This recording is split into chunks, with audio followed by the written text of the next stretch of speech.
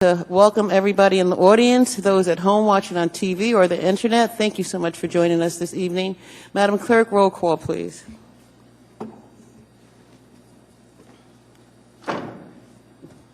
Ms. Demboski. Present. Mr. Croft. Here.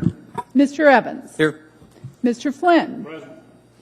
Ms. Gray Jackson. Honored to be here. Mr. Trainey. Present. Mr. Steele. Here. Mr. Peterson. Present. Mr. Starr. On the phone. Mr. Dunbar. Present. Mr. Weddleton. Here. You have a quorum. Thank you, Madam Clerk. Ms. Wasserman, would you come to the podium and lead us in the Pledge of Allegiance, please? Yes.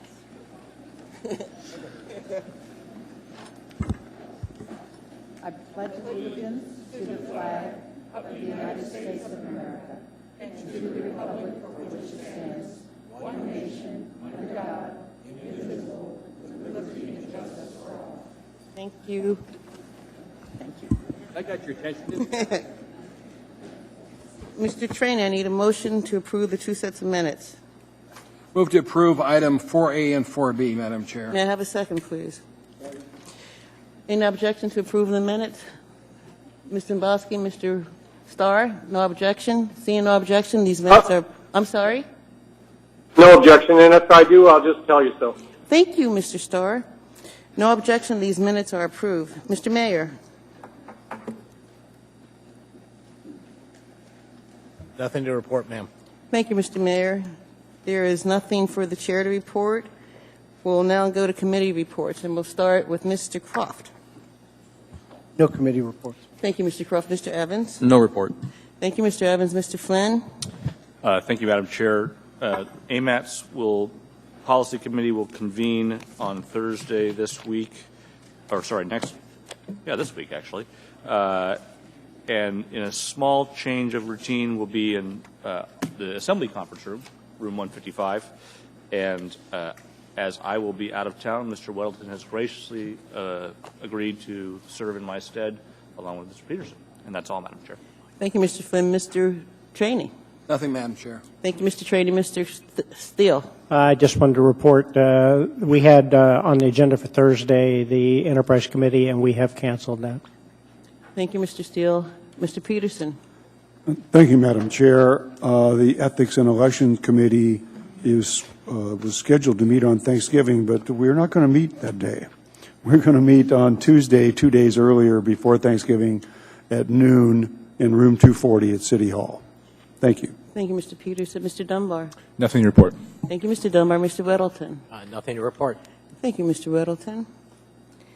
Mr. Trainey, can I have a motion to incorporate the addendum and the laid-on-table items? Madam Chair, motion to incorporate the addendum to the agenda, laid on the table items in our agenda. Thank you. Thank you.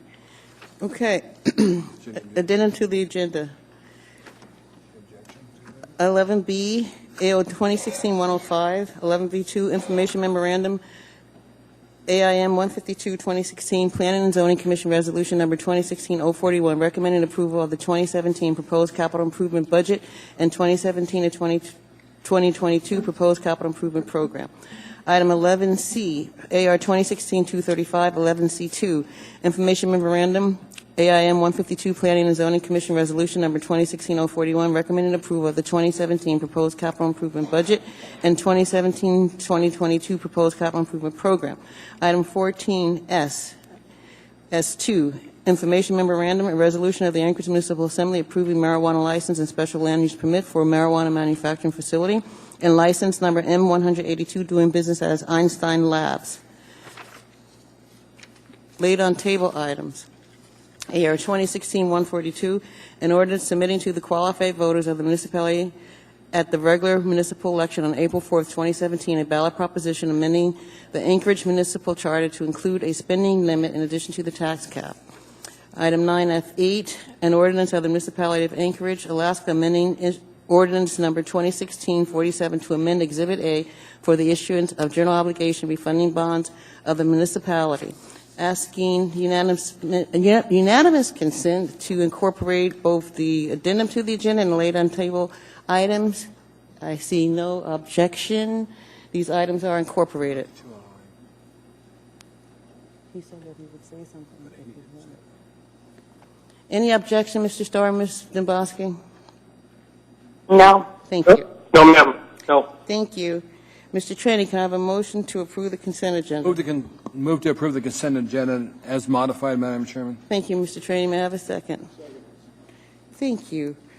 Before we approve the consent agenda, I'm going to see if anyone would like to pull any items, and we will start with Mr. Weddleton. 9F7. Laid on table item 9F7. Thank you, Mr. Weddleton. Mr. Dunbar. 9A2 for reading. 9, Alpha 2 Thank you. for reading.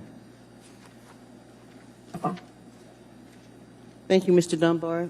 Mr. Peterson. Thank you, Madam Chair. No items this evening. Thank you, Mr. Peterson. Mr. Steele. No items, Madam Chair. Thank you, Mr. Steele. Mr. Tranny. Nothing, Madam Chair. Thank you, Mr. Tranny. Mr. Flynn. No. Thank you, Mr. Flynn. Mr. Evans. 9 Alpha 1. Thank you, Mr. Evans. Mr. Croft. Nothing, Madam Chair. Thank you, Mr. Croft. Ms. Dombrowski. 9 Delta 13 and 9 Delta 22. 9 Delta 13 and 9 Delta 22. Yes. Thank you, Ms. Dombrowski. Mr. Starr. 9 Echo 1 to refer to committee. Thank you, Mr. Starr. There are no other items to be pulled. I ask unanimous consent to approve the remaining items on the agenda. Yes. Thank you. Seeing no objection, the consent agenda is approved. Oh, excuse me. We are now at agenda item 9A1, AR 2016-272, a resolution of the Anchorage Municipal Assembly welcoming members and affiliates to the 66th Annual Alaska Municipal League Local Government Conference on November 14th through the 18th, 2016. Mr. Evans. Move to approve. Second. Ask unanimous consent. Seeing and hearing no objection, this resolution is approved. We have someone to present and read.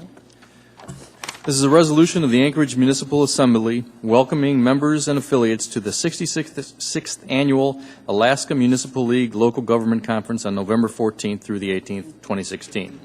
Whereas the municipality of Anchorage is honored to host the 2016 Alaska Municipal League Conference and newly elected officials training scheduled for November 14th through the 18th at the Captain Cook Hotel and extends a warm welcome to members and affiliates from across Alaska. And whereas the Alaska Municipal League was originally organized in 1950 and is a voluntary, nonprofit, nonpartisan organization of 164 cities, boroughs, and unified municipalities representing over 97% of Alaska's residents. And whereas AML has affiliate associations including the Alaska Conference of Mayors, the Alaska Association of Municipal Clerks, the Alaska Government Finance Officers Association, the Alaska Municipal Attorneys Association, among others, also holding their annual conferences in Anchorage this week. And whereas the mission of Alaska Municipal League is in part to represent the unified voice of Alaska's local governments to build consensus and partnerships and to provide training and services to strengthen Alaska's local governments. And whereas the 66th AML conference theme is Picking Up the Pieces, and the conference session will address the challenges of maintaining effective and efficient local governments and providing basic services in the face of declining revenue throughout the state of Alaska. Now, therefore, the Anchorage Assembly hereby welcomes AML members and affiliates who have traveled from all over Alaska to participate in the 66th Annual Alaska Municipal League Local Government Conference, passed and approved by the Anchorage Municipal Assembly this 15th day of November, 2016.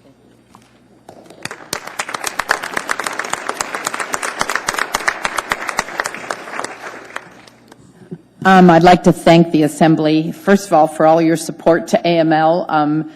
Mr. Evans, you pretty well covered the whole gosh darn thing, so we may drag you up to the legislature with us this year.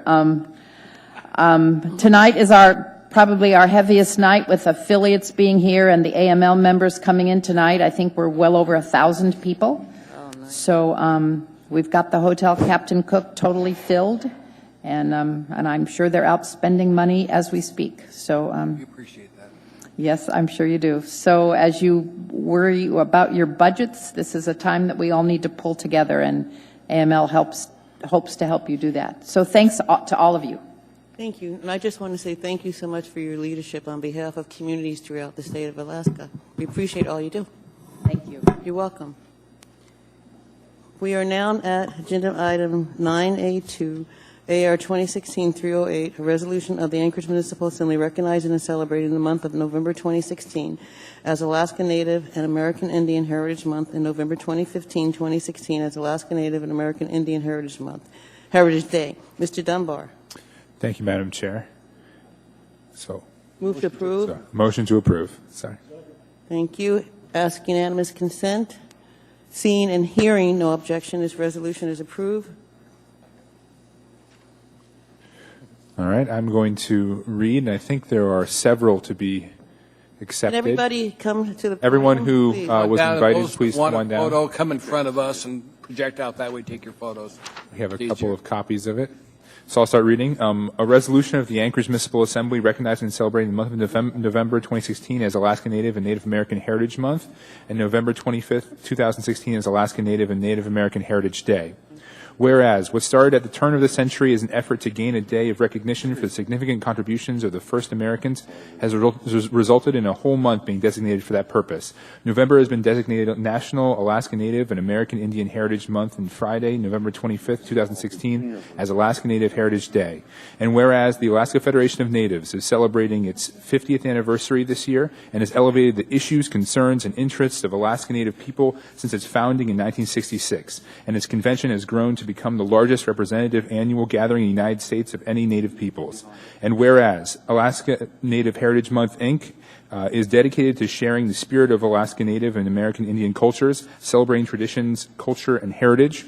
And whereas the Alaska Native Professional Association mission is to build relationships, leadership, and community involvement among Alaska Native professionals and organizations and developing young Native leaders.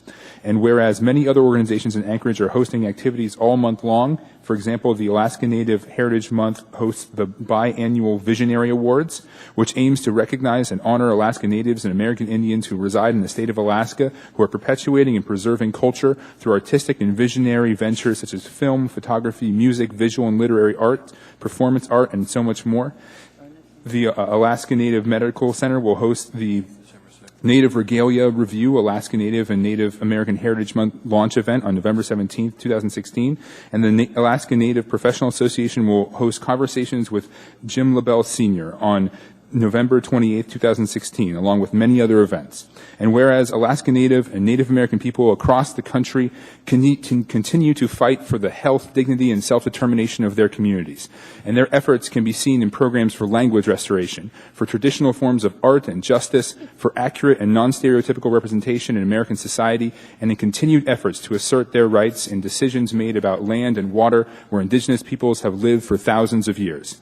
Now, therefore, the Anchorage Assembly recognizes and celebrates November 2016 as Alaska Native and American Indian Heritage Month, and November 25th, 2016 as Alaska Native Heritage Day, a month and a day to remember and rejoice in the richness of Alaska Native heritage and culture we are privileged to enjoy in this community. Passed and approved by the Anchorage Assembly this 15th day of November, 2016.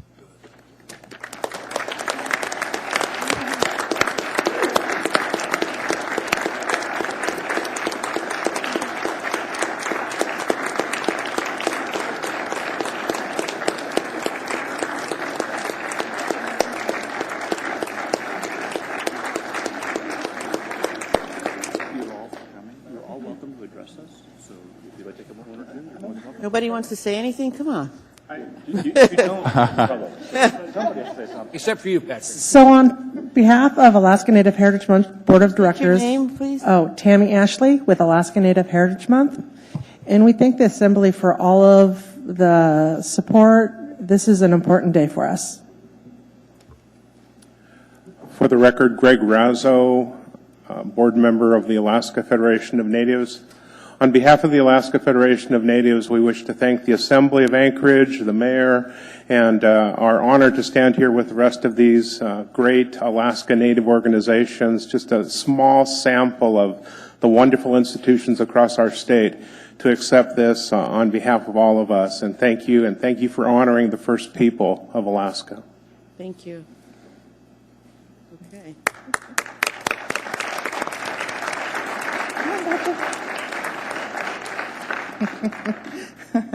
Good evening, Tasha Hotch, and this is my son, Patrick Ferrick, and we represent one of the 229 tribes that are in Alaska, and it means a lot to me that we recognize that throughout the municipality and that there are so many wonderful events going on. Something that's really close to my heart is education, and I just got a flyer in my email today where the schools are talking about what they're doing, and I just think that it's great that it has the support of our assembly. And today is Rock Your Mocks Day, and this is Rock Your Mocks Week, so I'm wearing my moccasins today, and I just wanted to say thank you. Ganesh Chish. Thank you.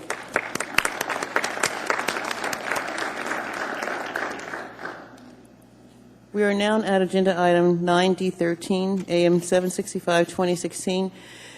Sole source purchase from Charity Group, Inc. for 4 smart board conference room multimedia presentation systems. Ms. Dombrowski. Move to approve. Second. Thank you. Ms. Dombrowski. Thank you.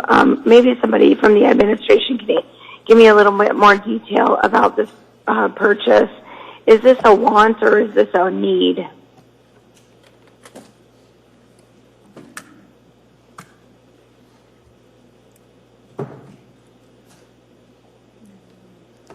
Madam Chair, this is Mark Brunig from the Information Technology Department from the municipality. So, Assemblywoman Dombrowski, through the chair. Okay. We do feel that this is a need. One of the items that is critical for information technology is to take proactive action on delivering the capability for collaborative work between the different departments.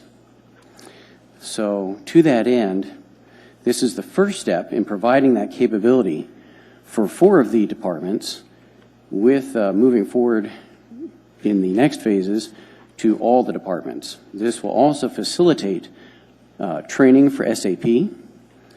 This will address ongoing training needs into the future. This will also facilitate team meetings across municipal sites. Are there any other questions? Thank you. Any other? Yeah, I do have one. So in part it talks about interaction with the public during municipal-led events. What kind of municipal-led events will utilize this technology? Anyone that would be able to use the SmartBoard technology in collaboration, whether it's in part of the, not this particular item, but even these projectors and, but for the OMB, for purchasing, for ER, those departments do interact with the public. Being able to collaborate with the public is a key initiative for the administration and for IT. Okay. Well, I appreciate your testimony, Mark. I'm not sure you've swayed me, but I do appreciate it. Thank you. Thank you, Mr. very much. Dombrowski. Thank you, sir. Mr. Weddleton? Question on that. So I had some questions on this too, so I was Googling and trying to figure out what the heck these things are. So it's something different than video conferencing and Skyping between departments? What do these things do? So SmartBoards allow you to, or Skype for your example, is web-based, and you can do some collaboration, but it is not really a training tool or a presentation in the manner that a SmartBoard will allow us to do. So we could actually have multiple screens up. You can actually share, for example, documents, as well as having the presentation of the group, right, up on the screen at one time. Have multiple presenters, switch presenters. It's similar to some of the technology that you find in some of the schools, right? So to facilitate training and education. Right. Thank you. Does that help? Thank you, Mr. Weddleton. Mr. Dunbar? Thank you. This is actually, this is not directed towards you. This is just a general comment. So I think this is a good catch by Ms. Dembowski. I apologize that I didn't see it. I probably would have pulled it as well. Or when I was reading through, I didn't catch quite the size. I've worked in other organizations where we had things like this, and I find that they are usually very underutilized, and that might not be the case with our municipality. But I do think that, to me, it looks more, given our budgetary troubles, it doesn't seem like something that I would want to spend $100,000 on. But that's all. Thank you. Thank you, Mr. Dunbar. Mr. Trainee? Sir, you said it could also be used for SAP training, given the demand of SAP as it comes online to train more people. This makes sense to have a board with this technology capabilities. So as we train these people, and that's how SAP works, this falls right into it. So thank you very much for bringing it forward. Thank you. Thank you, Mr. Trainee. There's no one else in the queue. Please vote. Ms. Dembowski? No. Mr. Starr? Yes.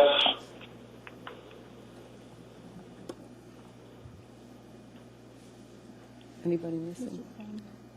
Thank you. That item has been approved. We are now at agenda item 9D22, AM 774, 2016, cooperative purchase from Total Waste Equip for 64 3 cubic yard front load containers and 34 cubic yard front load containers. Ms. Dembowski? Move to approve. Thank you, Mr. Trainee. Ms. Dembowski? Thank you. I just wanted someone from Solid Waste Services to talk a little bit about recapturing the cost. I assume that this expenditure will be realized with gains from people partaking in the recycling program, but I just want to be assured of that. Yeah, we'll have someone from Solid Waste Services come to the mic. Oh, yeah.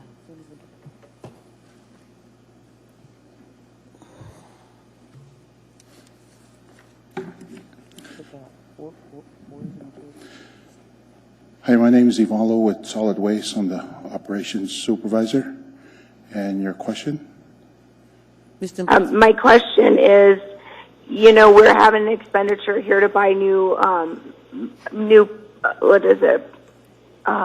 lids and casters and containers. Are you expecting that you'll realize the cost of this program with the new customers taking advantage of the recycling program next year?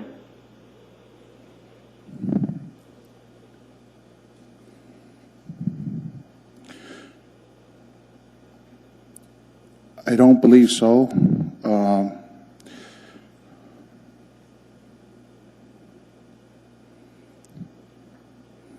Sorry, I can't really answer that question right now at this time. That's okay. Maybe Mr. Abbott can help. I'm looking at almost a $75,000 expenditure expanding the program. Is there an analysis done, or does Solid Waste Services believe that they're going to capture enough of the market to recoup the cost, Mr. Abbott? Thank you, Madam Chairman. Ms. Dembowski, yes. The customers where these dumpsters will be located will be charged for pickup fees associated with either cardboard or waste paper, and we do expect over time to recover the cost of this initial investment. Thank you, Mr. Abbott. I have no further questions, Madam Chair. Thank you, Ms. Dembowski. Thank you, sir. I don't see anyone else in the queue. Please vote. Ms. Dembowski? Yes. Mr. Starr? Yes. Thank you. That item has been approved. We are now at agenda item 9E1, Information Memorandum 145-2016, 2016 third quarter building safety survey results. Mr. Starr? I'd like to defer assembly action until the meeting of December 20th to refer to committee, the audit committee. May I have a second, please? Thank you. Any objection? Seeing no objection to this item is postponed until the meeting of December 6th. Mr. Trainee. Thank you, Madam Chair. I'd like to ask those people that were appointed to boards and commissions to come up. and tell us your name and what commission you're appointed to. And then when we're done, I want the students that are here tonight to come up and tell us what school you go to and what your name is. I told you earlier when you're up here, we're going to ask you to do it, so don't be too worried. So who was appointed to Board of Commission? Come in front of us and tell us what commission and your name, please. We appreciate the service.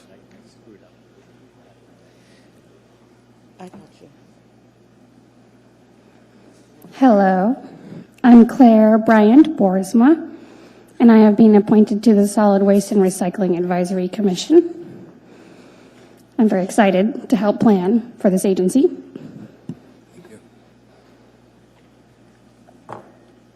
I'm Brett Jokla. I've been appointed to the Solid Waste and Recycling Advisory Commission, and I'm looking forward to seeing how we're going to use those dumpsters. Thank you, sir. And I'm Radhika Krishna, and I've also been appointed to the Solid Waste and Recycling Commission, and I'm looking forward to seeing how these services can be better used in our neighborhoods. Thank you. Good, thank you very much. Anybody else supported the Board of Commission? Okay. Students that are here, come on up and tell us your name and what school you go to, please. I know you're out there from Service and Diamond and maybe some other high schools, so come on up. Wow.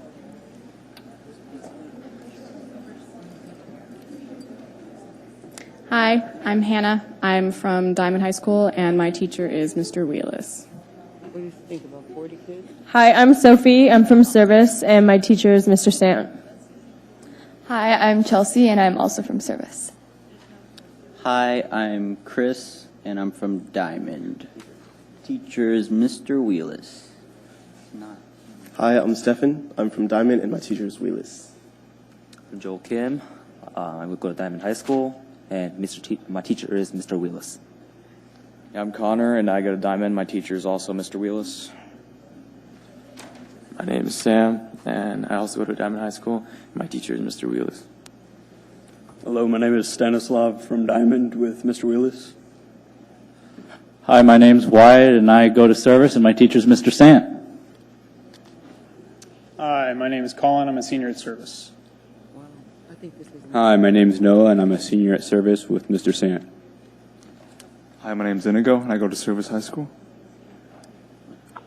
My name's Justin, and I go to Service High School. I'm Gabe, Service High School. My name is Hannah, and I go to Service High School. My name is Shelby, and I go to Service. My name's Taylor, and I go to Service. My name's Megan, and I go to Service. My name's Kendra, and I go to Service. My name's Andrina, and I go to West. My name's Gretchen, and I go to Diamond. My name is Zach, and I go to Service. I'm a Service High student. I'm Dylan Williams. I'm Ryan, I go to Service. I'm Sean, and I go to Chugiak. I'm Maya, I'm a senior at Chugiak. My name is David, I'm from Service. My name is Colin, I'm from Eagle River High School. My name is Tyler, and I'm from Diamond. Hi, I'm Tyler, and I go to Diamond. Hi, I'm Jada. I go to Diamond. I'm Heather. I'm from Diamond. I'm Karina, and I'm from Diamond. Andrea Hernandez from Diamond. Hi, I'm Zachary Pinkley, and I'm with Service High School with Mr. Sant. Hi, I'm Anya, and I go to Service also. Hi, I'm Carissa, and I go to Service High School. I'm Tavy, and I go to Service High School. I'm Parker, I go to Chugiak, and my teacher is Miss Sullivan. Hi, I'm Trevor, and I also go to Chugiak, and my teacher is also Miss Sullivan. I'm Maria Agostini, and I go to Service. I'm Alice, and I go to Service. My name's Mackenzie, and I go to Diamond. Thank you. Well, this is pretty amazing. I think this is the most number of students that we've had ever. Ms. Dombrowski, Mr. Starr, 95% of the audience are students.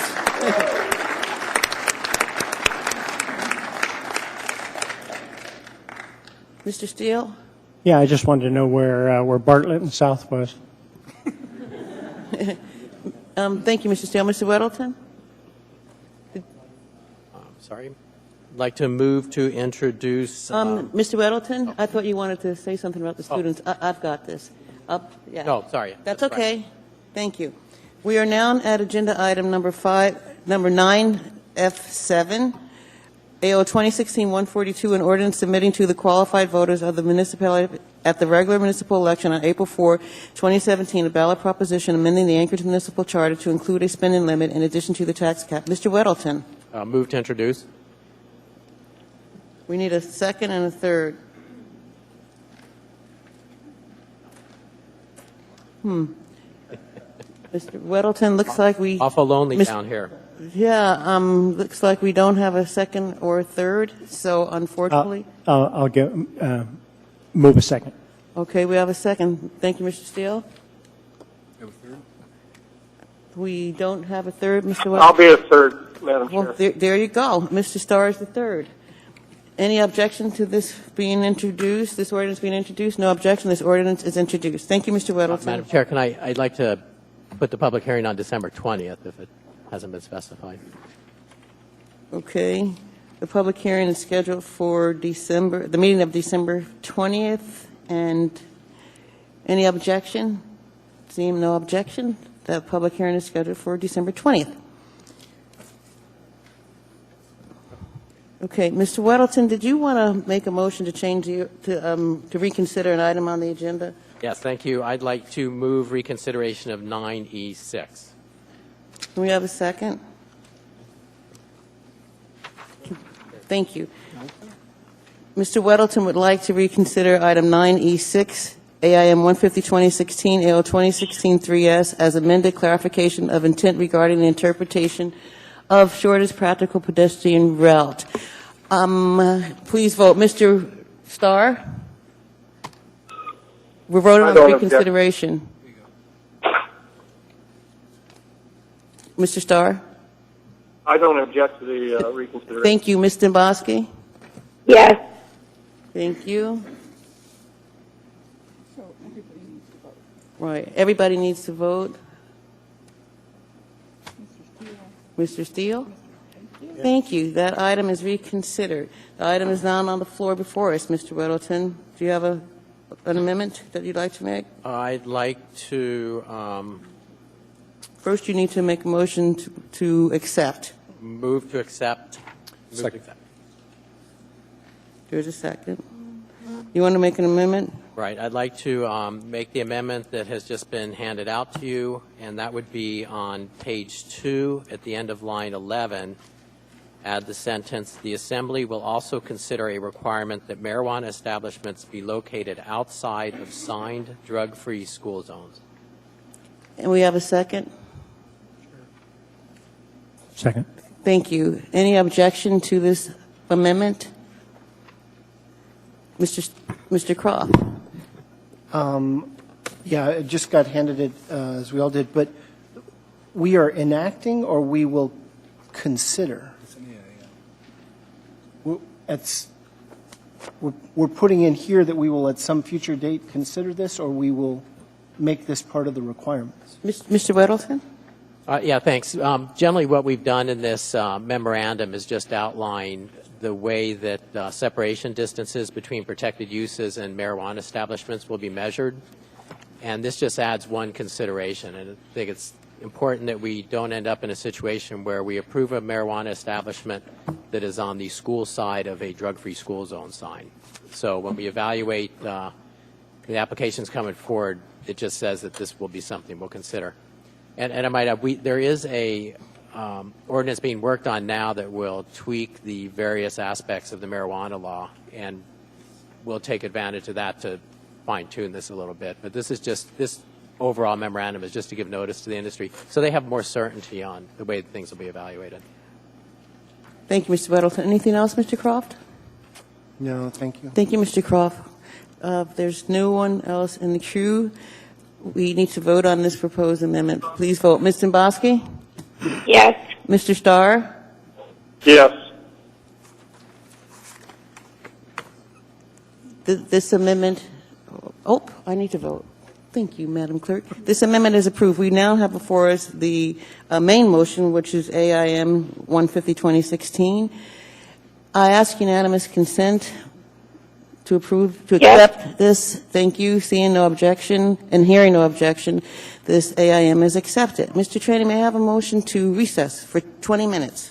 Chair, make a motion to recess for 20 minutes till about 6 o'clock, ma'am. Thank you. May I have a second? Any objection? No objection. We're recessed until 6 o'clock.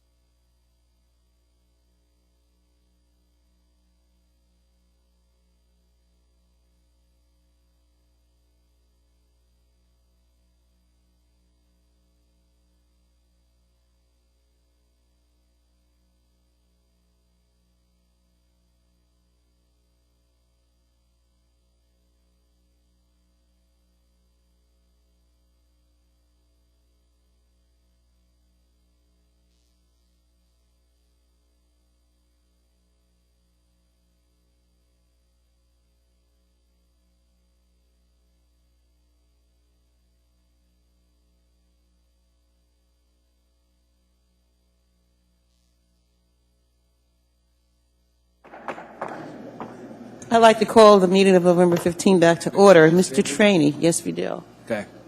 Madam Chair, motion to incorporate two items laid on the table items, AO 2016-102S, 2017 General Government Operating Budget. This would be item 11A2 on our agenda, and AO 2016-103S, 2017 Municipal Utilities Enterprise Activities Operating Budget and Capital Budgets. This would be item 11D2 on our agenda, Madam Chair. Thank you. May I have a second, please? Second. Any objection? Seeing and hearing no objection, those two items are incorporated. Mr. Trainee. Madam Chair, I move to change the order of the day, take up item 14A first. May I have a second? Please. Thank you. Any objection? Seeing none, we are now at agenda item number 14A. AO 2016-139, an ordinance to suspend the requirements and limitations of Anchorage Municipal Code, Section 6.10037, spending limitation on general government operating budget. Public hearing is now open. Anyone wish to be heard? 14A. Anyone at all? Hearing and seeing none. Public hearing is now closed. What is the wish of the body? Move to approve, Madam Chair. May I have a second? Second. Thank you. No one in the queue. Madam Chair, Mr. Trainee? I've got a couple of amendments. Okay. On line 36, it says for 1 year. I want to change that for 2 years. And further on down, it says until 2018. I want to be 2019. Thank you, Mr. Trainee. May I have a second? Second. Thank you. Please vote on Mr. Trainee's amendment.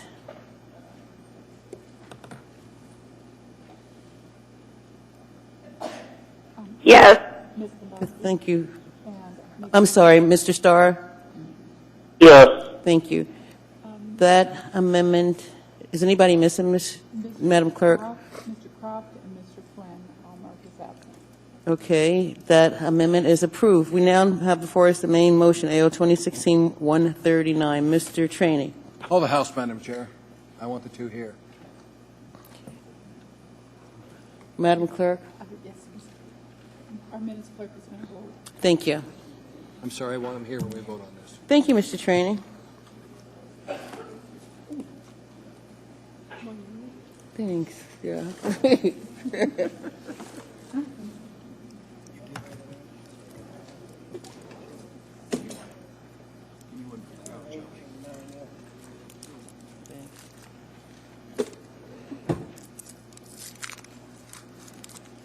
We're waiting for the other assembly members.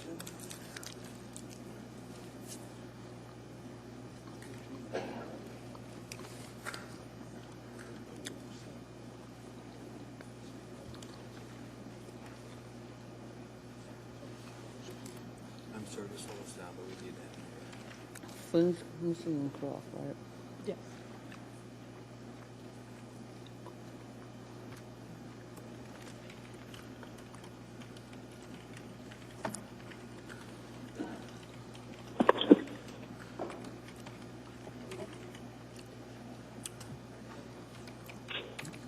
Welcome back, Mr. Flynn.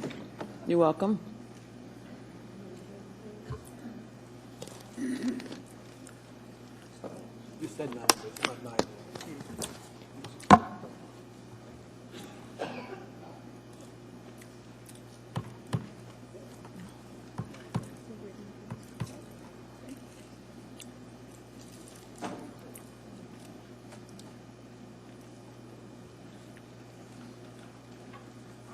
Still don't have it.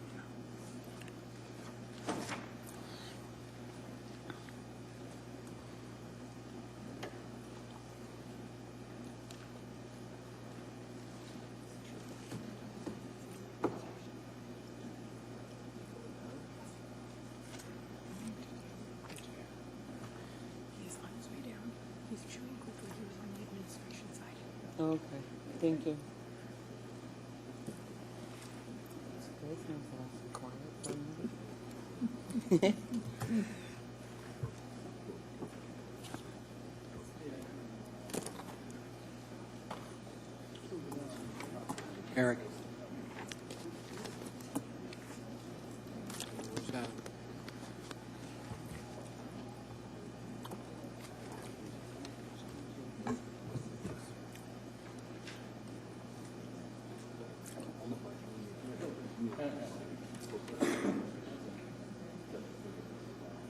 Welcome back, Mr. Croft.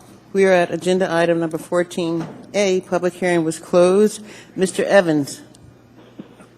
Thank you, Madam Chair. I find myself sort of in the unusual position of speaking sort of in opposition to the ordinance that I introduced, which, I'll tell you. it's a problem with my consistency. I just want to say that, when I originally proposed this, after the administration proposed its amendments to the so-called spending cap, the motivation I had for doing so was that I thought it was a complicated area. I admit I had no idea that we had a spending cap that was different than a tax cap.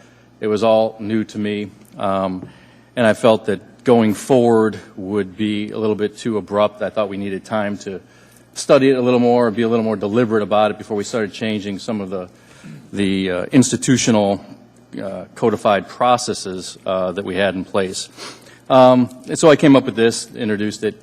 In the couple weeks intervening, I had enough time to actually look at it, and while it is a complicated issue, as almost all the budget issues are, it is not something that I believe takes a year of study, certainly not 2 years of study, to get a grip on. I think, as someone who kind of calls himself a fiscal conservative, I think all of us, whether you're Republican or Democrat, realize that the easiest thing for politicians to do is to spend money. That's true for me as well as anybody else. And the very hardest thing for us to do is to cut the budget. It's massively harder to cut the budget than it is to spend things. So I've become a big fan of the procedural safeguards and the blocks to our spending that we have in place, the tax cap and other things.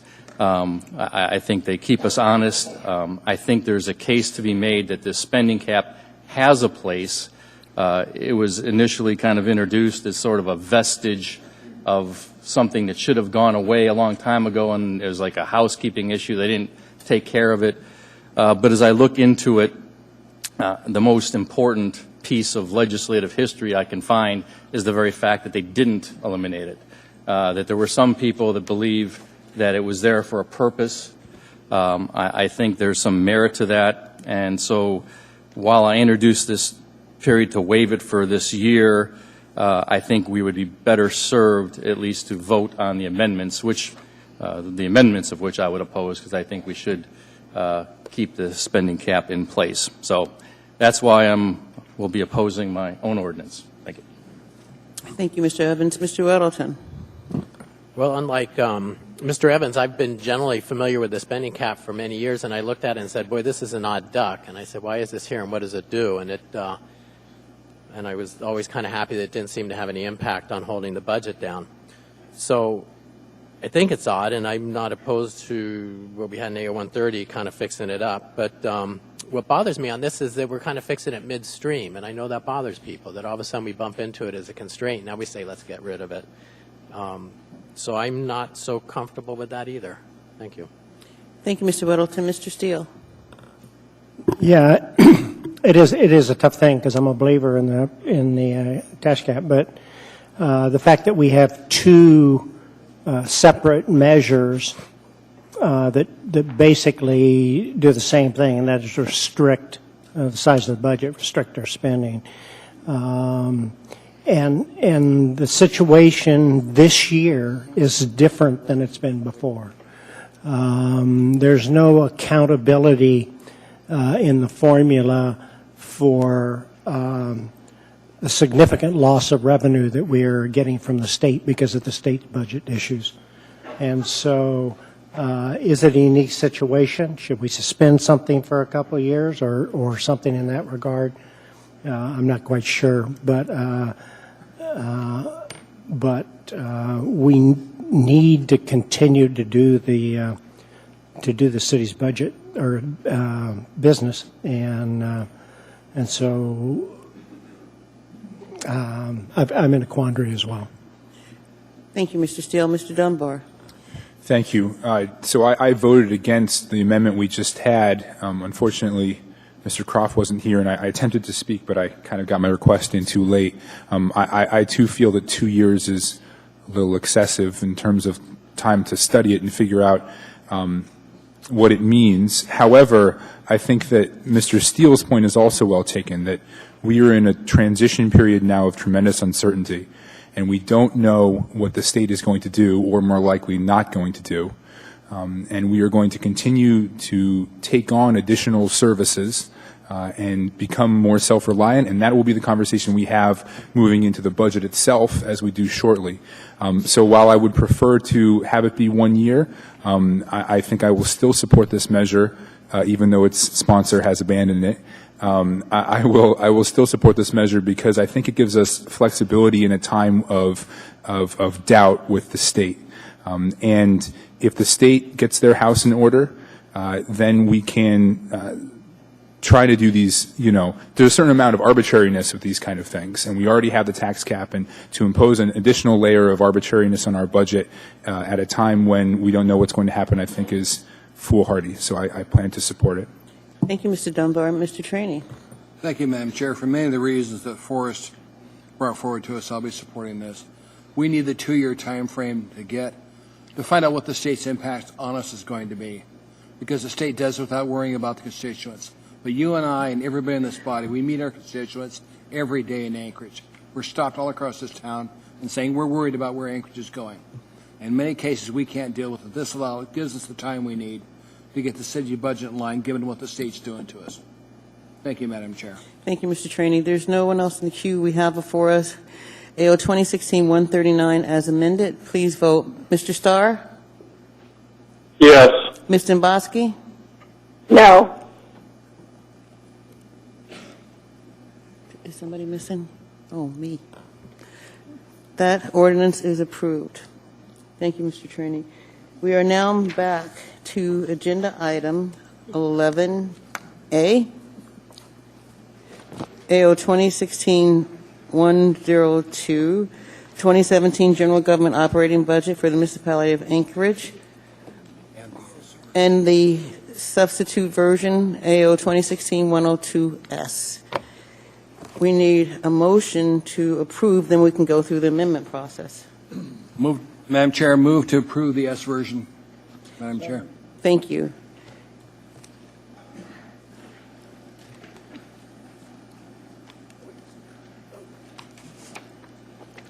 Okay. Amendment number 1. Ms. Demboski. Thank you, Madam Chair. Sorry, can you hear me okay? Perfectly. Okay. I'm gonna adjust the amount because I was corrected by Rose. So, I'm gonna move amendment number 1. It's a 2% decrease in direct operational costs, with the exception of police and fire. And the amendment amount, the corrected amount, is $4,451,195. Second. Thank you. Can you repeat that number again, Ms. Demboski, please? Yes, I would love to. I love having somebody check my math. $4,451,195. Thank you, Ms. Demboski. We have a first and a second. And thank you, Madam Chair. I want to be very clear. Obviously, I've always said public safety, I think, is the number one priority of every government. And that's why I exempted police and fire from this. But I think when we look at a budget this large, there's no rational reason why we can't find another 2% decrease. I think it's responsible, and I don't think, I think without this amendment, we're still outside of the spending limitation that we just were discussing. But I think this gets us at least halfway there. thank you, Ms. Demboski. There's no one else in the, Mr. Evans. Thank you, Madam Chair. I just want to indicate that, I have some trouble with this amendment. I certainly am in league with the thought of reducing the size of the budget. And like Ms. Demboski said, this amount is actually only 1/2 of the amount of the $9 million that the spending cap would have imposed. The trouble I have with it is that in my role on the legislative side of things, I feel a little bit ill-equipped to know what the impact is of a 2% cut I think that's sort of the administration is in a much better position to be able to tell what those impacts are going to be. There's certainly areas of the municipal government I wouldn't want to cut, and I'm a little leery about doing it across the board like this. So all of that is to just say I'm not sure how I'm going to vote when it comes time to pull the button, but there are reasons to be very concerned about this and reasons to support it. So that's helpful. Madam Chair, may I make an explanation? Please, Ms. Dombowski. Thank you. Last year I proposed very specific, very surgical cuts to the budget. And I went through that process painstakingly to try to have as little impact as possible. And eventually every single amendment was shot down saying, don't give us specifics. We know the best how to impact our budget. So that's why this year I took the exact opposite approach. Rather than giving them examples of where they could cut, I said, okay, here's 2%. You figure out where you want to take that 2% within each department. That's the reason I went this direction versus last year. Thank you, Ms. Dombowski. Mr. Dunbar. Thank you, Madam Chair. So I have two questions, one for the administration and one for the sponsor. I guess for the administration, and we'll come back after maybe Ms. Dombowski can answer my question, but I would like to hear, as best you can, sort of quantify the impacts of what this would do. Specifically, I'm interested in animal control, the permit center, and snow removal. But beyond that, I guess for Ms. Dombowski, and this is my first year on the body, and I wasn't here when you made those specific recommendations, but, we've gone through a process over the last several weeks of going back and forth with the administration. We have a number of hearings. Myself and Mr. Croft put forward an amendment that was eventually adopted in the S version that reduced funding from the Equal Rights Commission. So I guess my question for you is why was there some specific reason we couldn't have seen this sooner? So we got it today. And why 2%, and why did it take you until today to get to 2%? Well, I appreciate the question, Mr. Dunbar. In fact, I did tell leadership specifically about this, what the two amendments I would be proposing. In part, the reason that you didn't get it sooner is because I have the flu, and I have been puking my guts out. But leadership did know about it on Thursday. And in part, the reason I did it this way was because last year I offered over 40 amendments, even as little as $365. Every single one of them was not adopted. Everyone was rejected. And my thought is I wanted each individual assembly member to evaluate the amendment rather than just following the lead of the administration. So in part it was strategy, sure. But I think it's fair for each assembly member to make up their own mind. Thank you, Mr. Thank you, Ms. Dombowski. Anything else, Mr. Dunbar? Can I follow up? Well, first I want to say, feel better, Ms. Dombowski. I think we've all been there. And then I did have a question for the administration. So you probably don't have it chapter and verse, but maybe Mike or someone could speak, Mr. Abbott or Mr. Wilbur could speak to what the effect of a 2% cut across the board, in addition to the cuts you've already done, will be. And specifically, I'm curious about animal control, the permit center, and snow removal, if possible. Thank you, Mr. Dunbar, through the chair.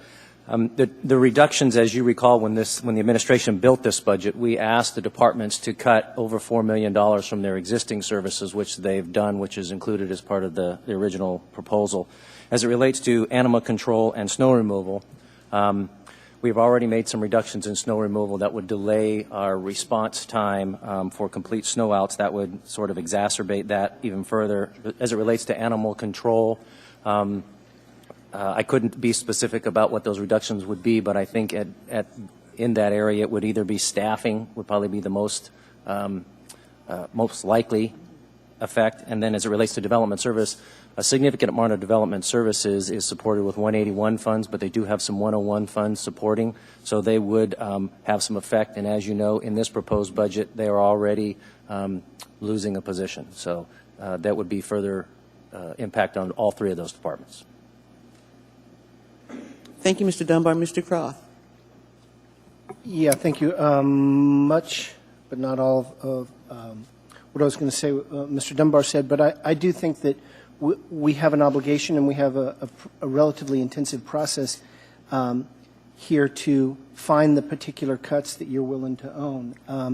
And I admire Ms. Dombowski's dedication, particularly calling in as sick as she is, and to trying it both ways. But I think the way that you did it before I got here is the principle. I don't know whether I would have voted for those particular amendments, but at least I can understand in each particular case the impact that it's going to have and can defend that. I just don't know what the impact would be here. I did work to find small decrements and increments that I thought I could defend. This I can't. Thank you, Mr. Croft. There is no one else in the queue. Please vote. Mr. Starr? Yes. Ms. Dombowski? Yes.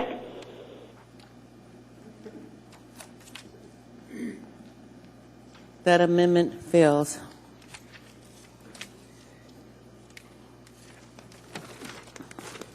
We're now at amendment number 2. Ms. Dombowski?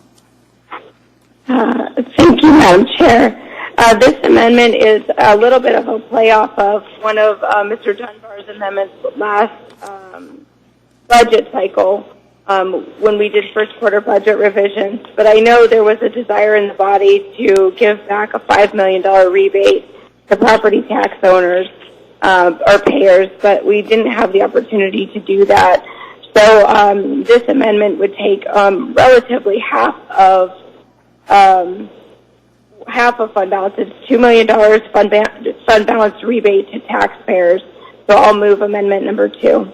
Thank you, Mr. Dombowski. May I have a second? Second. Thank you, Mr. Starr. Mr. Flynn? Yeah, Madam Chair. As I mentioned in the work session that we had last week, my preference is to get through the budgetary process and then to the extent we have, we'll call excess fund balance, to make an appropriation to the municipal trust to provide long-term tax relief as opposed to one-time tax relief.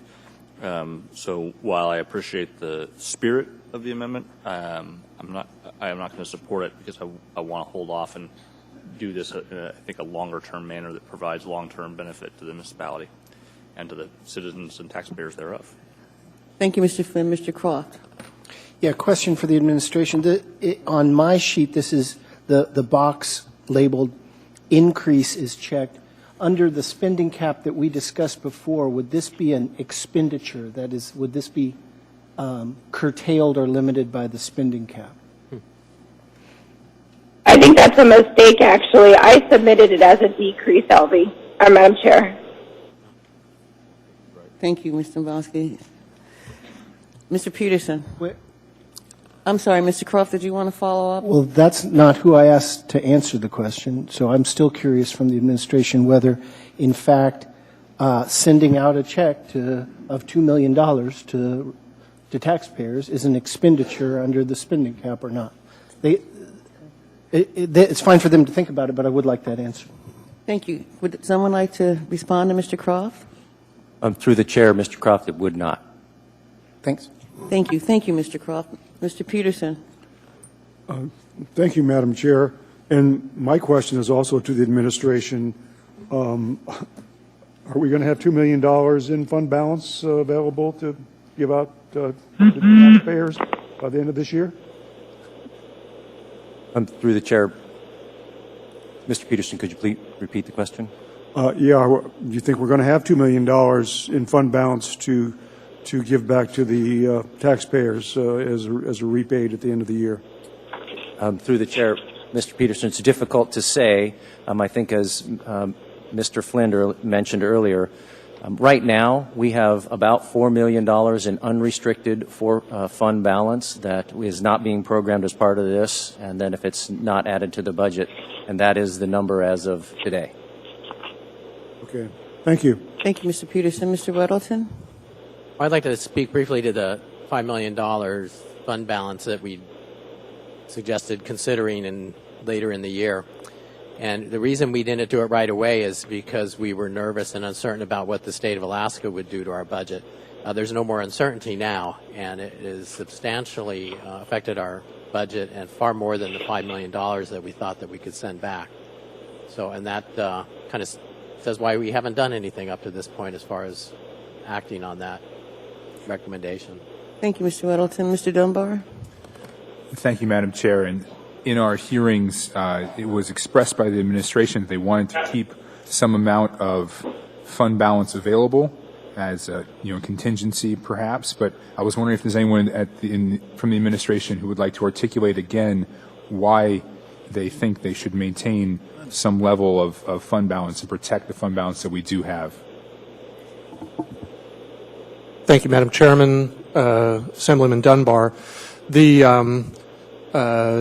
administration recommends that $4 to $5 million be retained as fund balance as we start the 2017 year for two reasons. One, to address any unforeseen issues that come up during 2017, primarily as a result of state decision making that we've yet to see the full impact of.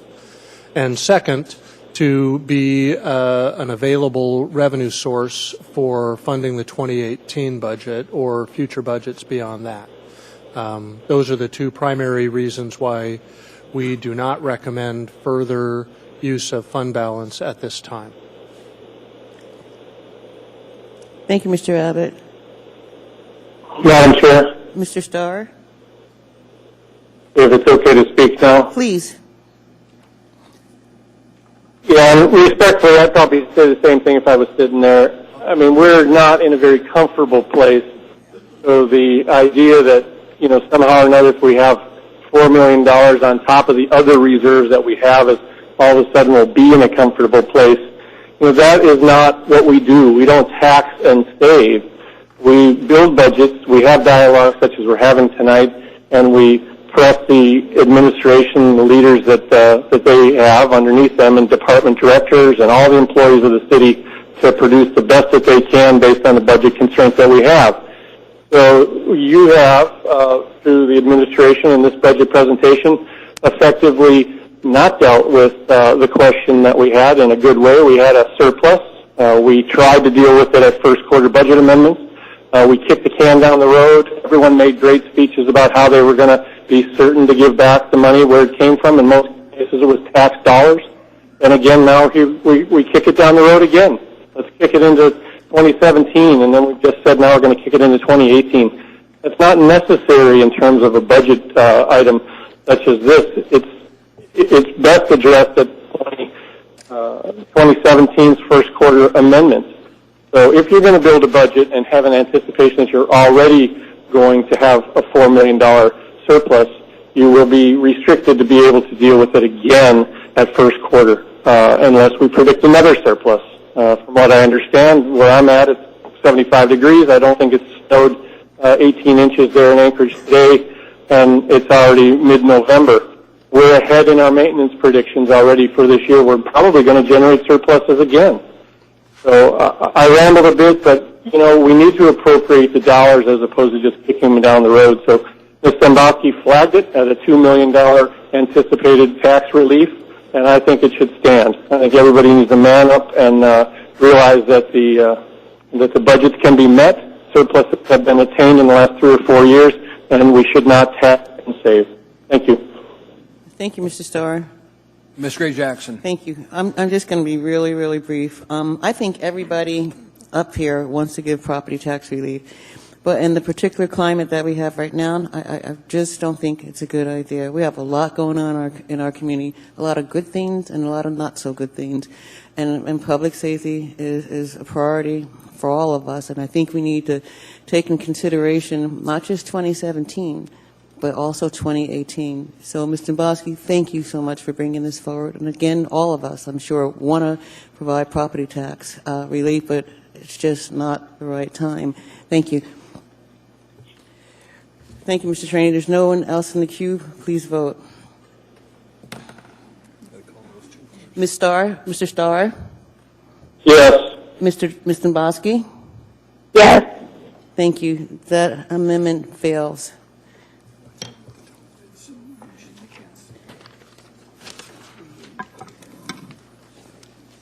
We are now at amendment number 3. Mr. Croft. Move amendment number 3. May I have a second? Second. Thank you. Mr. Croft? Not a particularly sexy item, but this has been a very important oversight responsibility, how we exercise our oversight on the Assembly for the SAP process, our computer overhaul, and a process that we inherited with major setbacks, with major problems, and have this administration has gotten it largely back on track. But we always walk a fine line as a legislative body. We're not the executive. We're not implementing policy. We're setting it. But we're also the people who write the checks, as you're seeing here tonight. And so we need, on such a big ticket item, to make sure we're doing our oversight well. And this this consultant has been helping us make sure they're on track on this multi-million-dollar overhaul.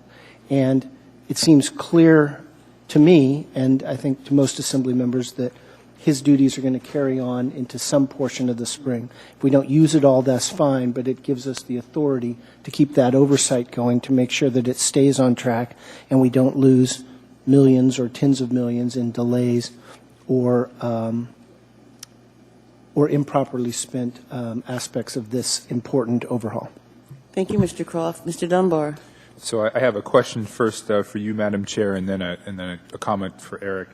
So if we were not to pass this, could we shift money from elsewhere, potentially shift money from elsewhere in the Assembly budget to pay for this kind of contract, or do we need to specify it here? Mr. Dunbar, there is no money to shift. Sorry, but there isn't.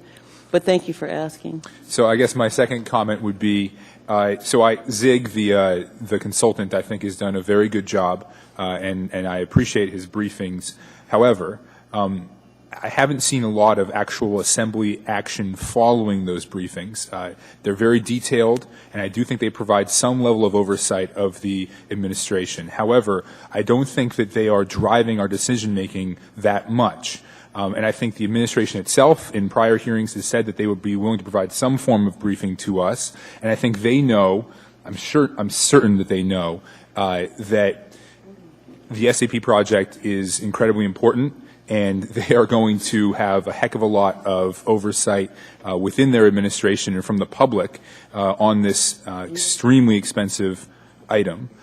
So while I appreciate what Mr. Croft is trying to do, I think in the interest of trying to save some money, I probably will not support this amendment.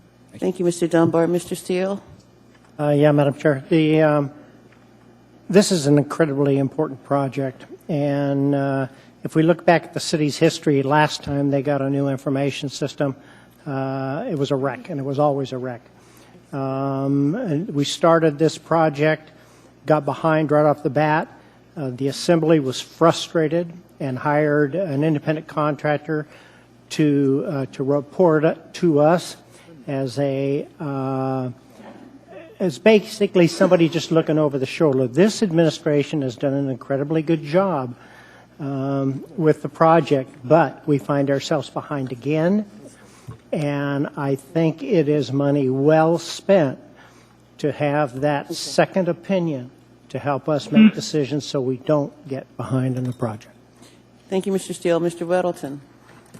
I suppose I'll just echo what Mr. Dunbar said. I appreciate the information. It looks like he's doing a great job, but I don't see that it's information that we have any really ability to act on. So I would be opposed to this should a motion be made. Thank you, Mr. Weddleton. Mr. Evans. Thank you, Madam Chair.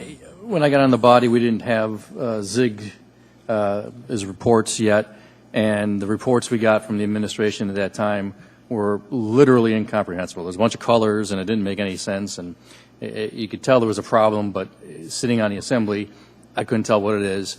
I don't understand SAP enough, even today, after all these years, to be very useful in questioning the administration, questioning the process that goes forward. The big value I found in Zig's presentations have been that he raises the questions. I mean, sometimes, he pokes holes in what the administration is saying, and the administration will come back and clarify it, and there's no problem there.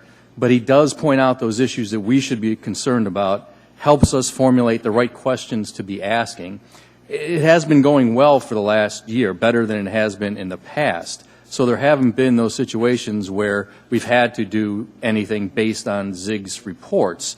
It's starting to get a little fuzzy again. I think for the little dollar we're talking about here, it would be well spent to keep ZIG on board, at least until we get this project online and going live. Thank you, Mr. Evans. Mr. Trainee? Thank you, Madam Chair. We've been at SAP for a long time. As you said, Mr. Evans, we were lost. The administration we had before had no idea what they were trying to bring to the table. Multiple times I asked them, when's this going live? Oh, don't worry, in 2 months it'll be live. Then it'll be live in 6 months. This administration came in, they've been working on it. But what I like about ZIG is he's always there to ask Alden, so where are you at on this? Because as we get closer to 1 June, I want to make sure this thing is alive. And quite frankly, having ZIG there will make sure this thing happens by keeping the pressure on this administration, no matter how good they are. I want to keep pressure on them, so I'll be supporting you on this, Eric. Thanks for bringing it forward. Thank you, Mr. Trainee. Ms. Dombrowski? Thank you, Madam Chair. I just want to point out, I totally get where Mr. Weddleton and Mr. Dunbar are coming from, and I would say that ZIG's actions have not only helped the Assembly know what questions to ask, but many of us can probably think back and think of some of the work sessions. And ZIG's actions and his reports have actually changed things and had the administration take some of his recommendations. So I think the benefit here is not just for the Assembly's comfort, but I think there really have been some good suggestions and ideas that ZIG has put forward that have been adopted by the administration. So I think, in this regard, I think it's a value for both the legislative and the executive branch. Thank you, Madam Chair. Thank you, Mr. Dombrowski. Madam Chair. Mr. Starr? Madam Chair. Mr. Starr? Yeah, I'll guess my tone will be a little bit abrasive for a couple reasons, and this will be my last budget that I actually approve, regretfully to a degree, and then thankfully to another. But I would like some clarification on the term fund balance, and that's the funding source that is resonating throughout all of these amendments that are cropping up from now on. The fund balance is typically a term that's used after that very function is done, which is balancing the funds. There's many, many of them inside government. Ms. Cray-Jackson knows this. There's individual numbered funds. And what we do at the end of the year is we reconcile those funds. And some funds are short-funded and some funds are overfunded. So the idea of balancing the funds, therefore called fund balance, yields a position of the finances of the city. And it does sound like a lecture, but it is. I've learned a lot about how that fund balance process works. And thank goodness we're able to have a positive fund balance, because there may be a day when we have a negative fund balance again, such as 2008. We were unable to reconcile our books, and we had to really, really scramble to make sure those funds remained healthy for a lot of different reasons, including our ability to pay our bills and bond money and all those interest rates that go with it. So, Madam Chair, can I have a definition of the funding sources these folks are calling fund balance? Is it the already determined fund balance from 2015 that we're anticipating spending? Because quite frankly, there is no determination of a fund balance beyond what they've determined as an identified surplus of the $4 million. It may sound like a technicality, but I would rather not entrench the word fund balance at this period of budget making. Fund balance and spending surpluses is much more appropriate in April at first quarter. So perhaps the nomenclature for the next 10 or 12 amendments could say or reference the fact that we don't know that our fund balance will support it, but we know we have a surplus. You understand what I'm trying to say, Madam Chair? I do. And Mr. Starr, I'd like to make the comment, and then if the administration would like to follow up, that's fine. But when we were in the work session, I asked the administration in the beginning of the work session, what is the current fund balance today? Okay, we're talking about 2015. Okay, what is in the bank, sort of speaking, right now today? Okay, we don't know what's going to be in fund balance at the end of 2016. And my understanding, and actually the only fund balance, is what's available right now. And we were told by the administration that there's a little more than $4 million. So I'm real. That's a surplus from 2015, Madam Chair. Is that what I heard you say? Yes. That's the known surplus Yes. from 2015 that Yes, the folks has are nothing to anticipating do using. with what's going to be left at the end of 2016. And if the administration would like to follow up, please do. Madam Chair, you're correct. We were referencing 2015 in our work session. Thank you. Mr. Starr, anything else? Yeah, so when we had the identification, when we balanced the funds back at first quarter, did the Assembly do a formal appropriation of that surplus into another fund, or does it just sit in sort of general fund 101, or where are we appropriating this money from by fund number? Mr. Starr, I can respond to that, but the administration may also want to follow up. The Assembly's budget is funded through area-wide General Fund 101, so this money would be coming out of 101 fund balance. Would you like to follow up? When we offered to set aside that money for future discussion at the end of this year, like we're doing now for fund balance or for property tax relief, you're saying we formally didn't move it into a reserve account. I know we didn't move it into the trust like Mr. Flynn put in there, but we never reserved or restricted the funds other than just left them in the general bank account. I'll have to look to the administration to respond to that question, Mr. Starr.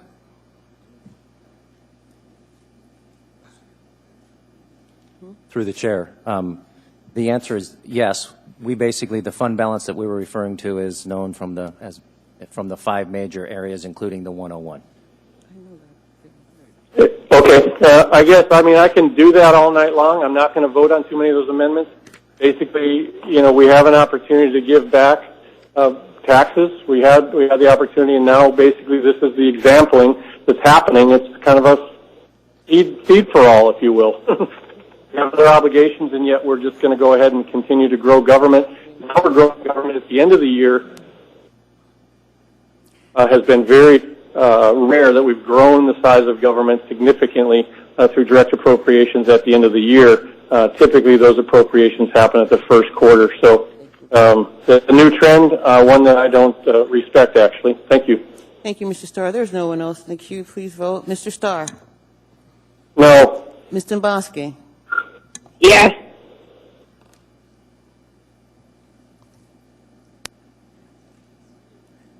That amendment is approved. We are now at amendment number 4. Mr. Dunbar.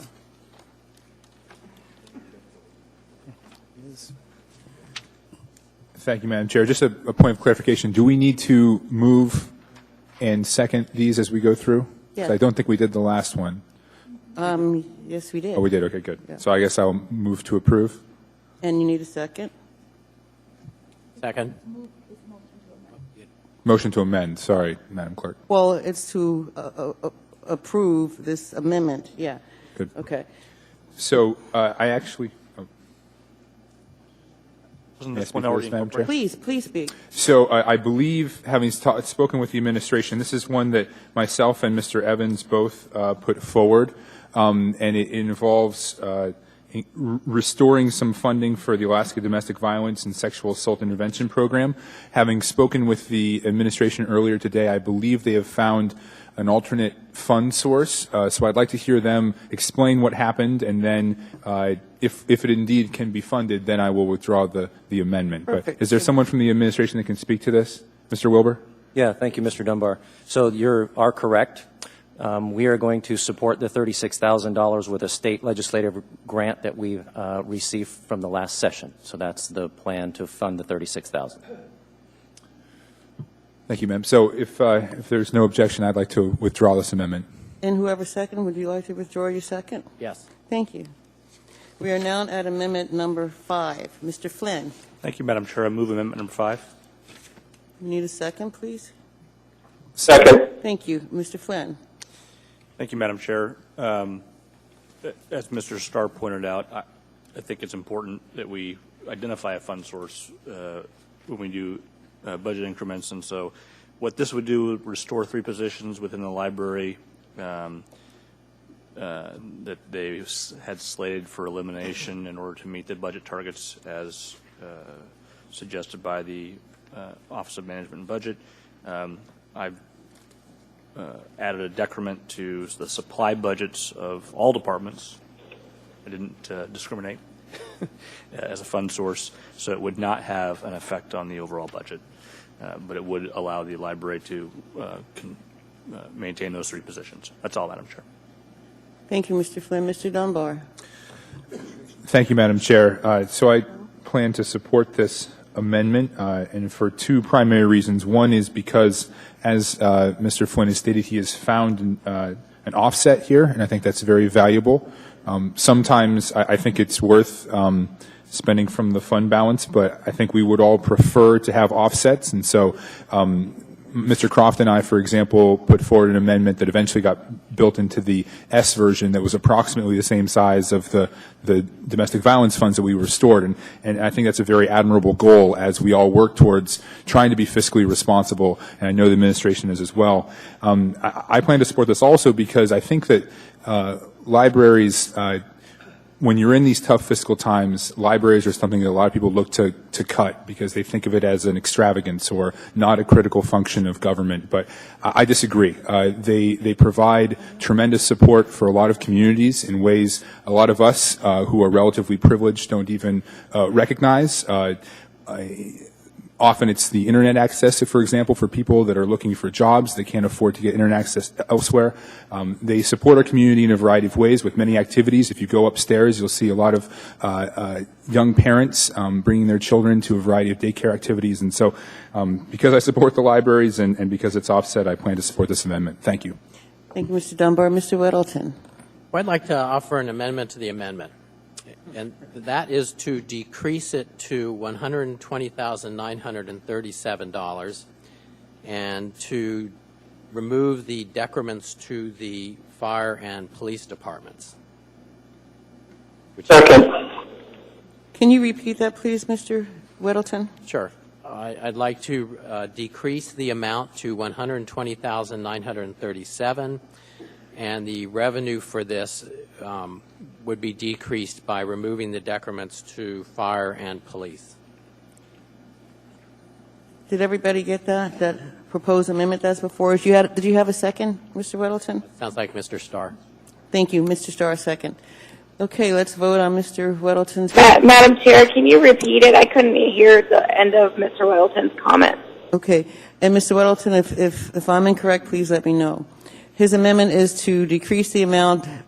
The amount should read $120,937, and the funding source, both fire and police, will be deleted from the funding source. Correct, Mr. Weddleton? That's correct. Thank you.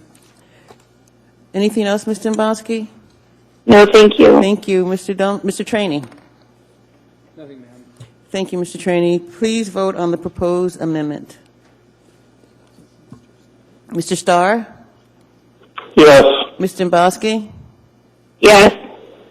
That amendment is approved. We now have before us the main motion, Mr. Flynn's amendment as amended.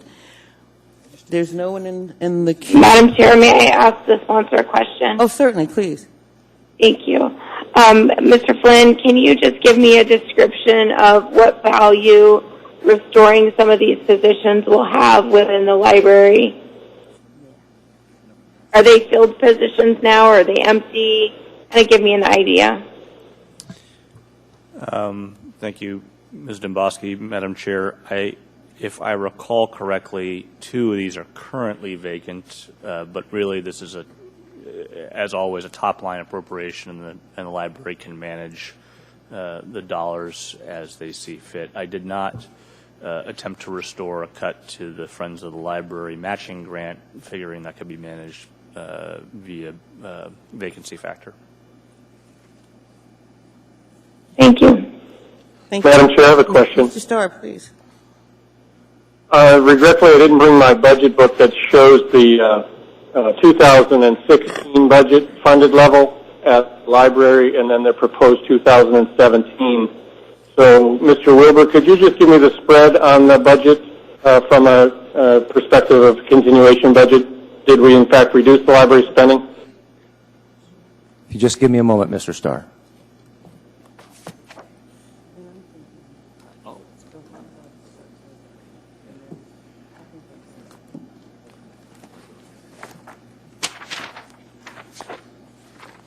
I just ran them on. That's why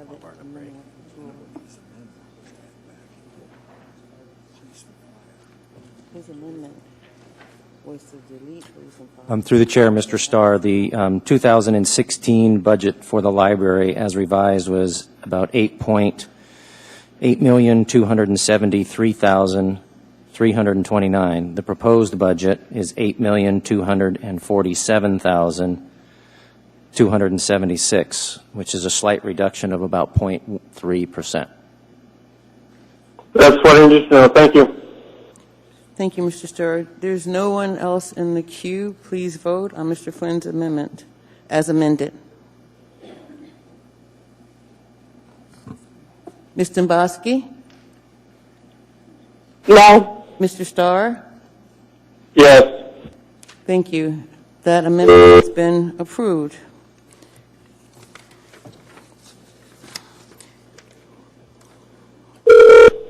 Ms. Gray Jackson, amendment number 6, ma'am. Thank you, Mr. Traney. I will not be moving amendment number 6. Amendment number 6 dies for lack of a first and a second. Thank you, Mr. Traney. We are now at amendment number 7. Mr. Flynn, Thank you, Madam Chair. I move amendment number 7. may I have a second, please? Thank you. Mr. Flynn. Thank you, Madam Chair. Similar fund source. In this case, we're discussing the community grants program. We've talked a little bit about this over the years. This is a program that allows us to support arts groups before and after school care for children. A variety of nonprofits that do the things that we as government perhaps can't do as efficiently as they can.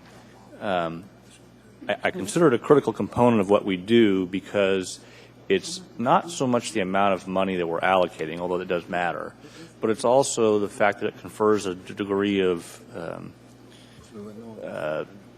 deference to the organization that the municipality believes in them and allows them, more importantly, to achieve a great deal of private sector funding via other grants processes. So this is our way of validating the value that these organizations bring to our community and allow them to serve our constituents in ways that we can't through our government agencies. So it's pretty important to me.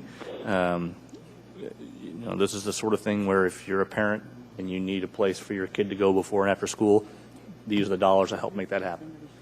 If you believe in a vibrant arts community, these are the dollars that help make that happen. If you believe in a vibrant downtown, not just because it's important to my district, but because it's good for our community, these are the dollars that help make that happen. So it seems like every administration wants to cut this funding because it's easier than cutting something else, but I think it's pretty important. So I appreciate your consideration. Thank you, Mr. Flynn. Mr. Traney. Mr. Flynn, are you, when I look at this, are you cutting both fire and police to give a source of revenue for this? It was an across-the-board cut to supply budgets. Both police and fire? All departments, sir. Okay. The administration, have you put money back in your S version for this? Through the chair, Mr. Traney, yes, the answer is we are proposing to add $80,000 back in the budget. We don't need this then? If I may help here, Mr. Chair. I want his opinion. Mr. Flynn, let Mr. Traney continue, please, and then I'll call on you to respond. Okay. Mr. Traney, are you? I'm done. Thank you. Mr. Flynn. This is the delta between the initial cut and what was restored in the S version. Thank you, Mr. Flynn. Mr. Dunbar. So I guess my question is to Mr. Wilbur and the administration on that point, I think.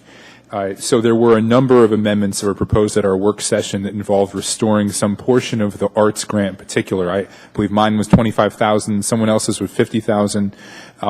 And so I guess first I'd like to ask the administration, what proportion do you expect of the $80,000 you restored will go to that arts grant program?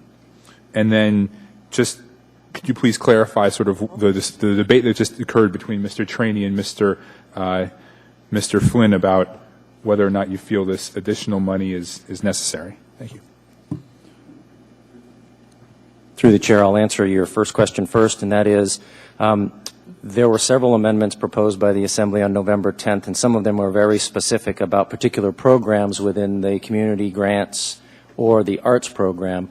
This particular amendment was proposed to add back in to the entire mayor's community grants program. The allocation of those are done as we took them out was be a proportional split all across each one, not specific to each one. That's why the administration did not select those other ones that were specific to either a community grants or the arts. This is for the entire program group. Does that answer your question? I guess it does partially, Madam Chair, may I ask? So, please. And I know it was never sort of official, but the people from the arts community who came and spoke to us said that there was going to be a $50,000 reduction in their grants. After the money you have added in with the S version, with the proportions you are speaking of, what would be their cut instead? And I believe Ms. Foley might have sent me this number as well, but I'd like to sort of have it confirmed. Mr. Dunbar, I don't recall the number right now, and I don't recall the email, but if I could have a moment, I'll confer with Ms. Foley.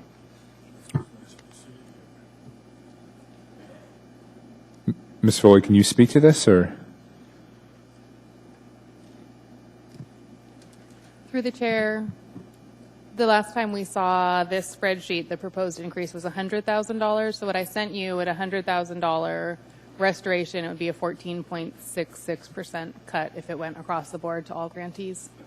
As opposed to a 30-something% cut, which the original $50,000 was. Correct. Thank you. Thank you, Mr. Dunbar. Mr. Steele? Yeah, this is super important. These are community groups across the board, not just recreational or child care, theater and dance and all kinds of other things. This was the group that we heard from a number of times in terms of the damage it would do to their program. And so I think it's critical that we try to add back in what we took out. I know this 110 is not quite it. I think it was 120 or something like that. But I would hope we don't cut it further. Thank you. Madam Chair? Mr. Starr? Yeah, through the Chair. Mr. Wilbur, I won't do this on every amendment or every department, but can you also remind me of the continuation spending difference, or at least the numbers for 2016 in the Mayor's Department, as well as the proposed 2017? One moment, Mr. Starr.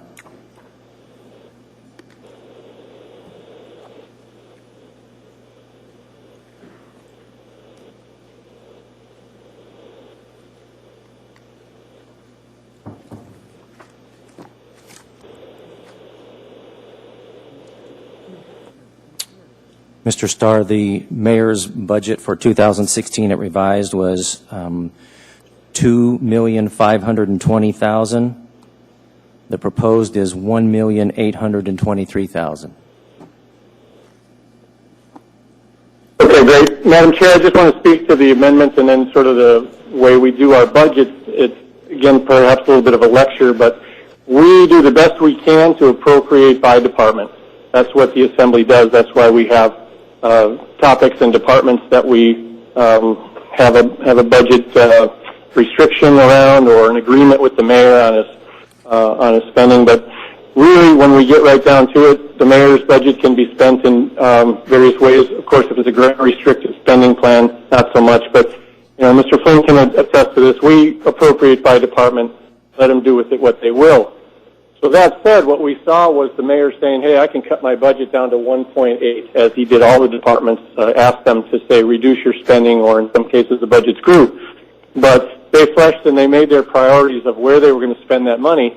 So without getting them too much up there, that's where his priorities surfaced, was to reduce the spending in programs that perhaps could seek fund of municipal revenue sharing, or in this case, distributing property taxes directly to the arts program or to those other ones that Mr. Flynn identified so passionately. I agree, they're very important, but there's other mechanisms and other ways that these agencies and entities can generate revenues, including that we're seeing raising fees for ticket prices or having a fundraiser or several other ways. So as we talk about these challenges to spending, I think it is time that everybody recognizes across the board that the city government may not be the place where you can always go for verifiable revenue. I think the mayor's done a good job, perhaps, in packaging how he's going to award grants and programs, and I think he set the expectation out that we're going to tighten our budgets.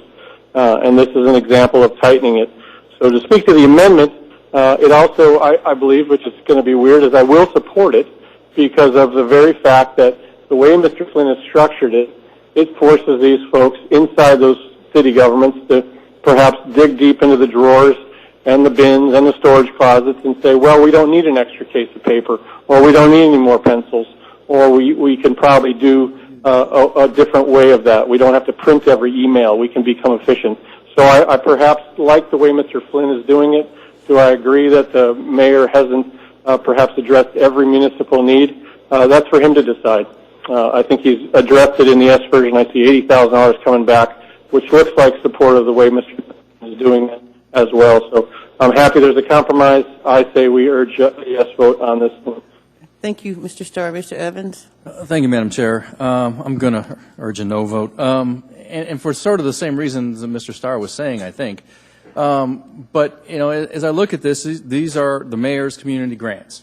And, you know, the mayor decides, in making his budget, how much he is comfortable providing in these grants. And we can add money to that, but he's still got the ultimate authority in making those grants. He doesn't have to. It's not required. So if he is saying he's comfortable with this amount for his community grant program, we give him extra money. It's like, you know, here's some money, take it, please. We don't know that it's going to go to, he may not spend it in these grants. And instead, we're cutting these budgets on these departments in the hope that the mayor actually issues these grants in the way that we want him to. I'm taking the mayor at his word. It's his community grant program. This is what he says he needs. I think, you know, he knows enough to understand that, and forcing money from other departments to him to give away, and he might not give it away, just doesn't make any sense to me. So I'm going to oppose this. Thank you for your voice of reason. Mr. Madam Starr? Chair, I'm sorry to come back in the queue, but could I just have one more question of clarity? Okay, Mr. Starr. The spreadsheet shows an $80,000 agreement to amendment number 10. So without putting words in the administration, I want to make sure that they are funding the $80,000 increase with a similar strategy that Mr. Flynn has. Through the chair, Mr. Starr, thank you for your question. The way in which the administration is going to add the $80,000 as proposed is not by doing as Mr. Flynn suggested, but by taking reductions from other areas of the budget and not using any more fund balance. So that is how the $80,000 would get added in. And Madam Chair, if I may continue. Please. Mr. Flynn, just to point of clarification based on your first comment, the administration's original proposed budget took $210,000 out. The administration would be, in their S version, would be adding $80,000 back in, which would leave a balance of $130,000, as your proposed amendment was $110,000. So I didn't know if your intentions were to make the $210,000 whole. I just wanted to be clear. Thank you, Mr. Wilbur, for that, and Madam Chair, for your indulgence. Please. When I had originally drafted I was of the understanding the administration's S version had a $100,000 restoration, so I would have proposed $130,000, but I'll take half a loaf. I'll keep it at $110,000 and hope for the best. Thank you, Mr. Flynn. Mr. Croft? Mr. Starr, did you have anything else before we move to Mr. Croft? No, thanks, Mr. Wilbur, for having the answer. Thank you. Mr. Croft?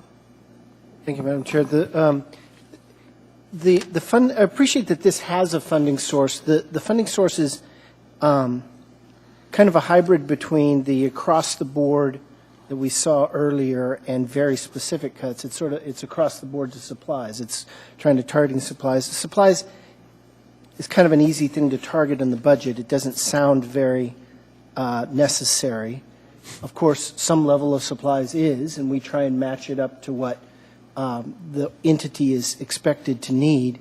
And as we do this, I just worry that we take something that is kind of easy to rationalize a cut on and accumulate it. We have already approved supply cuts in a prior amendment. And, you know, whatever the supply level needs to be, it's not zero, right? It's some number. We want to make it a correct number. We hope we do it on the merits of what that department particularly needs, its history, all those things. But these cuts, I just picked out, this would cut public transportation by $21.9 thousand of supply. The prior amendment that we approved cut it by 41. You've now cut their supply budget 60. I had 63 if we approve this. And others use a similar approach. I wanted to restore some of those cuts for the reasons that the arts community brought forward. But I do think it's appropriate in this difficult time to have the pain spread generally. And this, without this amendment, we'd have about a 14% cut over them all, which approximates what we've done in many other areas outside of police and fire. It's not exact, but it gets it proportional. So I worry, I continue to worry that while these are very good and supplies don't sound like they're that important, we keep doing this, and we do this particularly here. Those effects accumulate. And so for those reasons, while I was supportive of restoring a large portion of these grants, I'm not supportive of restoring the entire amount. Thank you, Mr. Croft. Mr. Wilbur, did you want to be in the queue? I had an opportunity to answer. Thank you. Thank you. Mr. Trainee. Thank you, Madam Chair. If I remember the arts, they asked for $50,000, and that was cut. And the administration now wants to give them $80,000. But when I look in here, we're cutting almost $25,000 from the police department. So I want the chief to come in front of us and tell me what you use that money for. What type of supplies? Are we talking ammunition for training? Or what are we talking about? Because we actually got you here. Through the chair, Mr. Trainee, that would be supplies that are necessary to outfit officers. Are we talking bulletproof vests? With many items, vest, helmet, gun belts, items like that. Thank you, Chief. Madam Chair. Mr. Trainee. Given all the meetings we've been at in this town on public safety, there is no way I'll approve this. Anything that cuts the police department, no. Well, thank you, Mr. Trainee. Mr. Dunbar. That was cold, Mr. Trainee. Mr. Dunbar, that was necessary. Yes. I don't intend to support this, and I won't rake Patrick over the coals in quite the same way. But I do think that there is a cumulative effect to what we are doing. So we just passed the one for the library that targeted the supplies, as Mr. Croft pointed out. There's another one later in our packet that's another $300,000 for public transportation, and that might also, if that passes, affect supplies. And for those in the arts community that came and spoke passionately about restoring your funding, keep in mind that we did actually, or at least part of it. So we went through a process, we introduced amendments, and the administration responded by restoring a good chunk, not nearly all, but a good chunk of the funding that was cut. And given that and the process that we went through, I urge a no vote on this amendment. Thank you, Mr. Dunbar. Mr. Steele. I just was going to point out to Mr. Flynn this might be the time that he wants to give the discussion about his 7 amendments that all took money, small amounts of money from the supply budgets of the various agencies and what the total amount was over the course of all those amendments. Thank you, Mr. Steele. Mr. Flynn? Well, thank you, Madam Chair. And Mr. Steele sort of stole my thunder. But that's okay. As originally proposed, had we approved all the amendments that I brought forward at our work session, the total supply budget would have been cut by about 5.9%. The supply budget is obviously a very small part of an overall departmental budget. And as referenced earlier, we're not delivering a supply budget with this. When we approve the budget, we're delivering a top-line number to each department to expend as they see fit. So should we implement this, and should a department head say, gosh, I really did need that extra case of paper, I really did need that extra box of pencils, they can figure out a way to manage within their overall budget. I take a little bit of umbrage with Mr. Trainey's comment that we're somehow cutting public safety, I would note that as proposed, this budget increases the fire department budget by $4 million. It increases the police department by $7.2 million and 55 positions. So I think we're doing a good job looking out for public safety. And I didn't make a cut aimed at any department. I simply looked for the most equitable way to spread a reduction in order to offset a cost. Thank you, Madam. Thank you, Mr. Flynn. There is no one else in the queue. Please vote on Mr. Flynn's amendment number 7. Mr. Starr? Yes. Ms. Dombowski? No. That amendment fails. We are now at amendment number 8. Mr. Weddleton. Thank you. I'd like to move amendment number 8. May I have a second, please? Thank you. Mr. Weddleton? This is a fairly small amount, but it's important. There's been an expectation and an urgent need to get a Girdwood comprehensive plan started so that we can move on to some changes, long-needed changes in their land use code.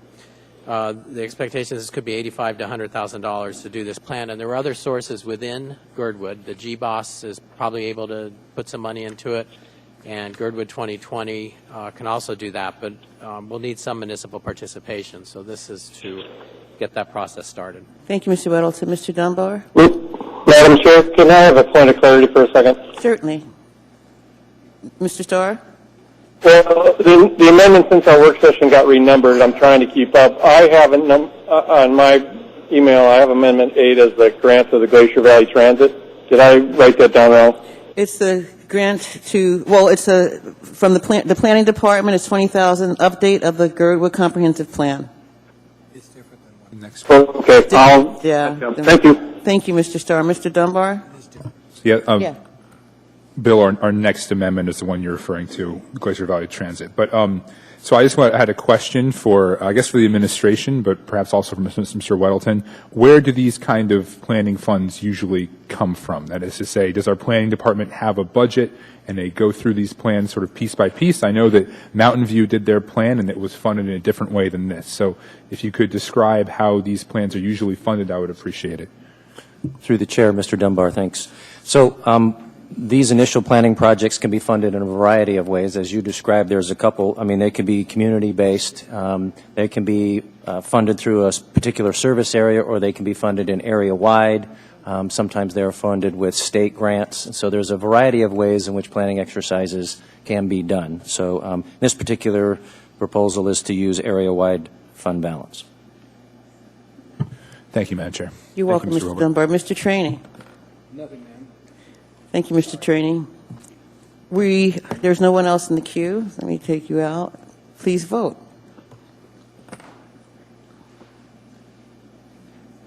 Ms. Dombowski? Mr. Starr? No. Thank you. Ms. Dombowski took a few minutes break. She's ill. She'll be right back. But anyway, Mr. Croft is absent. Okay. Call the House, please. Thank you, Jared.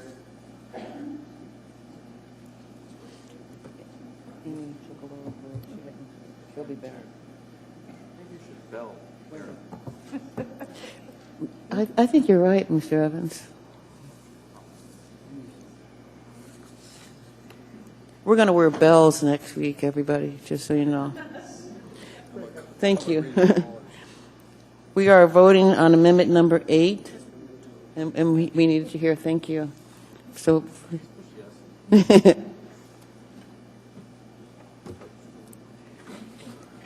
oh boy, that it fails. That amendment fails. We are now at amendment number 9. Mr. Weddleton. Excuse me. Probably shouldn't have taken a bite of that sandwich. I'd like to move amendment number 9. Second. Okay, thank you. Mr. Weddleton? This is, again, a request for Girdwood. And Girdwood operates Glacier Valley Transport, which has 4 buses that goes throughout Girdwood. It does not charge fares on the recommendation of the federal grantee, which is the largest funder. It's also funded by Girdwood Parks and Recreation, federal state grants, and largely by businesses, particularly the Alyeska Resort. They have often run a $20,000 to $30,000 a year deficit covered by the resort. The resort's unlikely to do that in the coming year. They expect to have a much smaller deficit this year with some changes that they've made. So this would cover their deficit of expected to be about $13,000 plus provide $7,000 for a match to a federal grant for another bus. Thank you, Mr. Support. Weddleton. We get a lot of bang for the buck here. Thank you. I don't see anyone. Madam Chair. Mr. Starr. Sorry to be calling in, but, welcome to the transportation woes of the fringe communities, Mr. Weddleton. And if Ms. Osander was here, she would understand what you're going through. I serve my community with basically one bus route and some significantly creative solutions that the Transportation Department has helped us with in anchor rides and some of the redirection of some of the smaller routes that help on-call routes. So my challenge with this one is that you have not embraced the transportation solutions to the depth or the knowledge that you need to for an area-wide transportation solution. And I don't say that belligerent or not, but you're asking for area-wide money to support basically a local need. So my challenge with that is you haven't explored the transportation solutions that perhaps are already built into the transportation budget. I agree it's a great way to do it, but perhaps they should charge a fare box fee to move a skier from the base lodge over to the hotel so they can go out to dinner, or vice versa. Picking up somebody to go get a pizza is a very nice thing for a local community to have, but my challenge is the area-wide use of the money. So let's explore some of the transportation budget solutions, embrace those professionals in our own department first, and hopefully you can start to build a business model that works, or like Eagle River, will continue to suffer in our investment in transportation. Thank you. Thank you, Mr. Starr. Mr. Flynn? Well, thank you, Madam Chair. I'm going to respectfully disagree with Mr. Starr's comments. I think actually Girdwood Valley Transit has done a nice job of embracing alternative methods, as evidenced by the use of alternative vehicles, leveraging a very small local investment into a rather robust service and following the guidelines dictated by the grants that they receive. I would further add that as the only property taxpayer for Girdwood on this body, I'm paying these taxes, and I don't mind them supporting the community that I reside in on weekends. So, thank you, Madam Thank you, Mr. Flynn. Mr. Weddleton? Well, let me just debate, because I can't see you, Mr. Flynn, but then engage the transportation solutions that our transportation department has, Mr. Flynn. I didn't criticize the fact that they're very creative. Compliment in that. Continue that source of funding external from the municipality. But I believe once you cross that line and take the money, then you become fare box driven like the rest of the community. You become holiday schedule driven by all the communities. Granted, it's only $20,000, but that's the problem here, is that you're asking them to just take money out of the general fund and give it to somebody that's essentially a nonprofit. And I think that you really would be better served by a transportation solution or model that looks at anchor rides or looks at more of a cohesive grant application program that the federal government perhaps has in seed money that comes differently. So I think you just crossed the line in terms of area-wide dollars supporting a nonprofit, and I think that's where I draw the line. Okay, thank you, Mr. Starr. Mr. Weddleton? I would like to clarify something on the fares. They have typically charged a small fare to use the bus, but they were told by their federal funder that every dollar they take in fares decreases the federal grant, so there was no sense in it, and the federal grant administrator told them they would be better off not charging the fare. So there's no benefit in the financial side to charge a fare. But what they are doing is asking for donations, and they have factored in an estimate for that. Thank you, Mr. Weddleton. There is no one else in the queue. Please vote on Mr. Weddleton's proposed amendment, number 9. Mr. Starr? No. Ms. Dombowski? No. Thank you. That amendment passes. The code provides that debate lasts for 1 hour, and 719 was 1 hour, so I'm going to ask for a motion to extend the debate for 15 minutes. Move to extend the debate for 15 minutes, Madam Chair. Thank you. Any objection? Hearing and seeing none, the debate is extended for 15 more minutes. We are now at amendment number 10. Mr. Flynn, Thank you, Madam Chair. Move amendment number 10. may I have a second, please? Sure.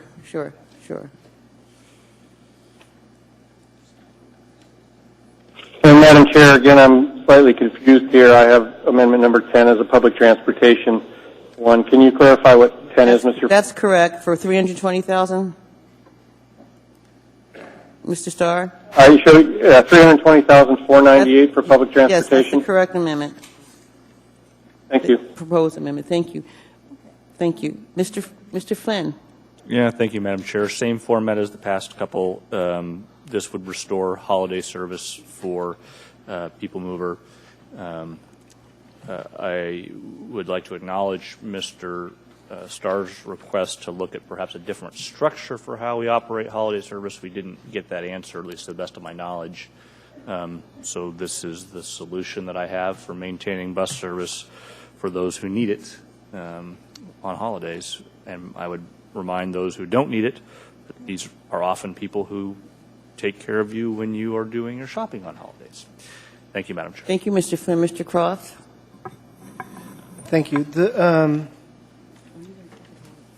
We were reminded during this debate that when we say this comes from the supply budget, reduction in supplies, that's not really what it's doing. We really got departmental cuts. I think it was the offer of the amendment who reminded us of that. And so this is a departmental cut, and it seems ironic to me that we would direct public transportation with an increment of $320,000 and then decrement them $64,000 in what is essentially their budget. It's still it says supplies, but and before, in order to fund the library, we took out 41. So we are adding 320 and subtracting 105 and telling them to do a 320 thing. That even for government is a confusing statement.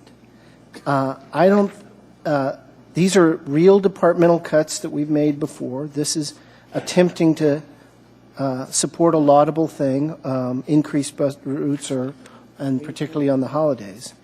But I continue to object to the way we're doing it, and in this particular amendment, it's sort of wraparound nature.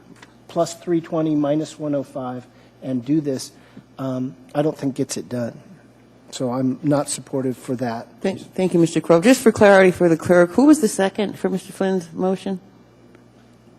I can be. Well, thank you, Mr. Starr. Mr. Starr is the second. Thank you. Mr. Trainee. Thank you, Madam Chair. Again, we're cutting police and fire, and I'm not willing to do that. I'm a no vote on this. Thank you, Mr. Trainee. Mr. Weddleton? I'd like to offer an amendment to this, and that would be to decrease the total to $185,848 and removing the decrements to fire and police. I'll second that. Thank you, Mr. Weddleton. Can you repeat that, please, Mr. Weddleton? Thank you. I would decrease the total amount to $185,848 and decrease revenues by removing the decrements to fire and police. Thank you, Mr. Weddleton. Please, that was seconded by Mr. Trainee. Please vote on Ms. Okay. Wait one moment. On the amendment to the amendment, while we're setting it up, may I speak on the amendment to the amendment? Well, certainly, Mr. Croft. Thank you. Mr. Evans doesn't want me to, but luckily he's not the chair. I understand the emphasis on police and fire. I agree with it. arguably the most important things we do, or let's just say the most important things we do. But there's a lot of important things we do, and we can't keep doing that. We have emphasized in the budget we wrote increasing police and protecting, slightly increasing fire. We sort of already did this decision. And to just keep doing what is across the board cuts, and then we feel bad about that, and we take out police and fire, after a while, it doesn't make any sense to me.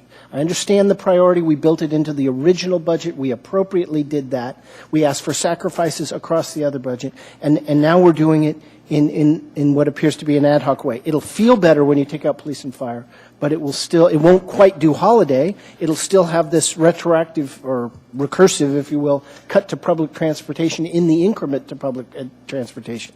And I just don't feel it's accomplishing, even with this amendment, even more so with this amendment, what we're trying to do. Thank you, Mr. Croft. We now have before us Mr. Weddleton's proposed amendment, and his amendment is reducing the amount to $185,848 and deleting any reference on the funding source of Madam fire. Chair. Can I finish, please? Well, can I speak to the amendment? So I had also did a request to speak before. Oh, okay, Mr. Dunbar. Okay, thank you. I'm sorry to interrupt you, Madam Chair, but I hit the request to speak, and I don't think you'd seen me. I just wanted to echo what Mr. Croft said, and I understand where you're coming from, Mr. Traney, with wanting to protect police and fire, but this kind of cut, having already done a cut for the library, this kind of cut would also impact, Health and Human Services. Well, that includes animal control, which our constituents care about a lot. It impacts maintenance and operations. I believe that is where either there or traffic is where we do snow removal. Traffic includes traffic calming. There's just a lot of things in here with real priorities that I think matter. And I also, when we get to the underlying motion, I want to ask the administration about what they can do to maybe partially restore this even without the additional funding. So I'm opposed to the amendment, and I believe I'll be opposed to the underlying amendment as well. Thank you, Mr. Dunbar. And I apologize because you were in the queue for the main motion. Mr. Steele, you're in the queue right now? Is this for the motion that's before us? I would like to speak to it. Thank you. We're getting lost in the weeds, I suspect, and I would just like to ask the administration, what should the number be to add back holiday service? To add back all of the holiday service that was proposed? I'm not even sure we need to add it all back, but we need to add certain holidays. There are people in this community that need bus service to get from here to there. So I'm worried about it. the recommendation to restore the service that is currently planned would be $320,000. Okay, we have 210. Have we already made a cut to that? 210 was the amount. We don't have. Oh no, that was the cut. Okay. It's done 185,848. Anyway, quite frankly, I'm getting a little bit confused with all the numbers and the rationale and so on and so forth. If I can be helpful, Mr. Yeah, Steele? please Okay. do. Mr. Weddleton's motion before us is to reduce the $320,000 to $185,848 and delete references to fire and police. That's what's before us right now. Okay. Okay. Anything else, Mr. Steele? No. Thank you, Mr. Steele. Mr. Dunbar? Okay. Mr. Abbott? Not on the amendment, Madam Chairman, the main motion. Thank you. There's no one else in the queue for the amendment. Please vote. Mr. Starr? No. Ms. Dombrowski? No. That amendment fails. We now have before us the main motion, increasing public transit by $320,498,000. Mr. Dunbar? Thank you, Madam Chair. And this is my opportunity to ask the administration. I had a discussion with someone, I'm blanking on who it was, unfortunately, but I believe that there are going to be some opportunities to try to do some of this, especially as we go forward with the changes in the routes that are proposed. So, Mr. Abbott, would you like to speak to this or have someone else, maybe Mr. Hassan, speak to this? Thank you, Madam Chairman. I'll start, and if further information is required, Abul can come forward as well. As the Assembly is aware, we are talking to the public right now about shifting our transit model to one that provides more frequent service over a smaller route map. We're talking to the public right now about two slightly different approaches to that, both of which would move us closer to a ridership-based system as opposed to a coverage-based system. And I know many of you have heard the presentations from the department and our consultants on this in the past. We expect to make a decision on which of those models or some option in between them to move forward with by the end of January based on a public comment process that began a week or so ago and will continue through mid-January. At the end of that, we would expect to be able to launch the new routing in August of 2017. At that time, and we're not asking for additional budget to do that. Our planning assumption is that we will live within whatever budget the Assembly approves tonight for that purpose. So we're moving forward. It may well be possible to restore holiday service after August. But it's important to note that that is not going to be, that's not going to affect Martin Luther King Day, President's Day, or Seward's Day, I believe, are the three prior to August. After that, we would have 3 or 4 other holidays that service could be restored depending on the outcome of this planning process. So, Mr. Dunbar, I believe that was the information you were hoping for. And, Madam Chairman, I have one other comment on and I understand the approach that Mr. Flynn has proposed in this, but it is a top-line related appropriation, and departments will be able to address any cut that is made. But just to highlight the difference, if you look at two departments with roughly similar budgets, and I'll pick on the first one on the list and the last one on the list for simplicity's sake. The Assembly budget in the S version is about $3.6 million.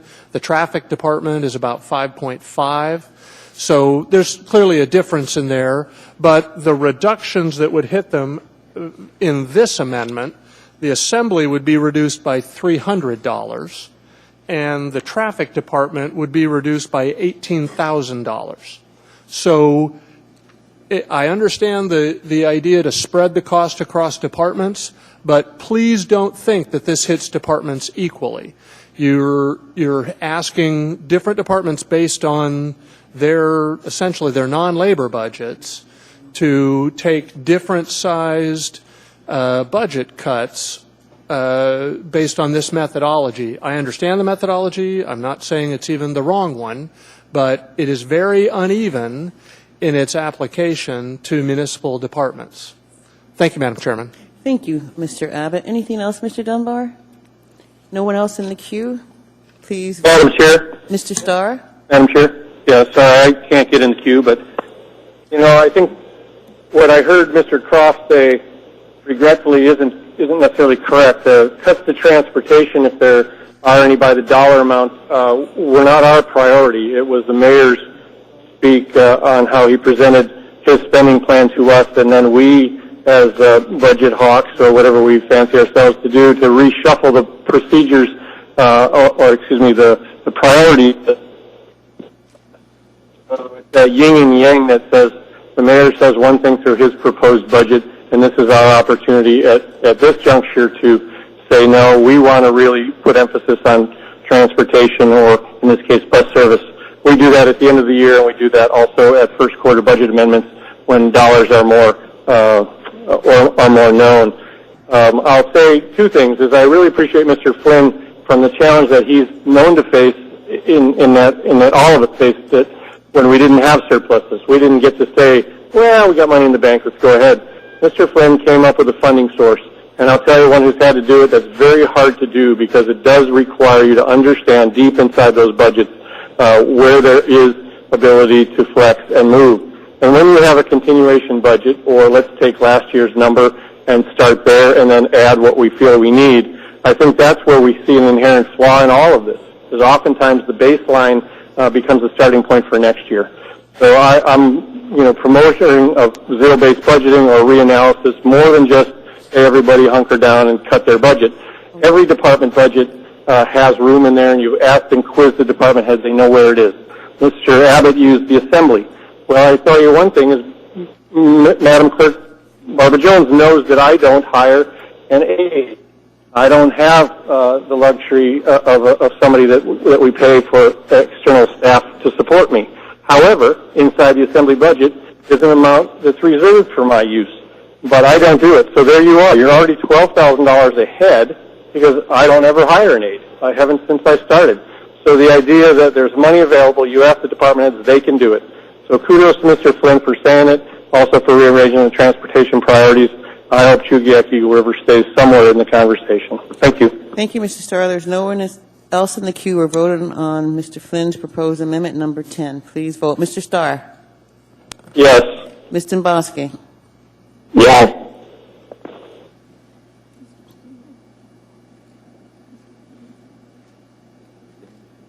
Thank you. That amendment fails. We are now at the main motion, AO 2016-102S, as amended. Mr. Weddleton. I'm sorry, I had a question. We had, in the first list of amendments, and then we got this new one this evening, but we had money for snow plowing. Did that get dealt with, or is that gone? Or what's that? Mr. Trainee? I dropped that off because the administration says if we need it, they're going to come back in first quarter budget revisions. So I dropped that one off. All right, thank you. Thank you, Mr. Weddleton. Mr. Trainee? Madam Chair, normally when we approve this budget, we do it with understanding there are some ministerial things the administration needs to do. So we just give them the authority to take care of small administrative things they've got to do to make this budget work. So Thank you, Mr. Trainee. We now have before us, once again, AO 2016-102S as amended. It's an ordinance adopting and appropriating funds for the 2017 general government operating budget for the municipality of Anchorage. There is no one in the queue. Please. Yes, I am, Madam Chair. Sorry just about because. that. Mr. Starr? Yep, sorry for being chatty, but No, it's okay. last budget, and I am going to vote no on it because I think we really haven't stepped up to the challenges of facing that. We talked about spending caps, and we blew those off. Basically, we said we don't want to be restricted in spending. We're getting the tax cap pressure because the taxpayers are tired of it. They repeatedly say, quit it, stop doing it. But we don't have any indication in this budget that we've done it. We've grown government yet again. And that's really the challenge when you have reduced revenues or new challenges to the state or whatever. You have to dig deep and say painful things to folks that we are going to cut your budget, and then you have to stick with it.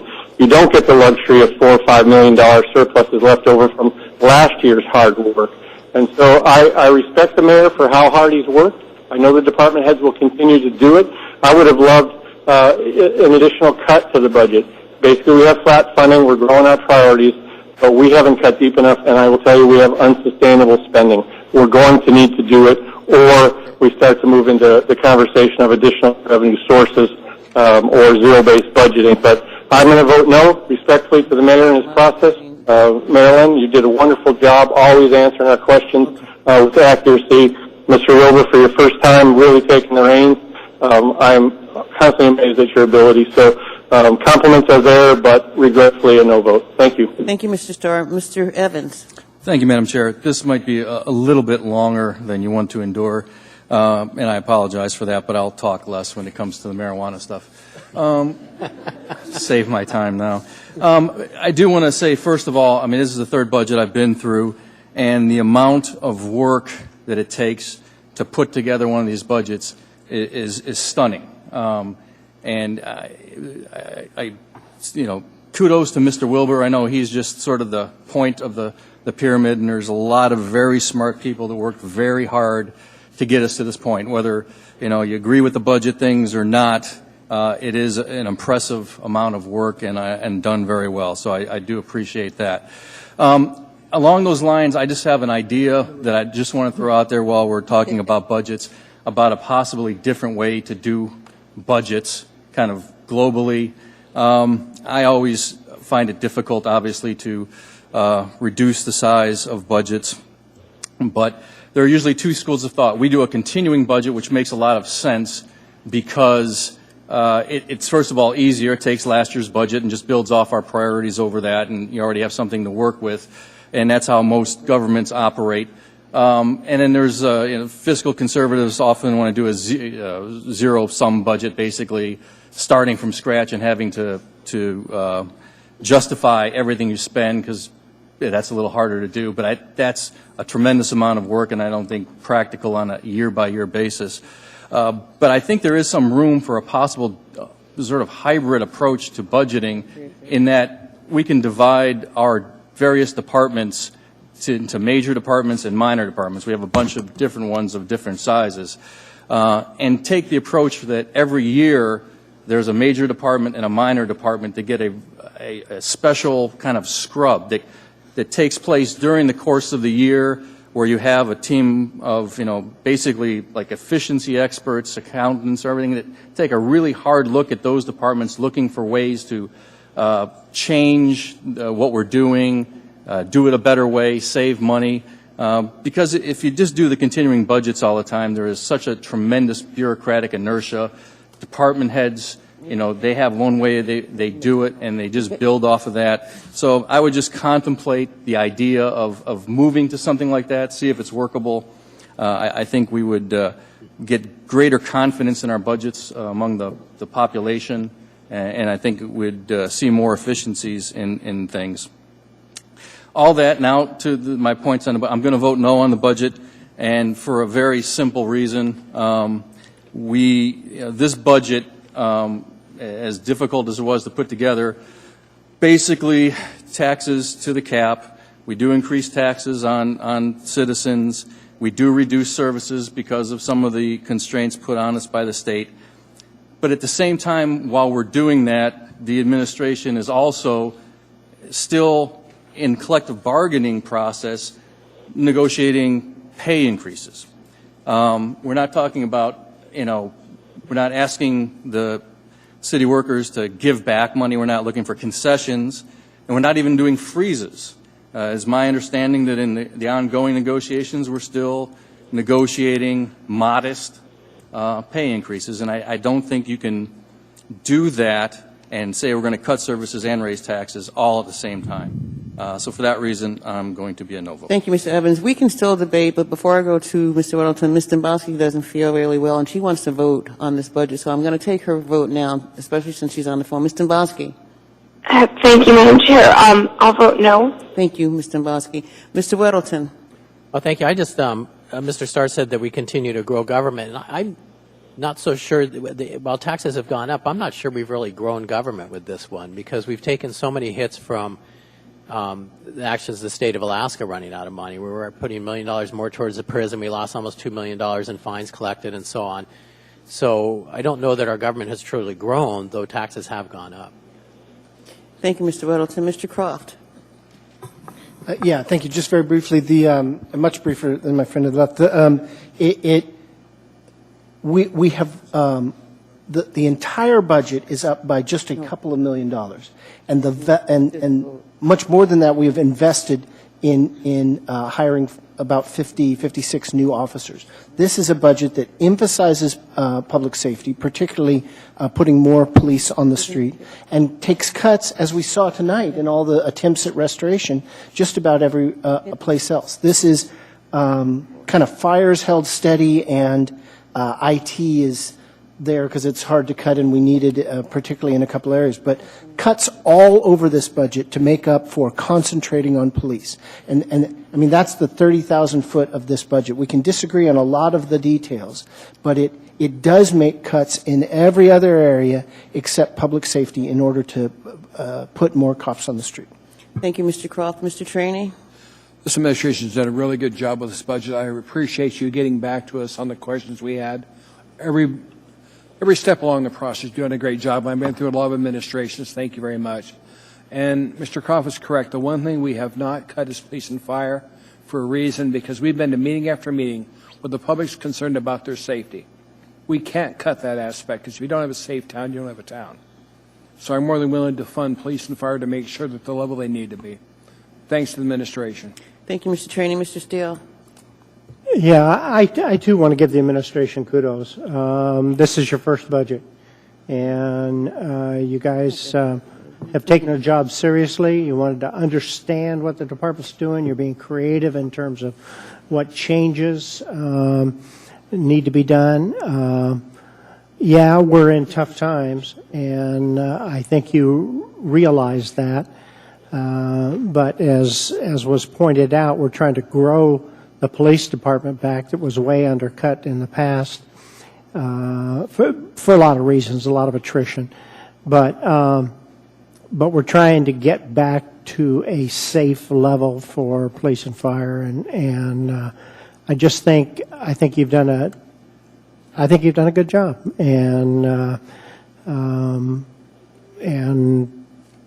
things cost more, and the state is cutting back, and all kinds of other reasons. But all in all, I'm kind of happy with the discussions we had on these items, and I know that you will go forth, and I'm sure there'll be other little cuts within the department. There'll be some shifts around, but bottom line, I think we're pretty close. Thank you. Mr.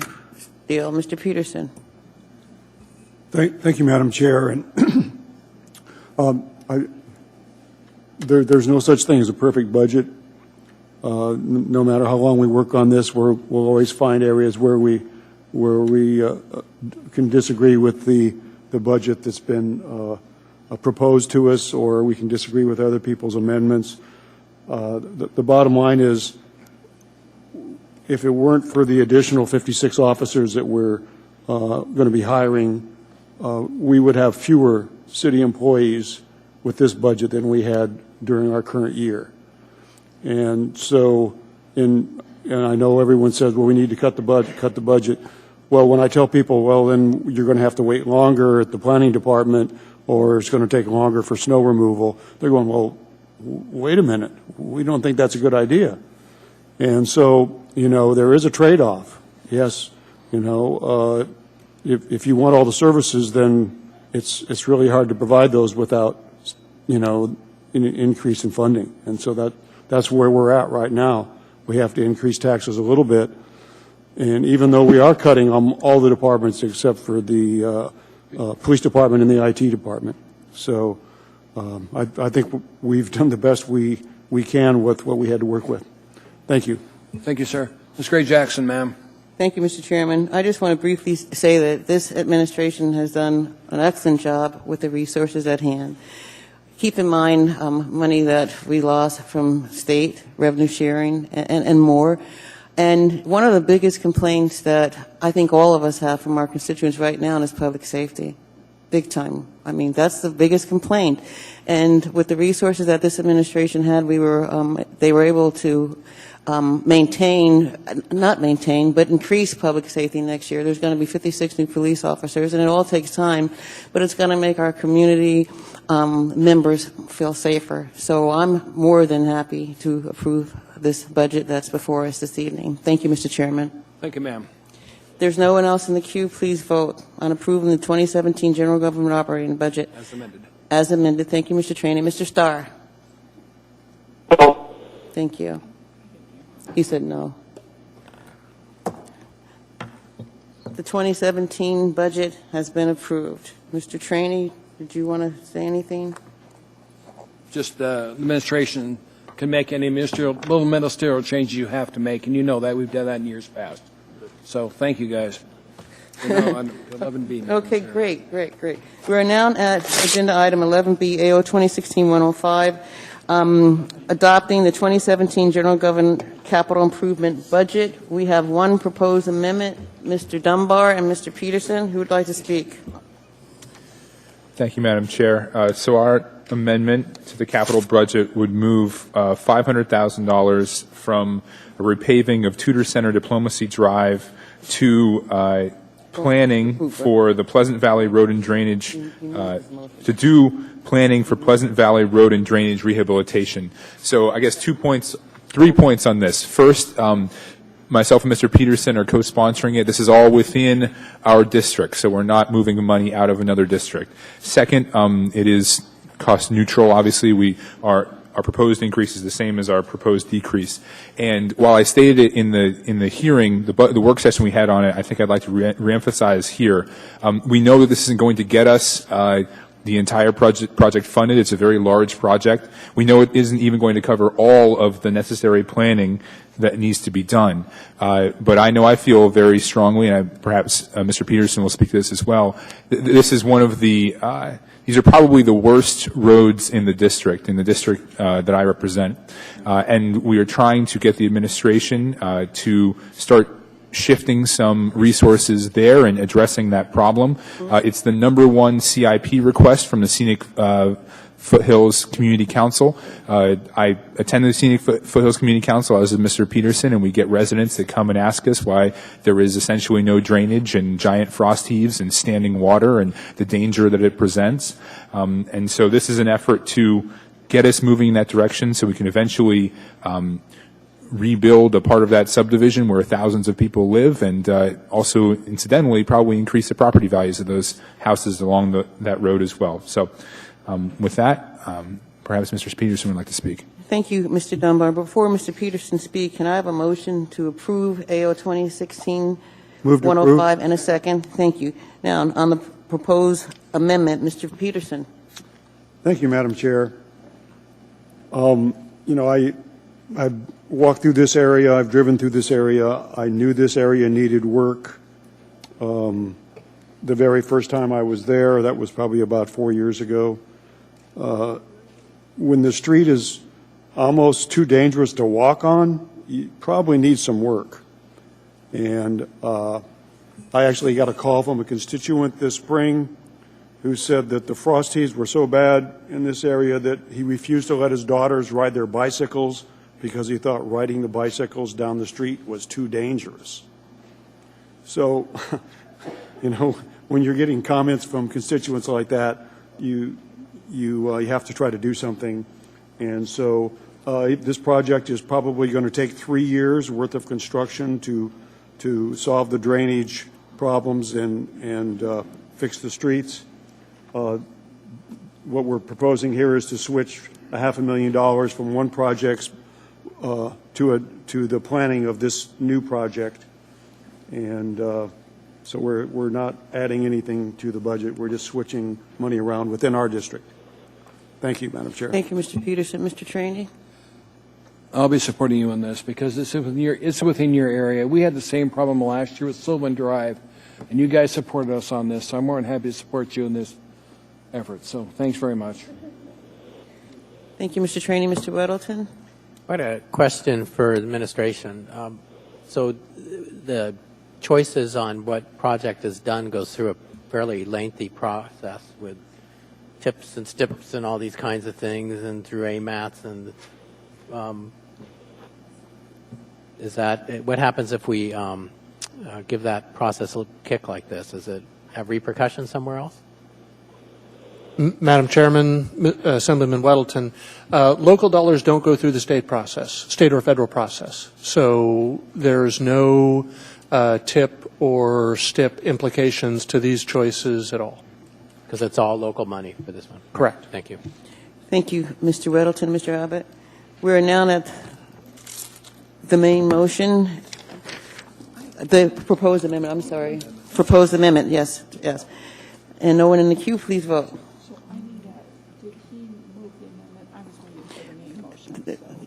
Mr. Dunbar moved this amendment, and Mr. Peterson second. Thank you. Please. Thank you.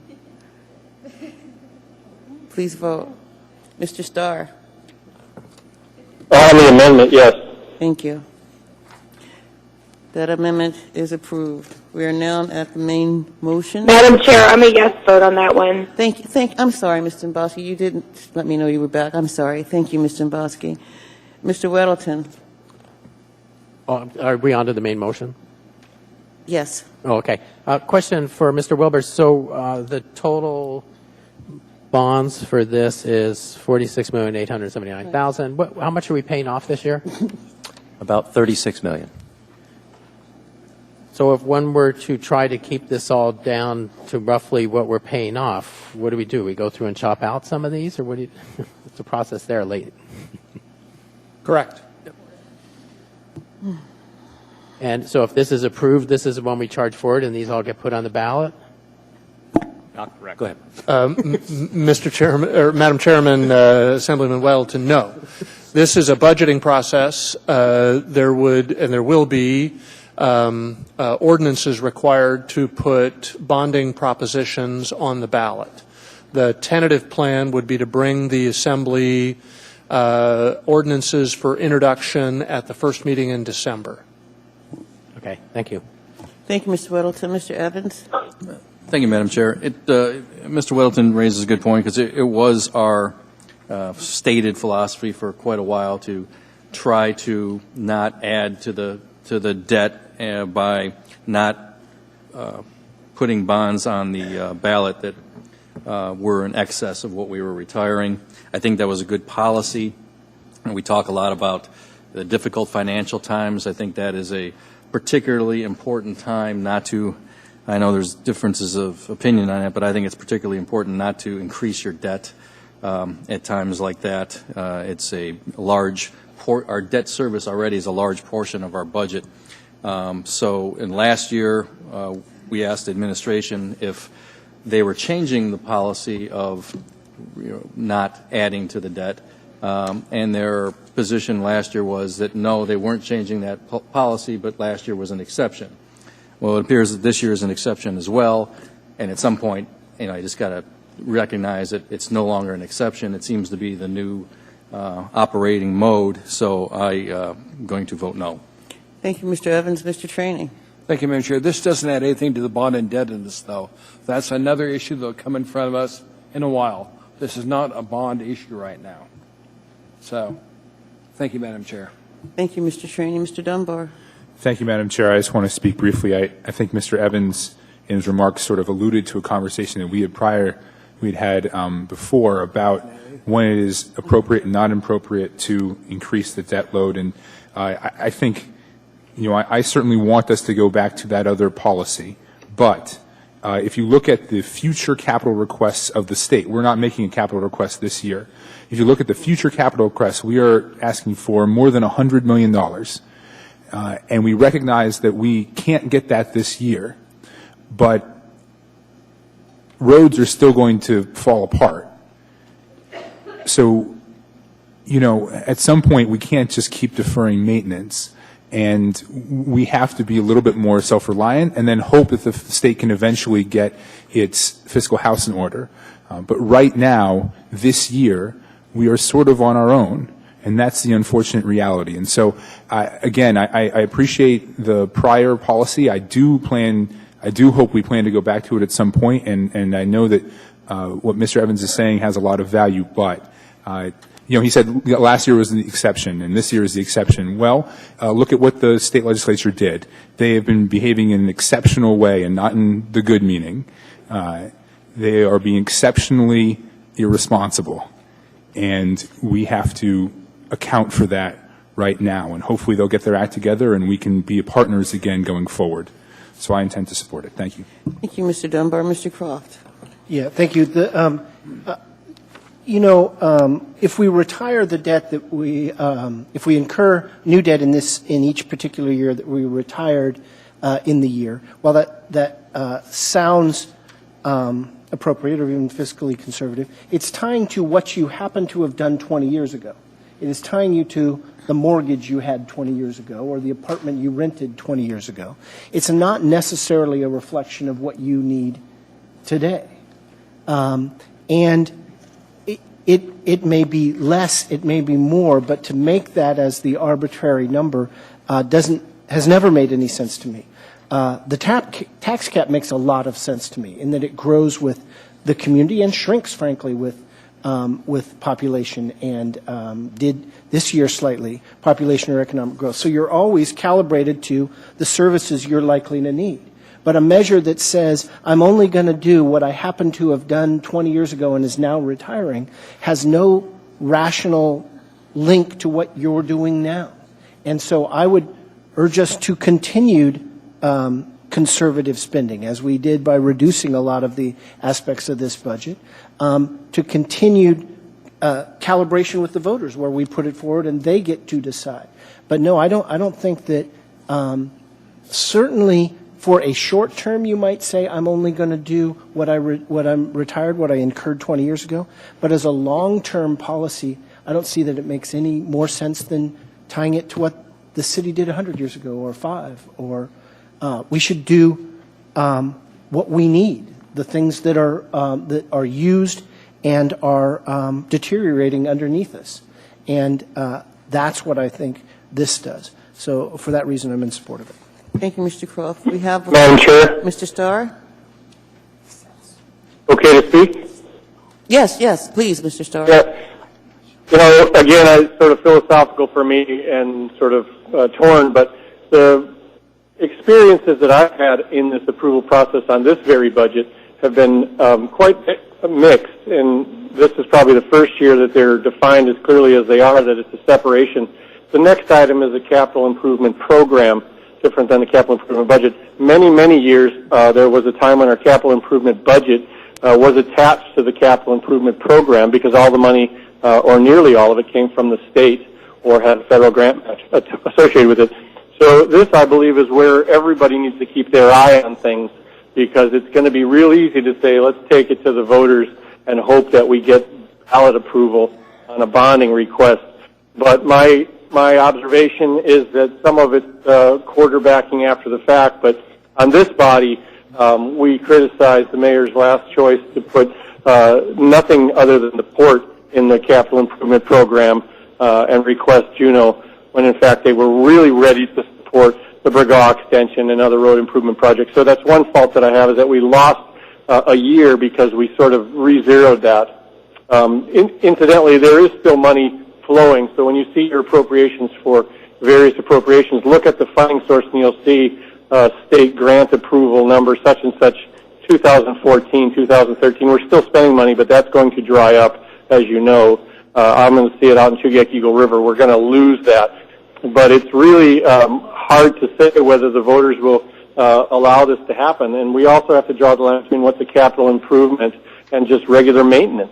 Clearly, roads that are deteriorating and need to be rebuilt for a 10-year lifespan are great, but so many dollars that we got from the state in the past were just, let's fix it up, let's paint it, let's straighten it, let's do that. And those dollars, more than ever, I believe, are where we're going to see the state pulling back. That's an obvious statement to make, but this is where the rubber meets the road, as a pun's intended, that this is where we're going to really face the pain of our constituents yelling at us because potholes and the others like.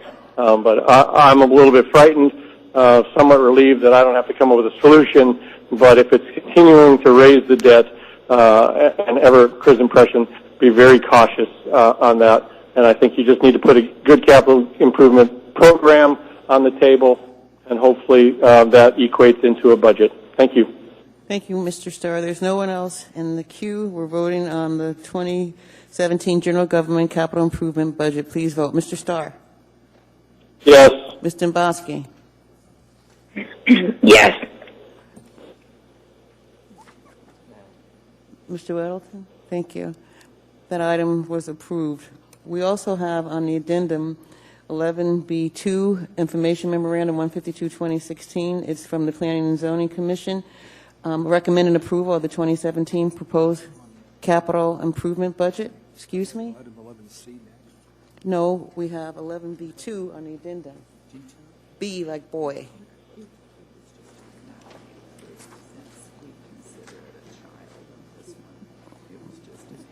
Okay, so we don't have to accept it. Okay, great, thank you. Great, thank you, Madam Clerk. We are now at agenda item number 11C, AR 2016-235, a resolution adopting the 2017-2022 General Government Capital Improvement Program. Can I have a motion to approve? Move to approve. And a second? Thank you.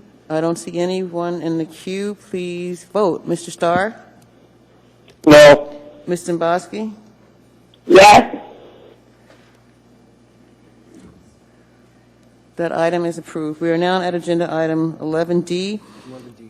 11D2, that, remember we have the S version, 103S. Well, we're still at 11D. Thank you, Mr. Trainee. Ordinance number 2016-103, approving the 2017 Municipal Utilities Enterprise Activities Operating Budget and 2017 Municipal Utilities Enterprise Activity Capital Improvement Budget. And we have a substitute version that was incorporated. Can I have a motion to approve the substitute version? And a second. Thank you. Mr. Steele. Yeah, I pushed the button to talk, and I hit that. Okay, great. We did get a second. Mr. Trainer, yes. There's no one else in the queue. Please vote. I have a question, Madam Chair. Certainly, Mr. Starr. Mr. Abbott, sometime back in the last year's approval budget, we were urging a solution for the purchase of some of the lands that Mr. Oliva brings to us from time to time. One of the motivations that we put to you folks last year was to spend money from the ML&P budget to start to buy some of the land that we were renting from him, particularly the ML&P storage lots and all that. Can you tell me two things? Did you buy the land and start to posture that development area differently than it is now with Mr. Oliva's private property under assault? And if not, why not? And is it built into your future spending plans at ML&P to land adjacent to some of those problems? Thank you, Madam Chairman, Assemblyman Starr. ML&P reviewed the property that Mr. Oliva had offered and had determined that a purchase of that property was not in the best interest of the utility. That continues to be our position at this time. And so we did not acquire it in 2016, and at this point we do not plan to acquire it in 2017. Anything else? Okay, so that money that we budgeted, we didn't really appropriate last year is what you're saying. We just kind of reserved it for your use, so you guys didn't spend it is what you're saying. Correct. It was in the CIP for ML&P, and it was not expended. So we're going to just continue to pay rent on that property? Well, there's two separate issues. The properties that we currently rent, we will likely continue to rent in 2017. But part of Mr. Oliva's request was that we buy a different piece of property, and that is the one that we decline that we have to date determined is not in the interest of the utility to purchase. Correct, but we are going to continue to rent, I think it's the pole yard or the pole storage yard for $2,000 a year. Is that kind of the number I had? I don't remember the lease amount, but yes, that is still in our budget and still in our plan. Okay, thanks for the information. Thank you, Mr. Starr. There's no one else in the queue. Please vote. Yes. Thank you, Mr. Starr. Yes. Mr. Bosky, thank you. Thank you. That item was approved. We are now at agenda item 11E, AR 2016-236, approving the 2017-2022 Municipal Utilities Enterprise Activities Capital Improvement Program. Can I have a motion to approve? So moved. Second? Second. Thank you. There's no one in the queue. Please vote. Ms. Dombowski? Yes. Mr. Starr? Yes. Mr. Weddleton? That item was approved. We are now at agenda item 11F, AO 2016-104, adopting and appropriating funds for the 2017 operating and capital budget of Anchorage Community Development Authority. Can I have a first and a second to approve? Second. There's no one in the queue. Please vote. Ms. Starr? Mr. Starr? Yes. Mr. Dombowski? Yes. That item is approved. Thank you. We are now at AR 2016-237, a resolution adopting the 2017-2022 six-year fiscal program. I have a motion to approve, first and second, please. So moved. Second. Thank you. There's no one in the queue. Please vote. Ms. Dombowski? Ms. Dombowski? Mr. Starr? Yes. That item is approved. We are now at agenda item 11H, AO 2016-130, Madam- to amend Chapter 6.10 of the Anchorage Municipal Code to bring Section 6.1037 into greater alignment with Section 1403 of the Charter, the tax increase limitation. Mr. Trainee. Move to postpone indefinitely, Madam Chair. May I have a second, please? Second. Thank you. There's no one in the queue. The motion is to postpone indefinitely. Sorry. Okay.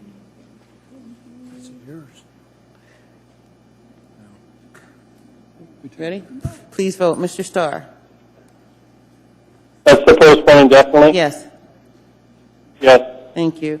Mr. Dombrowski?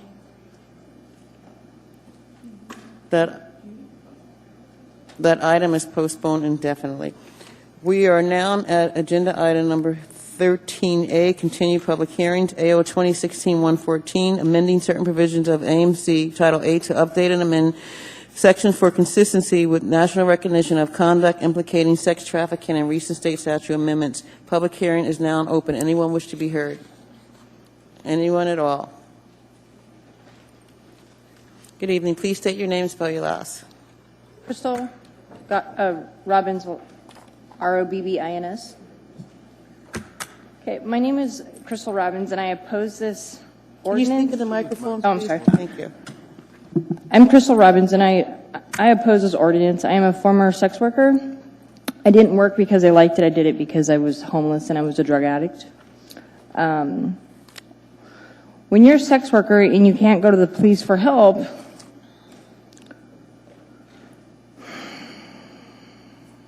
I'm sorry, hold on a second here. When you are a sex worker, you can't go to the police for help, so us girls would have to stick together and give each other a ride for safety reasons. Under Section 1 of this ordinance, our safety measures make us sex trafficking, and that makes it even harder to go to the police. This is wrong. Victims should be able to go to the police without being arrested in the first place. And an affirmative defense is meaningless because most people who are charged with a Class A misdemeanor can't afford a criminal trial to prove that they are a victim. A victim should never have to prove they are a victim. Please vote no on this ordinance. Thank you. Thank you. Anyone else wish to be heard? Welcome. Please state your name and spell your last. Hello, my name is Susie Pearson. My last name is spelled Pearson, and I'm the Executive Director of Abused Women's Aid in Crisis. Madam Chair and members of the Assembly, I appreciate the opportunity to speak with you today. When people think of Awake, they imagine the many women and children, the families who are living in our shelter. Many don't realize the continuum of victims that are trapped in the cycle of violence. We help those who experience intimate partner violence, dating violence, stalking, family violence, sexual assault, and sex trafficking. Each of these is connected to the basic dynamics of power and control, and most victims experience multiple types of abuse. Victims who are being sex trafficked have been lured into the sex trade, oftentimes by someone that they've considered to be a boyfriend or someone that they thought cared about them. The dynamic of control permeates these relationships. Should they try to seek safety, they are often stalked by their traffickers and sometimes other women who work for the traffickers. Awake helps all of these victims, and approximately 10% of the women seeking safety at Awake are being trafficked or have been trafficked.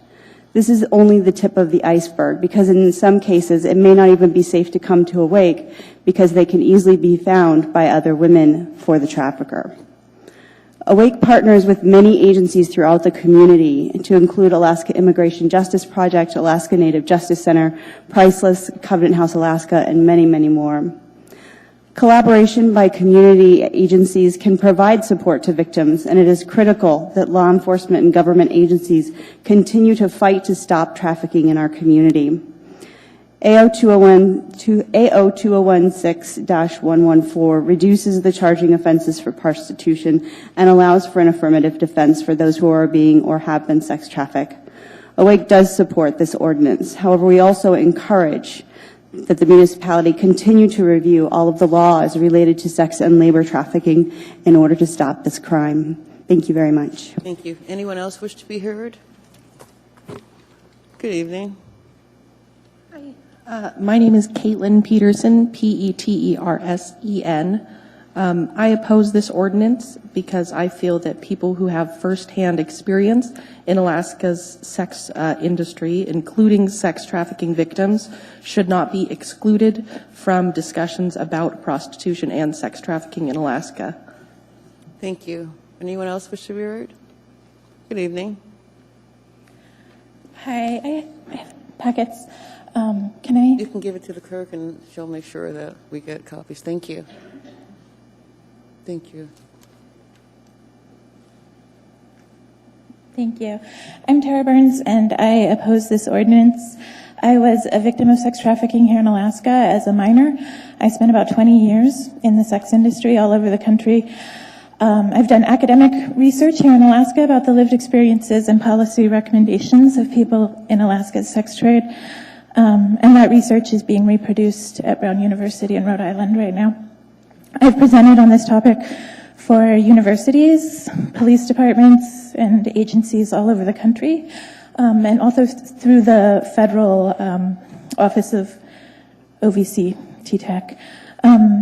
I was not consulted for this legislation, and neither were the other sex trafficking victims and sex workers and our allies who are part of the Community United for Safety and Protection. I'm going to tell you some of the reasons we oppose this ordinance. Section 1 renames solicitation to sexual exploitation. And in situations of serious sex trafficking, customers are our first responders. They're the first people who have contact with a sex trafficking victim and see that somebody's in trouble. They need to be able to go to the police. They already have to be worried now about being charged with prostitution. And under this law, if they went to the police for assistance for a sex trafficking victim, they could be labeled a sexual exploiter. This is a model that's already failed in Sweden. You can, Amnesty International has done years of research on the effects of this model in Sweden, and you can read their research report on their website at amnesty.org. Section 1 also renames sex workers, safety measures, the things that people, sex trafficking victims and sex workers in the industry do to increase their safety, as sex trafficking, which further alienates them from law enforcement. The second item in your packet is something that a working girl posted on Backpage to warn other girls about a client who had robbed her at gunpoint. And that's what people do to try to keep each other safe in the industry, because going to the police has not been an option. But currently in Alaska, every place except for Anchorage, people can go to the police and they can report a crime, like being robbed at gunpoint, without being charged with prostitution. It's only under Anchorage's municipal law that they would be charged with prostitution. And if this ordinance were to pass, they could also be charged with sex trafficking of themselves. This part of the ordinance mimics a failed 2012 state law that was modified last year in Senate Bill 91. Thank you. Mr. Dunbar, did you have a question? Yes, I had a question for Ms. Burns. First of all, I'd like to hear you finish your statement, but also, we heard this last month, and there was an agreement, I believe, that you were going to meet, or your organization was going to meet with the administration and discuss this ordinance, and I'd like to hear you describe how those meetings went and why you are still not, well, please just describe what occurred at those meetings. So the first contact that we had with the administration was I believe the day before, maybe 2 days before the last time. We had an appointment to meet, set up the morning of the last city assembly meeting, but Ms. Kimmel had to cancel. At the last meeting, Mr. Flynn was kind enough to introduce us and suggest that we meet. I followed up with, I believe, 2 emails, which Ms. Kimmel did not respond to. And she was not available to meet with us except for a 10-minute phone call a few hours ago today. So just to clarify then, so, aside from Ms. Kimmel, there were members, I believe, of Health and Social Services. Did you meet with anyone else from the administration? Did you have a chance to speak with anyone? No, and I've asked people repeatedly who else in the administration we should talk to, and nobody has known. Thank you. Thank you, Mr. Dunbar. Mr. Weddleton. Hi. Hi. So I've read what you've been emailing us quite a bit of information. I've read all Right. that, and others have emailed us stuff, and I'm kind of looking around. This is all an amazingly new world for me. But so the general flow, though, is that you would say the best alternative is to legalize prostitution. Is that correct? Decriminalize rather than legalize. But that's not the measure that has to be taken today. There are other good measures that could be taken today to reduce the harms of the prostitution law, such as Section 36 of Senate Bill 91 that was added to the state prostitution law, which allows victims or witnesses of sex trafficking and I believe 15 other felony crimes to come forward and make reports to police without being charged. Okay, can I follow up? Certainly, Mr. Weddleton. Even decriminalizing seems like a brave new world and could be fairly complex. And I just know from our involvement with the marijuana industry, it's like it's not as easy as it looks. So if were we to pass this, is this an improvement over where we are now? Or? No, this is not an improvement. This puts sex trafficking victims and sex workers at risk of being charged with sex trafficking themselves or each other.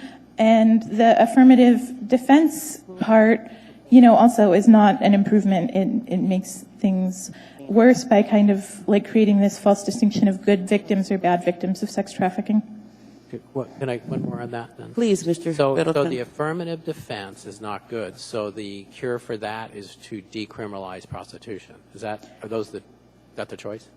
Well, those are two choices. Another choice would be to add Section 36 of Senate Bill 91, which was added to the state prostitution, to the municipal law instead. And that would allow people to report crimes without being charged and needing to invoke an affirmative defense. Oh, I understand. Thank you. Thank you, Mr. Weddleton. Mr. Croft. Yeah, Ms. Burns, I had a similar question, I guess, but I'll try it one other way. Isn't it better to have at least an affirmative defense than no defense at all? No. Well, I'm sorry, you were going to say why, or? Well, it, demands that a victim have the resources to, first of all, not just take a plea deal at arraignment, which would allow them to immediately get out of jail, but to, engage in a public criminal trial and hire an attorney and prove publicly that they are a victim of sex trafficking, that they were forced into prostitution. And so, there's two things, or more than two things, right? It violates it's a violation of due process to put the burden of proof on a victim to prove that they are a victim. And it's not an accessible defense. I have read every single charging document for every case of prostitution and of sex trafficking that has been charged here in Alaska, going back to 2013, and I have not come across a single case where a victim would be able to use this defense. Say I agreed with you that decriminalization was the right approach. I don't know yet, like Mr.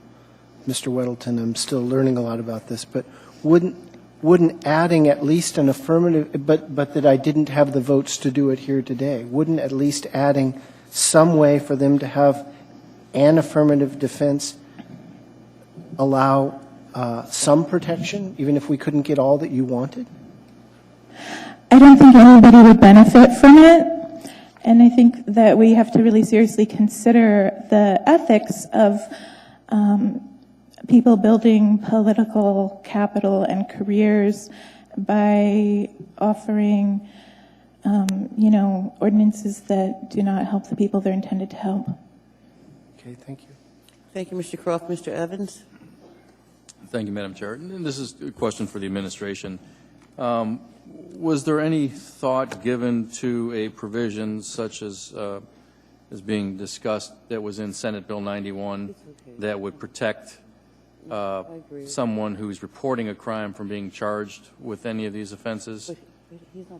And if so, why was that not? What's the opposition to that? Yeah. Through the chair, I'll ask the municipal prosecutor to speak to this question. I will say as a prefatory remark that this is the ordinance that has come to us on the recommendation of the anti-human trafficking workforce that for those who are reviewing it, you can see that in large measure what it is doing is removing a suite of municipal crimes related to prostitution and actually taking the penalty for prostitution itself down a notch while also adding this affirmative defense. It doesn't undermine any of the additional prosecutorial discretion that remains with the prosecutor over whether to take a crime, whether to take a charge, and it does not upset our current status quo, which is that the municipality will provide defense attorneys for those who cannot afford them. With that, I will turn it over to Ms. Thino to speak to Section 36 of SB 91. For the record, Seneca Thino, Municipal Prosecutor.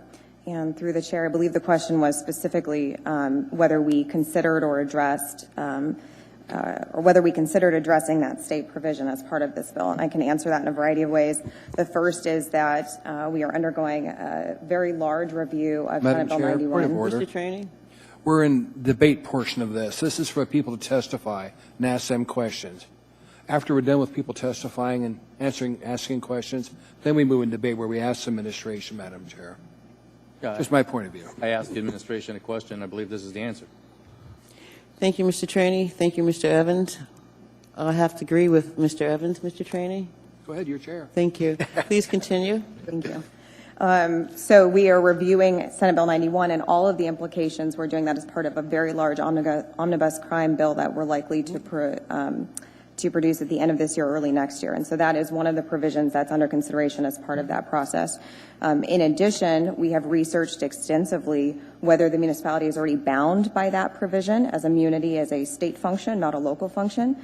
We haven't reached any conclusion on that. I think, in all honesty, it's going to have to be decided through the appellate process, but it is entirely possible that we are currently bound by it already, and bringing it into code doesn't add anything. Ultimately, also, there are some provisions of that section that I understand are likely to be revised or readdressed by the state to clarify or clean up some language in there. We are hoping to, in the end, bring over language in final form rather than things that are still in the process of being worked out. So there are a variety of reasons why it isn't in this bill. We are attempting to start with the things that we have a good handle on right now. Thank you. Thank you, Mr. Evans. Mr. Dunbar. I'm sorry, I just wanted to, Seneca, if you don't mind.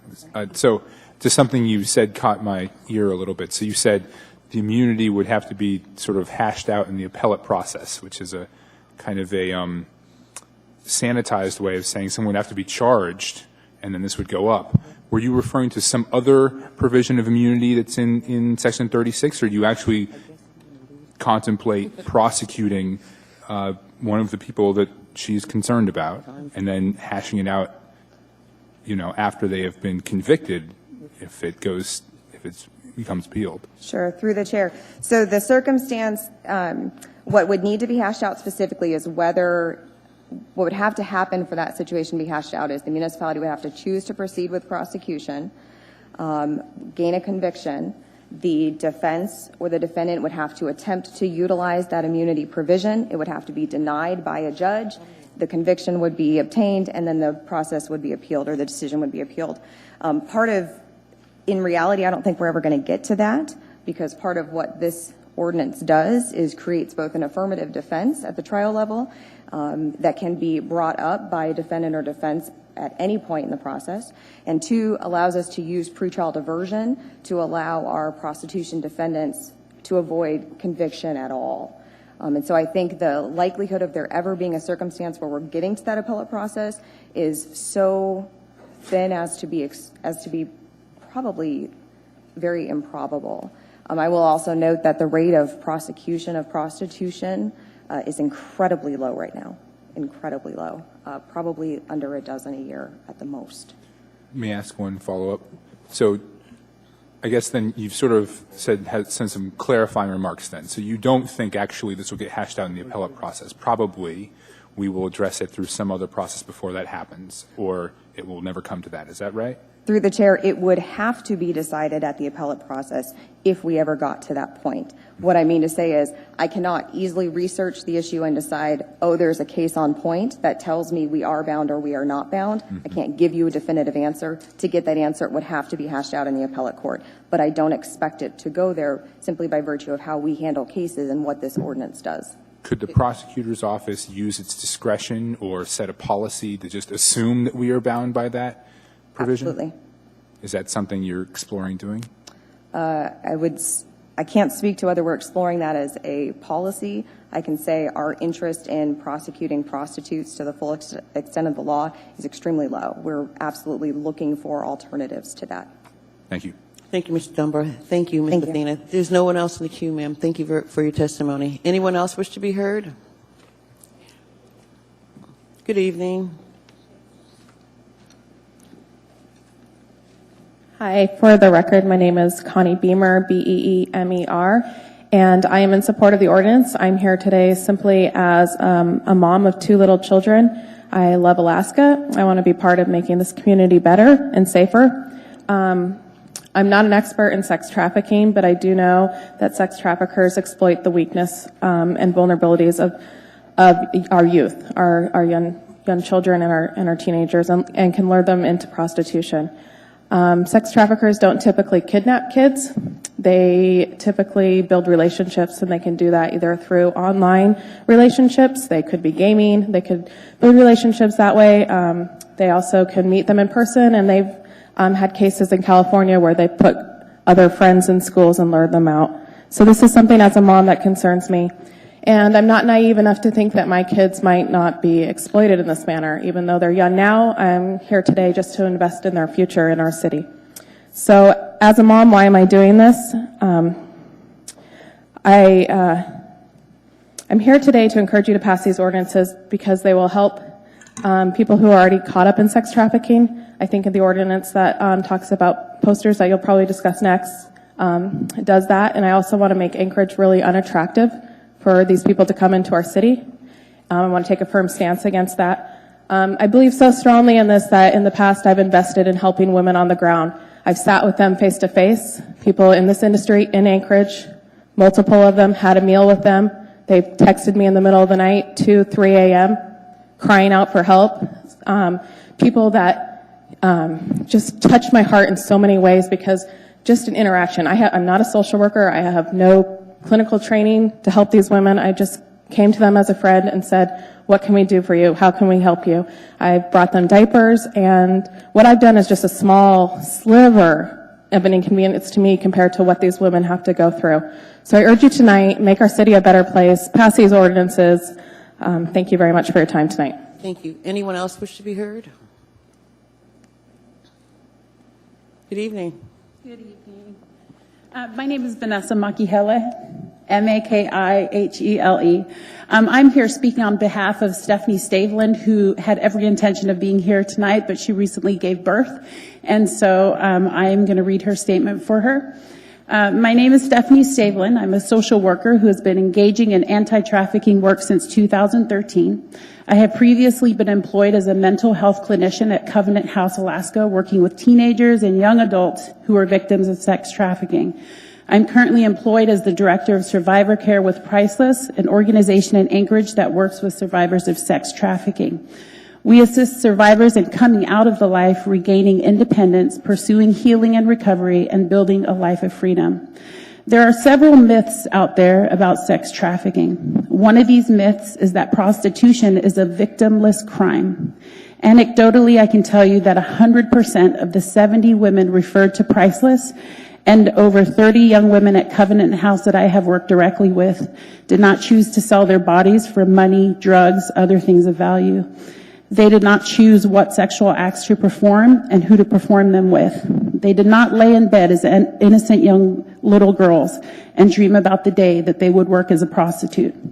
Anecdotally, I can also tell you that the majority of whom society would call prostitutes or sex workers do not choose to be in this industry. Therefore, they are victims. They are victims of a horrendous, violent, soul-stealing, and heart-shattering crime. Their identity is stolen, their lives and the lives of those they love are threatened. They are tricked, forced, and coerced into a life of sexual assault, rape, physical assault, psychological abuse, neglect, guilt, and shame. And if they are lucky enough to find their way out, to find help, and seek a new way of life, the road to recovery can be nearly impossible. Implementing stronger trafficking laws, such as the ones being proposed here today, would increase protection for the women that we work with, would help them to be identified as victims of trafficking so that they can be referred to the appropriate support services in Alaska to help them leave this life. I am only one person. When I tell a young woman who is sitting in front of me that she is priceless, that she is valued, and that she deserves a life of independence, freedom, and safety, I can help to start to shift her dark core beliefs about herself that have been instilled in her by her trafficker and by the men who have purchased her. However, after I tell her that and she turns on the news and sees that another trafficker in Alaska was only sentenced 30 days of jail time, and when she sees how many society members, lawmakers, assembly members, and legislators supported bills that make steps towards legalizing prostitution, that small spark of hope she has in her heart for a new life is put out. Prostitution and sex trafficking are two very different things. However, prostitution fuels sex trafficking. Prostitution masks the truth of what is really happening. Ma'am, thank you. Your time is up. Can you wrap up? Yeah. Thank Okay. I can speed read. I am urging you. I am going to just shamelessly beg you to look closely at your statutes, our municipal codes, the bills that are being introduced, and make an educated vote to pass these laws into place and do your part in the fight of sex and human trafficking. Humans were never created to be objects that can be sold. Life, labor, and sex should never have a price tag attached to it. Women and children and men are not commodities. Thank you very much. Is there anyone else that wishes to be heard? But before we continue, Mr. Dunbar has a motion he wants to make to recess for 5 minutes. I was going to wait till after this this thing, but yeah, if we could break for 5 minutes, I think everyone would appreciate it. So that's the motion to break Motion for to 5 break minutes. for 5 minutes. Can I have a second, please? Second. Any objection? 5-minute break. Thank you.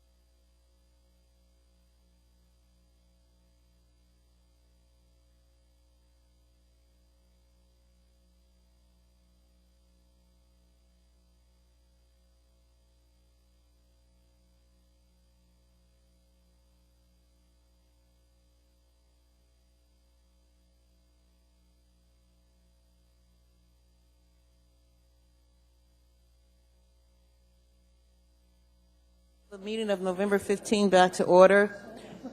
Thank you, The Madam. public hearing is still open, and I apologize for the delay. Anyone else wish to be heard on item 13A, AO 2016-114? Welcome. Sorry for the inconvenience, ma'am. Not a problem. My name is Donna Thompson, Thompson, and I'm reading the testimony in behalf of Gwen Adams, who could not be here this evening. My name is Gwen Adams, and I am the Executive Director of Priceless, an anti-sex trafficking organization that works with sex trafficking survivors in Alaska. I was on Governor Parnell's task force against crimes of human trafficking in 2012. We are the only organization exclusively dedicated to walking with survivors of sex trafficking here in Alaska. We have had 70 referrals into our program, that was 70 referrals into our program over the last 2 years, and 90% of those referrals have come directly from law enforcement. As they arrest traffickers, the victims are given the opportunity to be referred to Priceless if the victim so chooses. Priceless speaks from a platform of firsthand experience of working closely with law enforcement and dozens of victims. Our own internal data, as well as watching national trends, gives me the confidence to say that the horrific crime of sexually exploiting others for profit is growing at an alarming rate. We believe it is the fastest growing crime in our nation and in our state. We have watched with horror as the crime has moved into the gang world and internet recruiting. As our laws stand, they are woefully inadequate to deter traffickers from committing this crime in our state. Any advancement we can make together to stiffen penalties and protect our state's most vulnerable, those in foster care system, homeless teens, mentally challenged, and those who have been subject to childhood sexual crimes, is needed and welcomed. The very nature of trafficking is a game of psychology.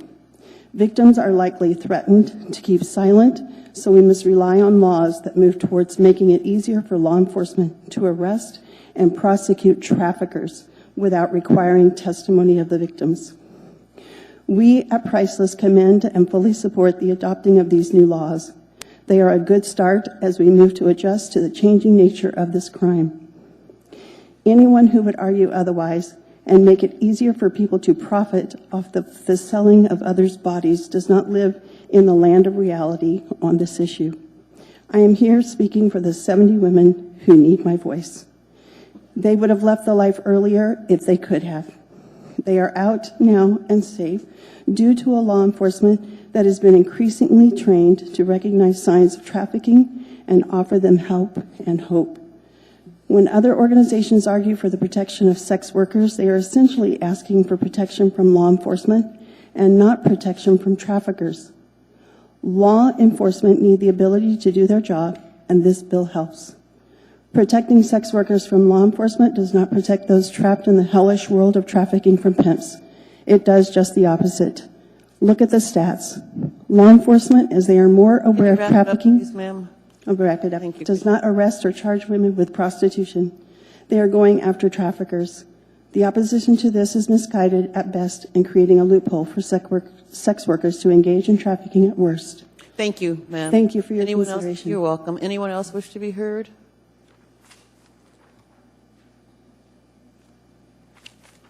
Good evening. Good evening, Madam Chair, members of the Assembly.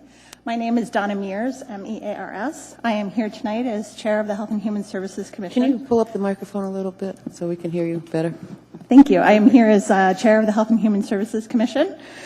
Thank you for the opportunity to speak in favor of this work tonight.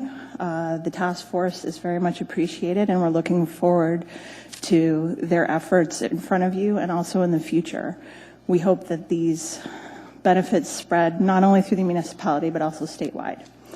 The Commission supported this resolution that we put forth unanimously, and we hope to see similar support from the Assembly tonight. Thank you. Thank you very much. Anyone else wish to be heard?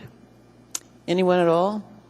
Hearing and seeing none, public hearing is now closed. What is the wish of the body? Move to approve. May I have a second? Thank you. There is no one in the queue. Please vote. Ms. Domboski? Yes. Mr. Starr? Yes. Mr. Flynn has been excused. This ordinance has been approved. We are now at agenda item number 13B, AO 2016-115, amending Anchorage Municipal Code, Chapter 16.90, to add requirements for certain business types to post human trafficking prevention posters. Public hearing is now open. Anyone wish to be heard? Anyone at all?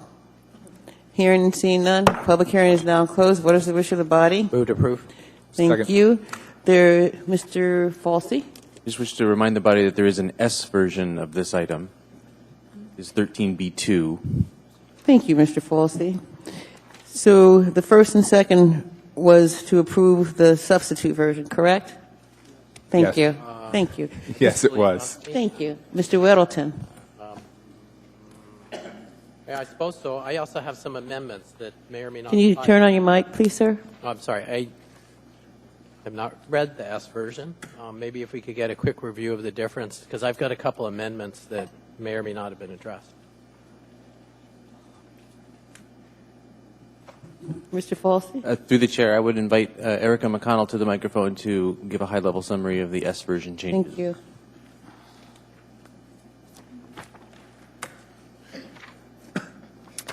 Thank you, Madam Chair. Erica McConnell, Office of Economic and Community Development. The S version of this ordinance adds 3 new uses to the list of uses that would be required to display the human trafficking awareness signs. Those uses are massage parlors, nail salons, and commercial marijuana establishments. Thank you. Anything else, Mr. Weddleton? Yes, I do recall reading that, and I'd like to offer some amendments, if I may. Thank you. Okay, we should be passed out some amendments.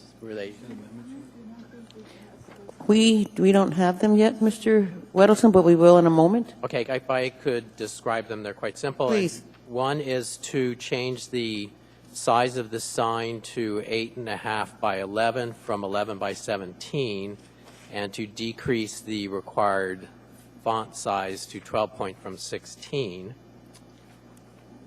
And the second part of the amendment is to change the fine to simply $100 from $100 per day.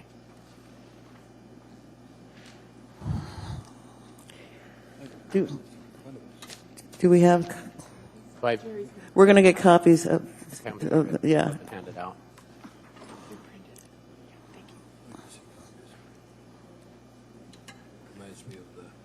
Right. We're waiting for copies.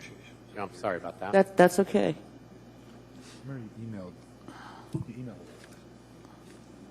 Should have an email. Should I take some time to speak to it, or You wait? certainly can, please. Okay, I just the change in the sign is actually supported by some of the documents that we got. CHAR recommends the smaller size, and also the Native American Rights Foundation letter that we got. And it's just a practical matter. It says in the ordinance that the city will provide the signs, but we've had cases in the past where the city has said that they would provide signs and they haven't. And it's simpler if it's posted online somewhere, we click on it and just print it out on our printer. It'd be rare for any business to have an 11 by 17 printer. The fine, it just seems more practical. I mean, this is something that if someone's going to post the sign, they don't need a $100 a day fine. They'll post it anyway, and $100 should be plenty of incentive to do that. Thank you, Mr. Weddleton. Mr. Trainee? To the administration, how many different languages is this going to be posted in? And does that increase the cost if you vary the language? Because you're only going to do 8.5 by 11, Mr. Wilton? Vice Chair Trainee, I will again defer to Erica McConnell. Thanks, Erica. Through the chair, Mr. Trainee, the ordinance proposes that the message be posted in the 5 most commonly spoken languages in Anchorage as set by the American Community Survey. This is a mock-up of the poster at an 11 by 17 size. The current 5 most common languages are English, Spanish, Tagalog, Samoan, and Hmong. The ordinance provides the Director of Health and Human Services to determine at what point it is appropriate to change the languages, and the municipality will bear the cost of translating these the message into the 4 non-English languages. Now, if we go 8.5 by 11, is that going to cause a problem? It will make it less easy to read. Okay. Thank you, ma'am. Thank you, Mr. Trainee. Everybody should have Mr. Weddleton's proposed amendment by now. Mr. Dunbar. So if I'm reading this right, it says human trafficking awareness signs shall be at least 8.5 by 11, and at least 12-point aerial. But if the administration does want to provide these signs, they could provide larger signs. Erica, I'm sorry, I made you sit down. Could you maybe speak to that? So I think Mr. Weddleton is concerned that even though we promised to provide these signs, we might not, and then they could print out a PDF. But if we do provide them, doesn't his language, even as amended, couldn't we still give them this larger sign? I suppose that is a possibility. Okay. So my second, I guess I have another question for you, Erica, but it'll be after we've debated this amendment. The only thing I would like to say here, though, is, so John, you've kind of merged two different ideas into this amendment. I support the size one. I don't support the fine one. And I'm wondering how we might be able to resolve that or to break them out into two separate amendments. Do you have any thoughts on that? I guess I would argue that the $100 is, again, that $100 is plenty. As a business owner who posts many signs, we just post them without a fine. The people who are going to post this will post it because they're told to post it. You don't really need a fine. $100 a day is actually draconian. I mean, what if it's... Madam Chair. Ms. Dombowski? Thank you. For expedience sake, I'll move to bifurcate Mr. Weddleton's amendment. The first part being the size of the sign and the font. The second part being the fine, if I can get a second. Thank you. Can you repeat that, Mr. Dombowski? I don't know if anybody else understood, but I didn't. Sorry. Sure. I know you're not feeling Okay. well. No, I move to bifurcate Mr. Weddleton's amendment. The first part would be a motion to amend the size of the sign and the font, and the second part would deal with the fine. Okay. Any objection to bifurcating?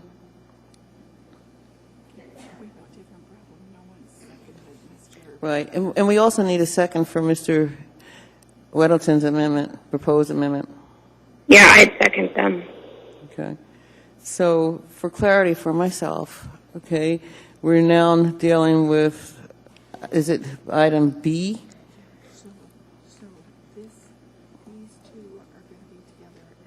Gotcha. Okay. So B, and where it says text of amendment, from B to page 3 is what Ms. Dombowski bifurcated, and that's the proposed amendment that we're dealing with right now. There is no one in the queue, so I asked that question already. Thank you. There was no objection to bifurcating. Thank you, Madam. I appreciate that, Madam Clerk. Thank you. Let's take a 10-minute break. Just kidding. Okay. With that said, please vote. I'll start all over again. We're voting, if you look at the amendment, it says text of amendment. We're voting on where it starts at B down to the end of 3, 16.90050. That whole area is what we're voting on. Am I correct? I'm going to call it page 2 and page 3. We're voting Page on the 2, size of the sign. Page 2 and page 3. Or just page Okay, 2. just the size.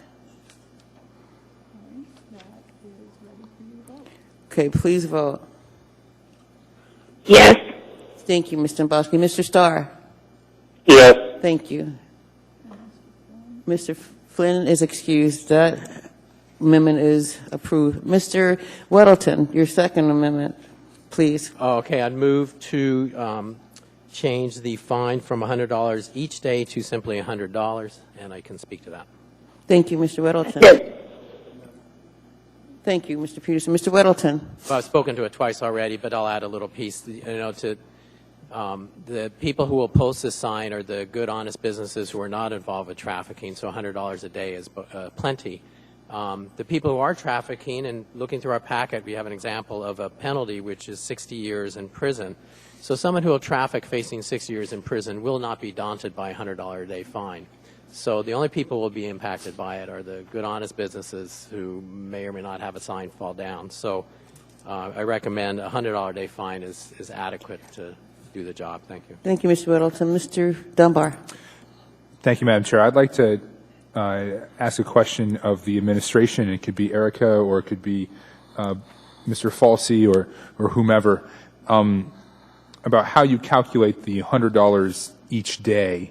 And I apologize if it's in the underlying piece and I'm not seeing it right now, but would this be, today we pass the ordinance and we find out in 3 months they haven't posted it, and so that is 90 days, or is it you go, you see they don't have it, you inform them that they don't have it, and then you come back in a certain number of days, and that determines the fine. So how is this fine, how is the number of days counted? Through the chair, Mr. Dunbar, it's generally the latter, that the enforcement officer may go into the establishment, find that the sign is not posted, tell the business owner that they have a certain amount of time for compliance, maybe 10 days, come back, possibly even work with them again, because the goal of our enforcement is to achieve compliance, not to impose penalties. Thank you. Thank you, Madam Chair. Thank you, Mr. Dunbar. Mr. Peterson. Thank you, Madam Chair. And as a person who ran a business in the hospitality industry for most of my career, we had numerous items posted on the employee bulletin board, and I'll have to admit that I didn't check that bulletin board every day to make sure all those items were still posted. And I was a pretty good manager. So I would imagine that items that are required to be posted sometimes fall off, get rubbed off, wear off, you can't read anymore after they've been up there for a number of years. So I really think the $100 fine is sufficient. I don't think we need $100 a day. Thank you. Thank you, Mr. Peterson. I don't see anyone else in the queue, so we're voting on Mr. Weddleton's proposed amendment regarding the fine, taking it from $100 each day to $100, period. Please vote. Ms. Dombowski. Yes. Mr. Starr. Yes. Mr. Steele. That amendment has failed. Okay, now we have the main motion before us, AO 2016-115. As amended. As amended. Mr. Weddleton. I'd like to urge a no vote to this, and I mean, this human trafficking is horrendous, reported. I think we should prevent it where we can, but I don't find that these signs would be effective, and I think there are some effective alternatives. In any business, I have 14 signs required by the federal, the state, by my insurance company that I have to post in 3 different locations in my business. So I have 42 signs that are required in my businesses. This will add 1 more. Those signs are ineffective. And they're ineffective because there are too many. They contradict each other. One says in big bold letters that the minimum wage is $7.75, but the other one from the state tells me, though, that in fact it is $9.75. Another one tells me that minor workers can work until 9 o'clock. Another one says, no, actually it's 7 o'clock.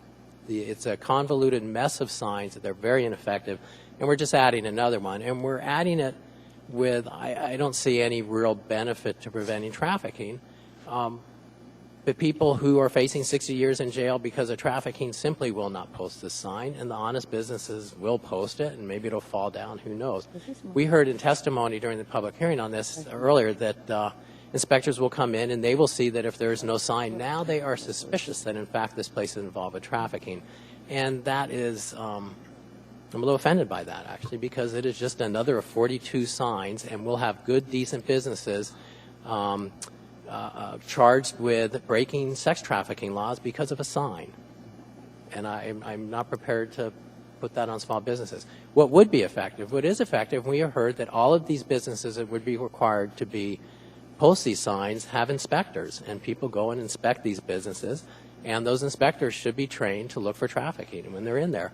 I also learned harshly earlier this spring that on the basis of a complaint, the U.S. Department of Labor can and will go in and investigate your company. They can look at 3 years of every single bit of your payroll records, and they can interview every single one of your employees. So we could save a lot of money in the city and state, and simply if you think something's going on, you call the U.S. Department of Labor and get them in there. So I urge a no vote. Thank you. Thank you, Mr. Weddleton. I don't see anyone else in the queue. Please vote. Mr. Bosky? No. Mr. Starr? No.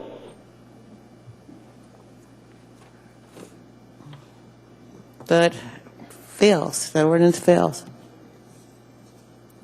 Okay. We are now at agenda item number 13C, AR 2016-301, marijuana license and special land use permit.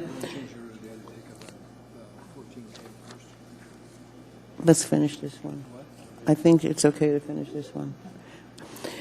Special. You want me to do it? No. Okay. Yeah.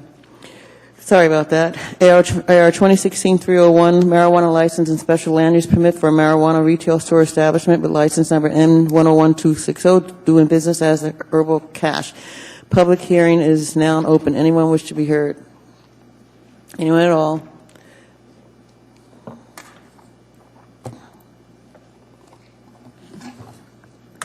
Good evening. My name is Susan Kars. I'm one of the owners of the Herbal Cash, along with Rhonda Lambert, who is also here.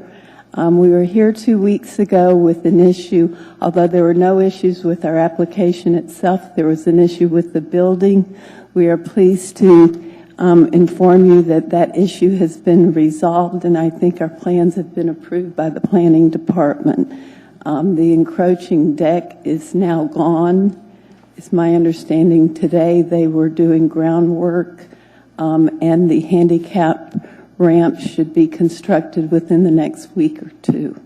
So I think that issue has been resolved, and we're glad to take any questions. Thank you. If there aren't any questions, thank you so much for being here this evening. Anyone? Thank you. Anyone else wish to be heard? Anyone at all? Hearing and seeing none, public hearing is now closed. What is the wish of the body? Move to approve. Second. Thank you. Mr. Weddleton? I'd like to offer an amendment, which I hope has been passed out. It's fairly simple. It's just to we approve this with the conditions in the packet.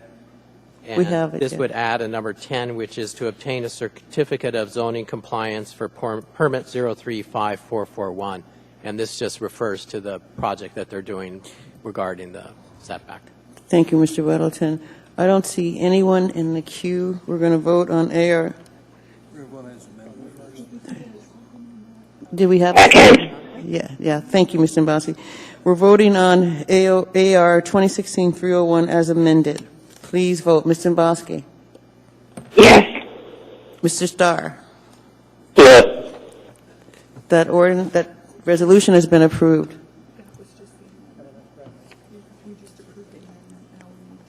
I thought we approved the amendment. Oops. Okay. Sorry about that. I made a mistake. Okay. So anyway, that was the vote on the amendment. And we have the main motion before us as amended. AR 2016-301, marijuana license and special land use permit for a marijuana retail store establishment with license number M10126, doing business as Herbal Cash. Please vote. Mr. Mbosky? Yes. Mr. Starr? Yes. That resolution now passes.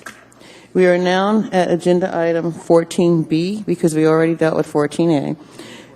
As a matter of fact, we're going to, Mr. Trainer, you're going to make a motion to change the order of the day. Thank you, Madam Chair. Move to change the order of the day. Take up item 14K first. Thank you, Mr. Trainer. Can I have a second? Any objection? Seeing and hearing none, we're at item 14K, AO 2016-137, authorizing a 3-year lease between the municipality of Anchorage tenant and Bayview Properties, LLC leaser for premises located at 619 East Ship Creek Avenue. Public hearing is now open. Anyone wish to be heard? Anyone at all? Hearing and seeing none, public hearing is now closed. What is the wish of the body? Move to approve, Madam Chair. May I have a second, please? Thank you, Mr. Peterson. There is no one in the queue. Okay, thank you. Ready? Thank you. Please vote. Mr. Starr? Yes. Mr. Mbosky? No. Thank you. That item is approved. We are now back to agenda item number 14B, AR 2016-288, a resolution appropriating $655,628 for Anchorage Transportation Service for senior citizens. Public hearing is now open. Anyone wish to be heard? Anyone at all? Hearing and seeing none, public hearing is now closed. What is the wish of the body? What is the wish of the body? Thank you. Thank you. No one in the queue. I'm sorry.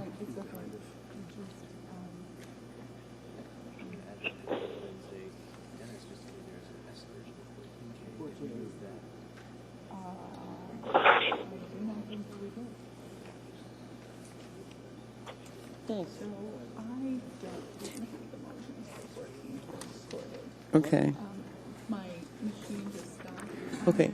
Although we voted on 14K, there was a little bit of an issue with the machines. In addition to that, the substitute version was not moved. So what I'm going to basically do is ask the mover, the first and second, if the intent was to move the substitute version. Yes, ma'am. Thank you. Okay. And did Ms. Dombrowski vote no on that? Yes, she did. 14K. Right. Okay. Thank you, Madam Clerk. We are now back. You're welcome. Record the votes from the last time. Thank you. We are now at agenda item 14, back at agenda item 14B. AR 2016-288, appropriating $655,628 for Anchorage Transportation Service for senior citizens. Anyone wish to be heard? Anyone at all? Hearing and seeing none. Public hearing is now closed. What is the wish of the body? Move to approve. Second. Thank you. There is no one in the queue. Please vote. Mr. Mbosky? Mr. Starr? Yes. Thank you.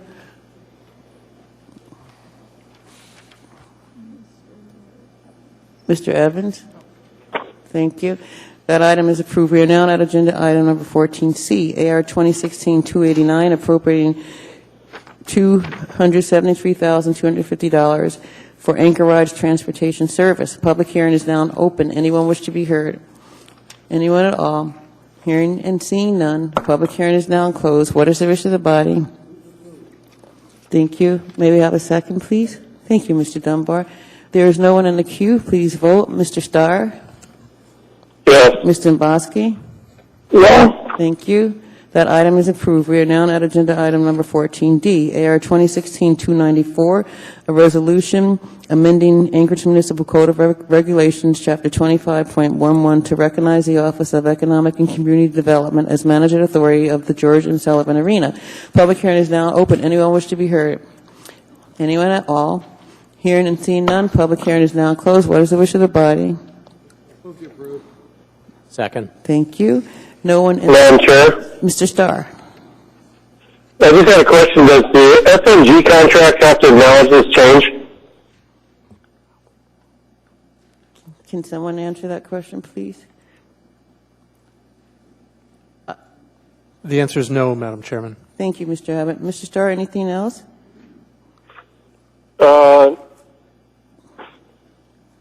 Nope. Thank you, Mr. Starr. There's no one else in the queue. Please vote. Mr. Starr.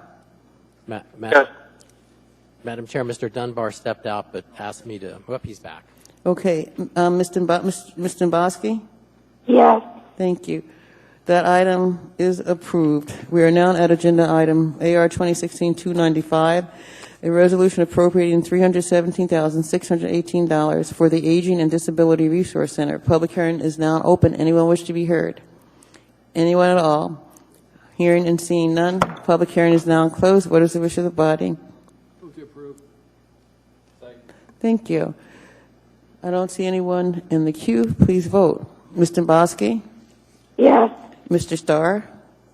Yes. Thank you. There's two of us who haven't voted. I'm sorry. Okay. That item was approved. We are now at agenda item number 14F, AR 2016-296, appropriating $3,278,300 for the provision of public health nursing services. Public hearing is now open. Anyone wish to be heard? Anyone at all? Hearing and seeing none, public hearing is now closed. What is the wish of the body? Move to approve. Thank you. There's no one in the queue. Please vote. Mr. Starr? Yes. Ms. Dombrowski? Yes. Thank you. That item is approved. We are now at agenda item number 14G, AR 2016-297, a resolution appropriating $1,576,526 for child care licensing program. Public hearing is now open. Anyone wish to be heard? Anyone at all? Hearing and seeing none, public hearing is now closed. What is the wish of the body? Move to approve. Second. Thank you. No one in the queue. Please vote. Mr. Starr? Yes. Ms. Dombrowski? Yes. Thank you. That item is approved. We are now on agenda item number 14H, AR 2016-298, a resolution appropriating $334,690 for the Domestic Violence and Sexual Assault Intervention Program for fiscal year 2014-2015. Public hearing is now open. Anyone wish to be heard? Anyone at all? Hearing and seeing none, public hearing is now closed. What is the wish of the body? Move to approve. Second. No one in the queue, please vote. Mr. Starr? Yes. Ms. Dombrowski? Yes.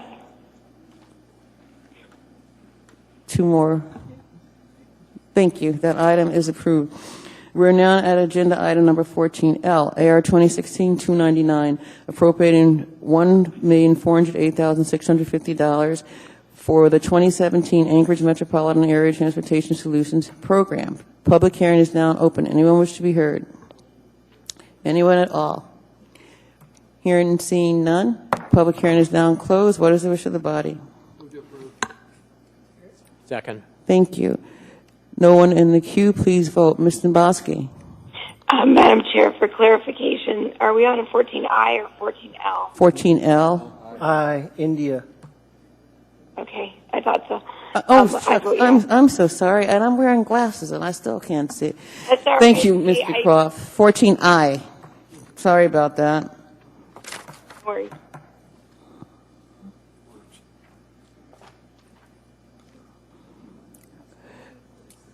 Ms. Dombrowski? What's your vote? Do you want me to read it?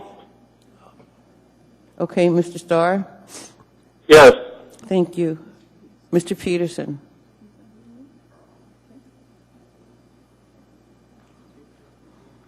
Okay. All right, that item was approved. We are now at agenda item 14J, AR 2016-300, appropriating an amount not to exceed $500,000 of Chugach Birchwood Eagle River Rural Road Service Area fund balance to the SERPSA operating fund. Public hearing is now open. Anyone wish to be heard? Anyone at all? Hearing and seeing none, I'm sorry, public hearing is now closed. What is the wish of the body? Move to approve, Madam. Move to approve. Thank you. We need a second? Well, Mr. Starr just seconded, I thought. Okay, no one in the queue, please vote. Mr. Starr? Yes. Ms. Dombrowski? Yes. That item is approved. We already dealt with 14K, so we are now at 14L.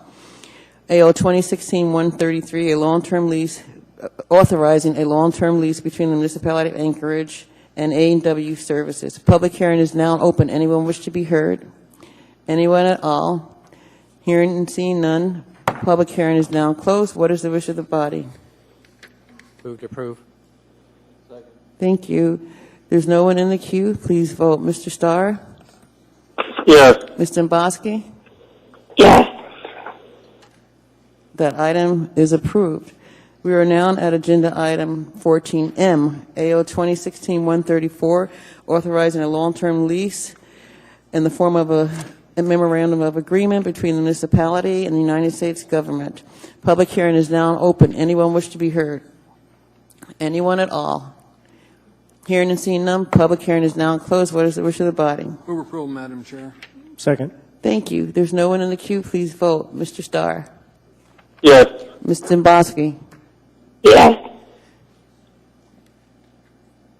Thank you. That item is approved. We are now at agenda item number 14N, AO 2016-135, an ordinance amending Anchorage Municipal Code 26.80.60 and enacting Anchorage Municipal Code Section 26.80065 to add closure and post-closure care restricted cash and investment account for the Anchorage Regional Landfill. Public hearing is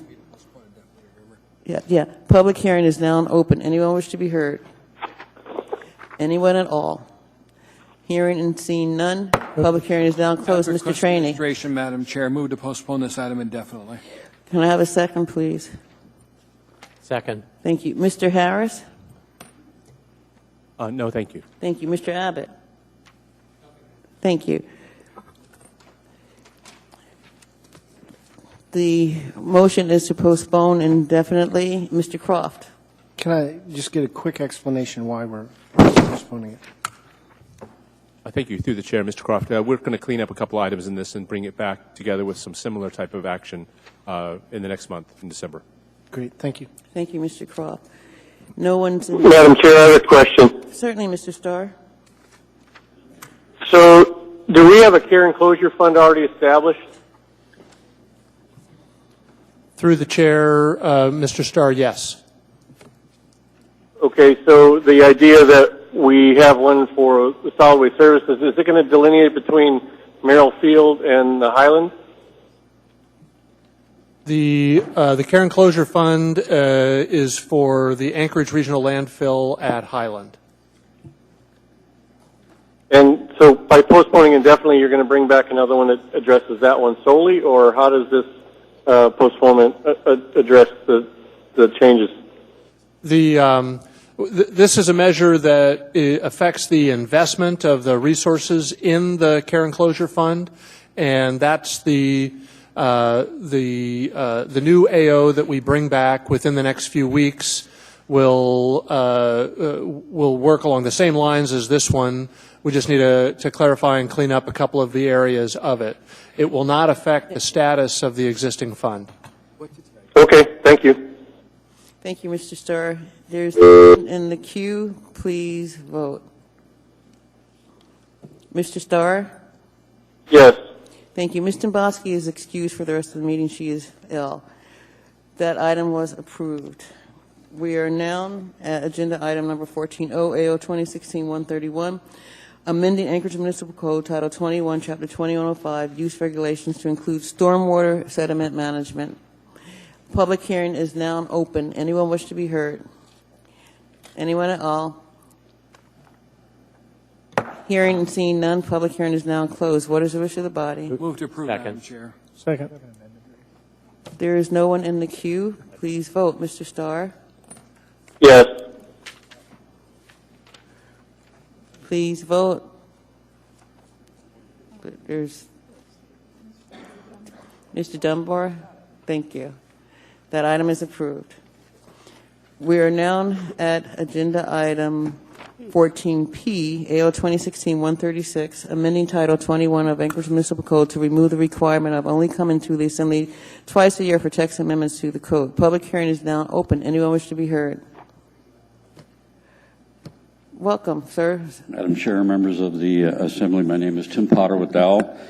I'm here to endorse approval of the item 136 as being able to move forward and address issues that come up in the code following the writing of the new Title 21 is imperative to both the city and the general community to be able to address issues that were not caught, tested, and have unintended consequences. Any questions? Doesn't look like it, but thank you for being here. Thank you. I have a question, Madam Chair. Oh, Mr. Starr. Mr. Potter, specifically, do you think we've addressed the issue between sort of technical changes to the code and things that are a little bit more involved and require more extensive public hearing or planning and zoning intervention? Well, what's really interesting is that I think on a very regular basis, as much as maybe once or twice every week or two, we're finding small glitches in the code that are not clear and need quick clarification. And they are not big items, but they offer the opportunity for extensive delays if they cannot be addressed quickly. Yeah, I get that part. How about the question about the minor technical changes or even things that are perhaps direct to the Assembly? Do we need more work to do in that aspect? Yes. Thank you. Thank you, Mr. Starr. Thank you. Anyone else wish to be heard?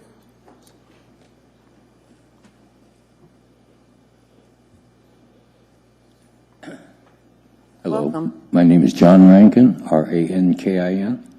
I'm a residential designer of 35 years experience. I've designed hundreds of homes in Alaska and 5 other states. Quite often they're high-end. I urge the Assembly to follow what is illustrated here, that we can roll back some of the unintended consequences of Title 21, especially the percentage of windows. Sometimes you'll have structural reasons that you can actually make things work, perhaps if you're willing to spend enough time. I mean, so much money on making it work, like sheer aspect ratios, where you can't put as big of windows in them, or in some cases, on small, narrow lots, there's no way you can get 15% on it. And on the smaller ones, it's even reduced to 7%. But I urge the Assembly to pass this because it's really important. And as far as the garages goes, we live in Alaska, and it's not asking too much to be able to allow people to, in some cases, add on to their garage space so they can enjoy their lifestyle up here. So that's pretty much it. Thank you. Thank you. Anyone else wish to be heard? Good evening. Welcome. Good evening, members of the Assembly. My name is Ron Thompson, and I just wanted to say a couple different things. Although there's some real tough issues with regard to permitting, this is one of those areas that's been a very good collaboration with staff.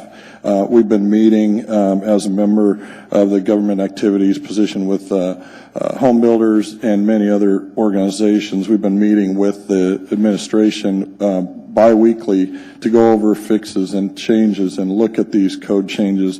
In this case, these are all code changes that we've been discussing for upwards of 6 months. So I know that before we came to you with a quick assembly of real quick fixes, and we said we'd follow the process in the future with going through P&Z and all of those processes. In this case, this went through that whole entire process. We still have more issues that we're on the table with, working with staff each and every meeting every couple weeks. But for all the things that are going on, this is one of those good collaborative efforts that staff is coming around and working with the industry, as well as making things work for not only the industry, but for the citizens of Anchorage to be able to build some houses that we make sure are affordable, as well as meeting the intentions of the code. And so these are code clarifications that should easily help the industry out, and we appreciate your involvement and adoption of these changes. Thank you. Thanks. Anyone else wish to be heard? Anyone at all? Hearing and seeing none. Public hearing is now closed. What is the wish of the body? Move approval. Second. Madam Chair. Thank you. Mr. Weddleton. Thank you. I'd like to propose 2 small amendments. I believe they were passed out. One simply changes, deletes the phrase "a ratio of 2 to 1" and says more than 200%. And the other deletes a sentence that says windows in a garage door do not count towards the minimum area in this section. Both of these are simply edits. The more than 2% matches the phrasing in the rest of Title 21, and that deleted sentence is just incorrect. It goes against the change we just made. Thank you, Mr. Weddleton. We need a second. Second. I don't see anyone in the queue. We're voting on Mr. Weddleton's proposed amendment. Please vote. Mr. Starr? Yes.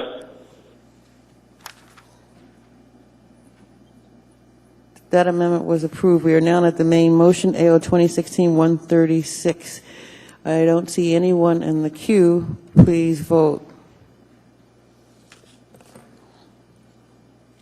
Mr. Starr? Yes. Mr. Peterson? Thank you. That item was approved. We are now at Agenda Item 14QAR 2016-311, marijuana license and special land use permit for a marijuana retail store establishment with license number M10306, doing business as Dancourage. Public hearing is now open. Anyone wish to be heard?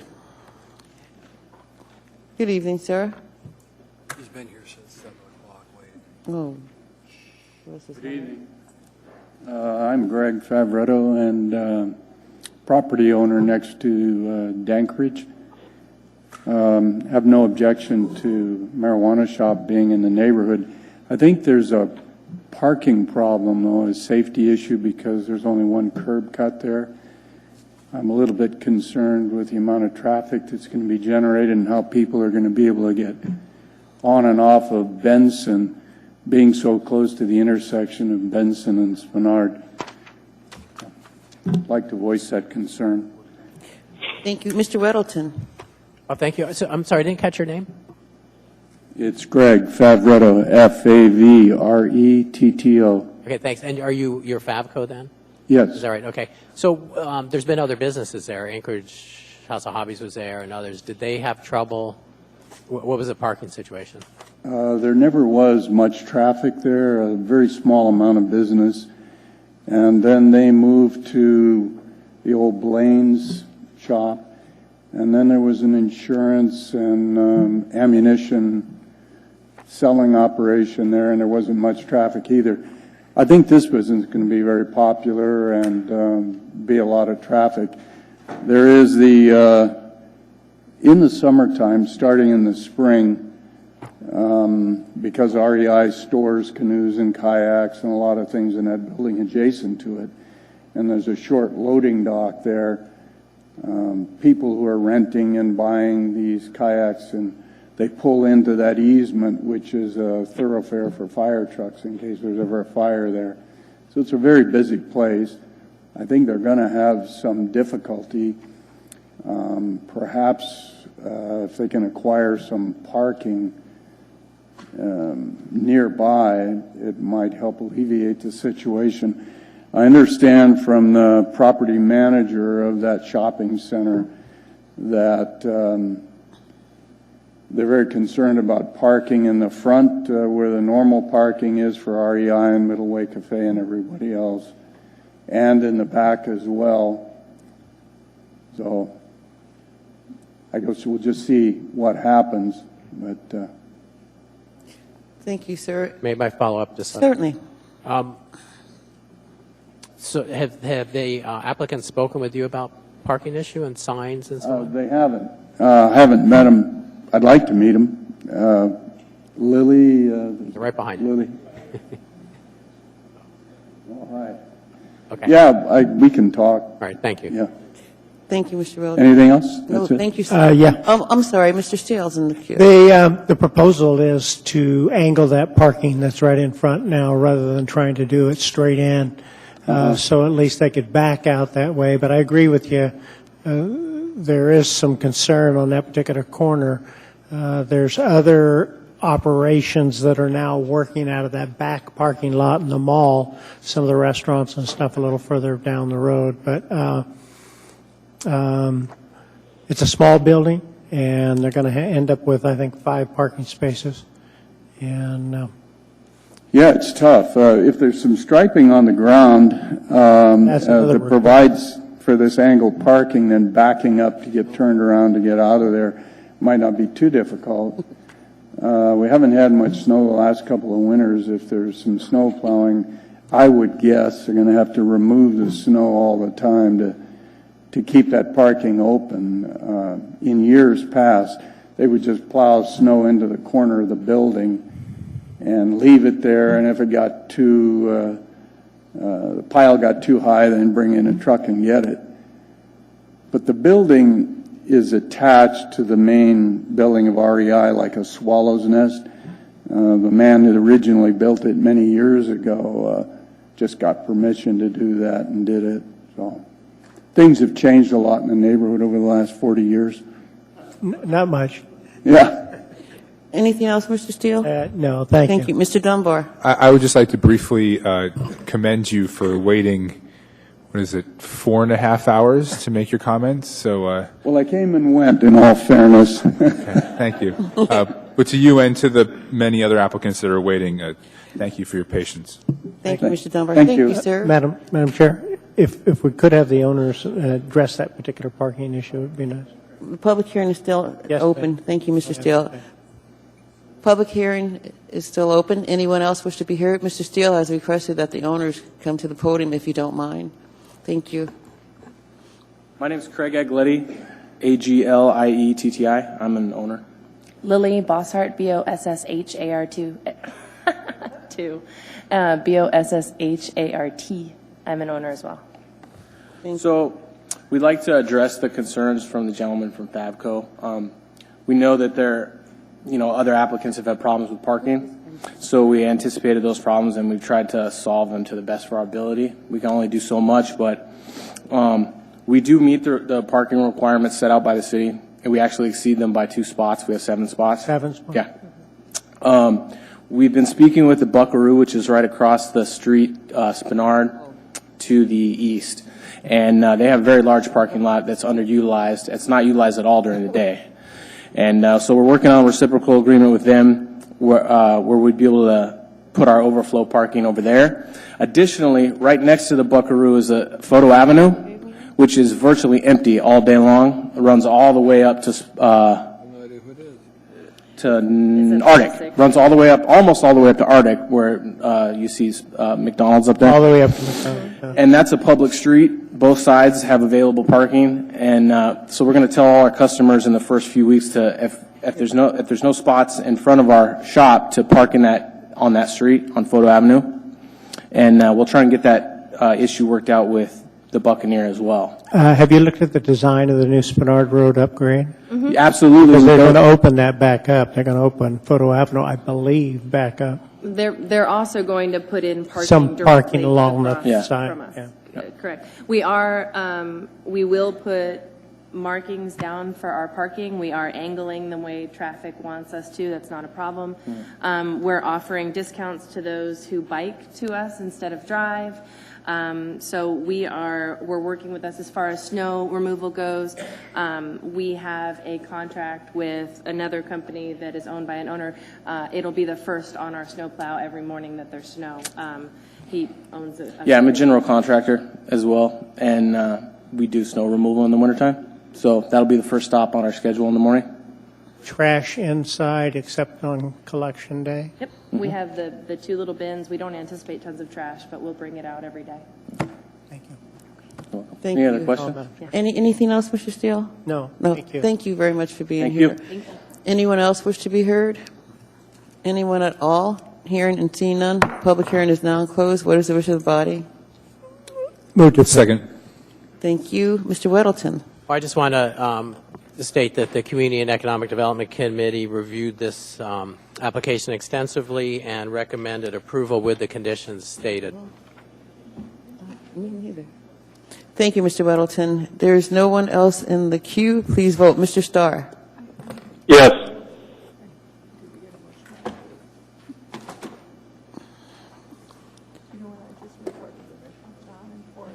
There's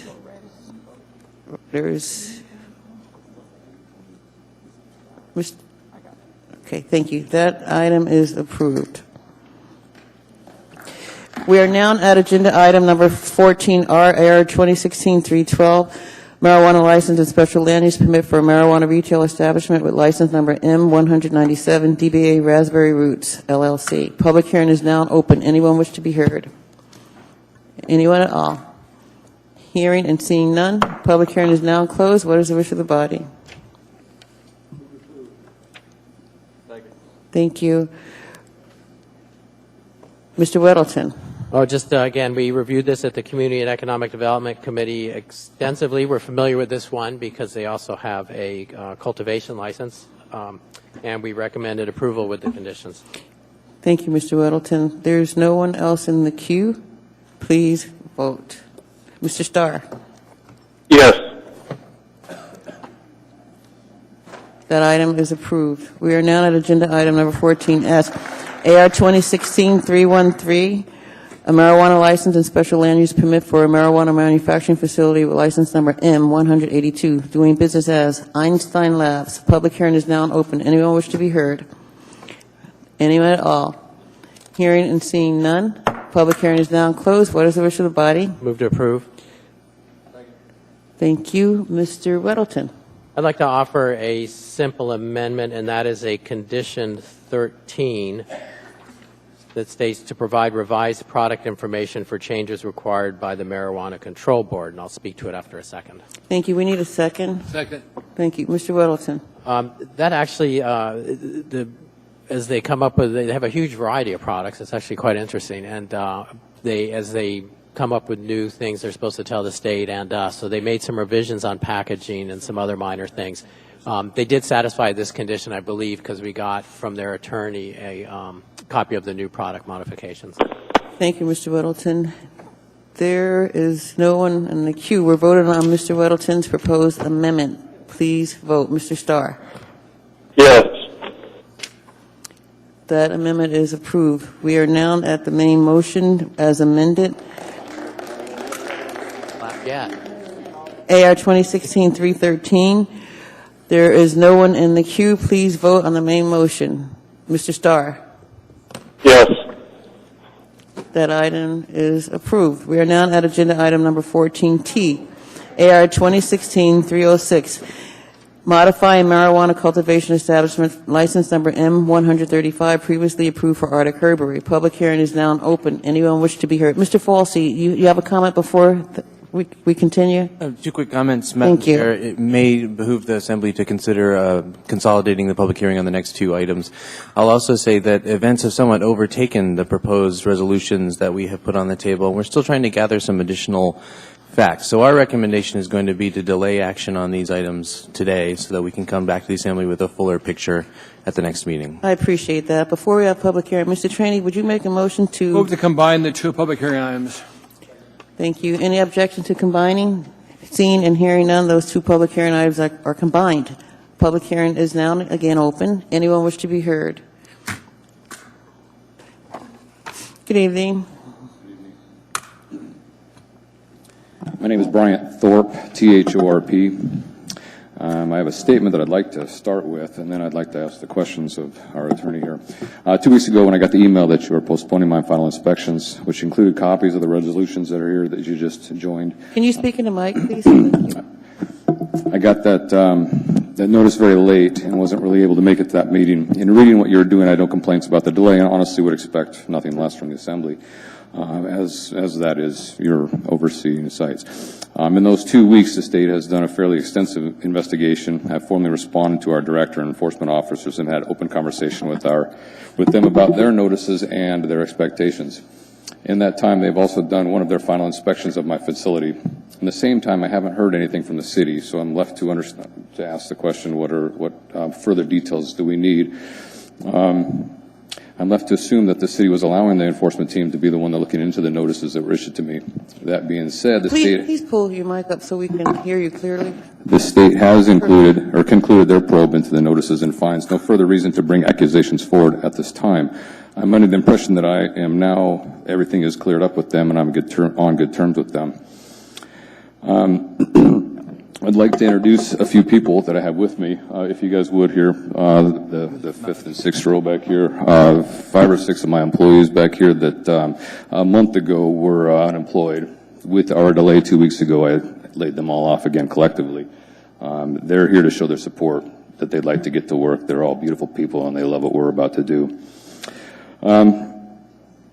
I believe at this point a continuing delay would be more punitive than corrective in nature, and I'm not sure that that's what we're trying to get here. But once I realized at that time what the city was trying, or what the city looked at the news article that ran, once it became obvious what the city interpreted to be, I shut the doors to the place completely, immediately closed the place down.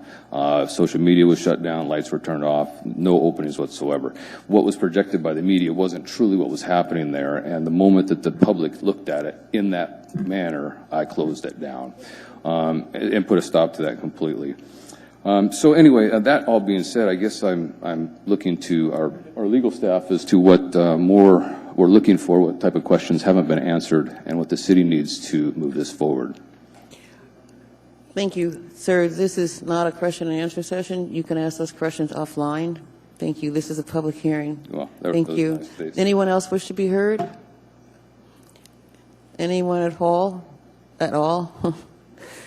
Mr. Steele, you had a question? Yeah, I did of legal staff in terms of what are we looking for? Well, Mr. Steele, let me continue with the public hearing and then close it, and then during debate you can ask your question. Thank you, Mr. Steele. Anyone else wish to be heard? Anyone at all? Hearing and seeing none? Public hearing is now closed. What is the wish of the body? Mr. Steele, can you make a motion first, please? Thank you, Madam You're welcome. Chair. I move to approve. Thank you. May we have a second, please? Second. I'm going to make a motion to postpone this to the next. Gotcha. Mr. Steele. Thank you, Madam Chair. I was just trying to clarify what the what legal staff needed in order to make recommendations.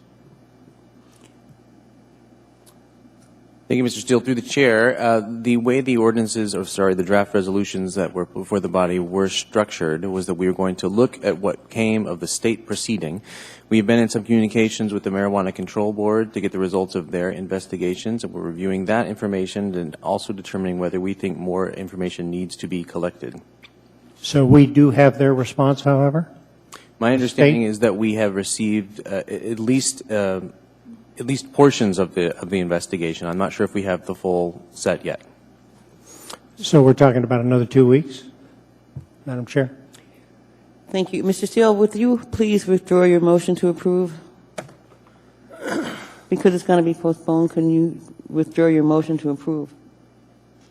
If I don't have to vote on it? The plan is according to, well, not the plan. Madam Chair, make a motion. Motion on the floor. Okay, thank you. Madam Chair, Mr. Starr. I'll make a motion to delay assembly action until December 20th. Second. Thank you. I believe, Madam Chair, what I need is to have our Community and Economic Development Committee review some of this. And I'm not trying to be punitive, as Mr. Steele used that word. I think it's cautious is perhaps the better word for the Assembly's role in deciding the link between the municipality and the state when it comes to enforcement and appropriate laws. This is probably the first time we've waded into something that has a little bit of a controversy in it, and I think we need to have a note of caution. So the idea that we can do all of that, have a committee meeting, have Thanksgiving holiday, and then come back with action item in front of the Assembly, I think is asking too much for the next meeting. That's why I believe December 20th is appropriate. Thank you, Mr. Starr. Mr. Traney? Madam Chairman, I'll withdraw my motion. Thank you, Mr. Steele. Mr. Dunbar?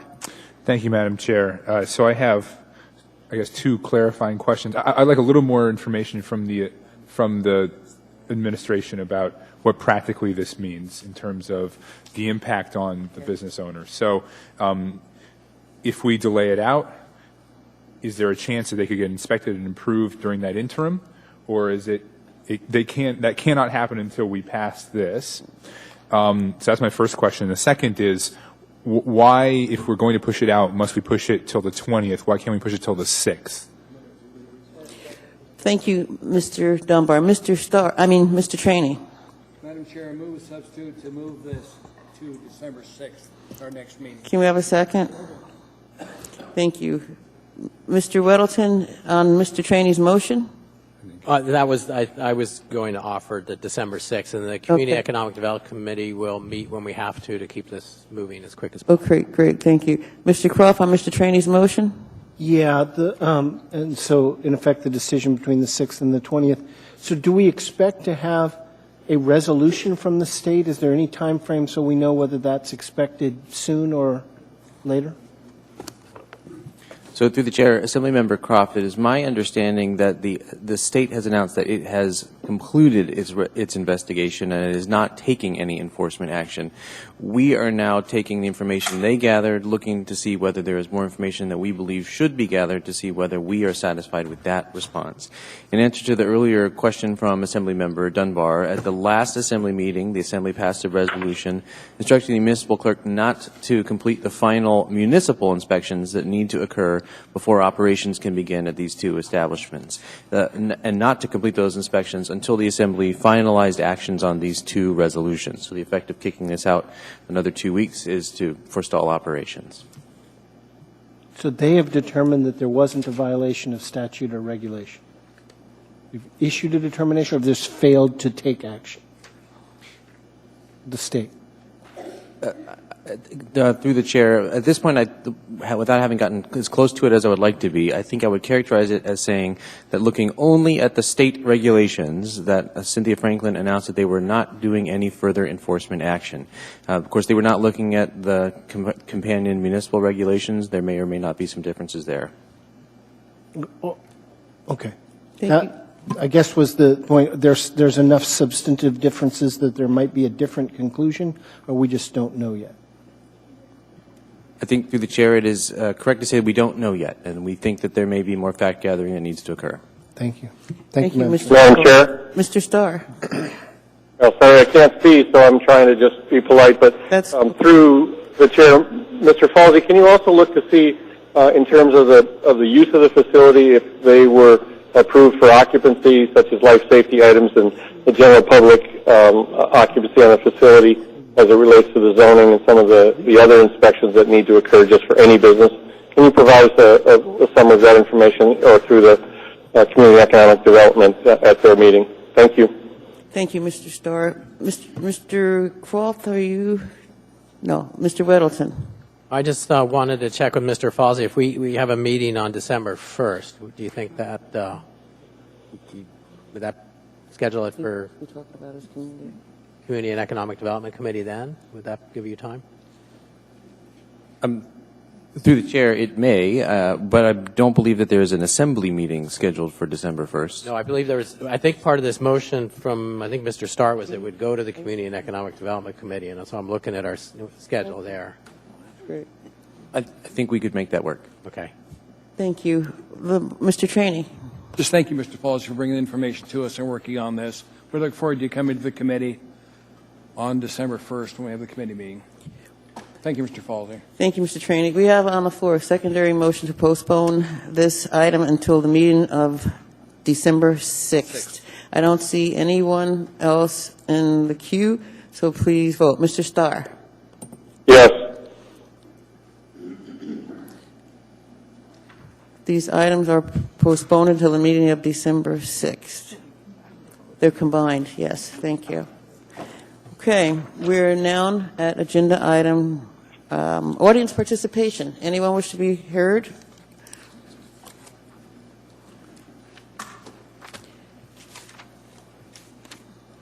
Yes, my name is Brian Thorpe, T-H-O-R-P.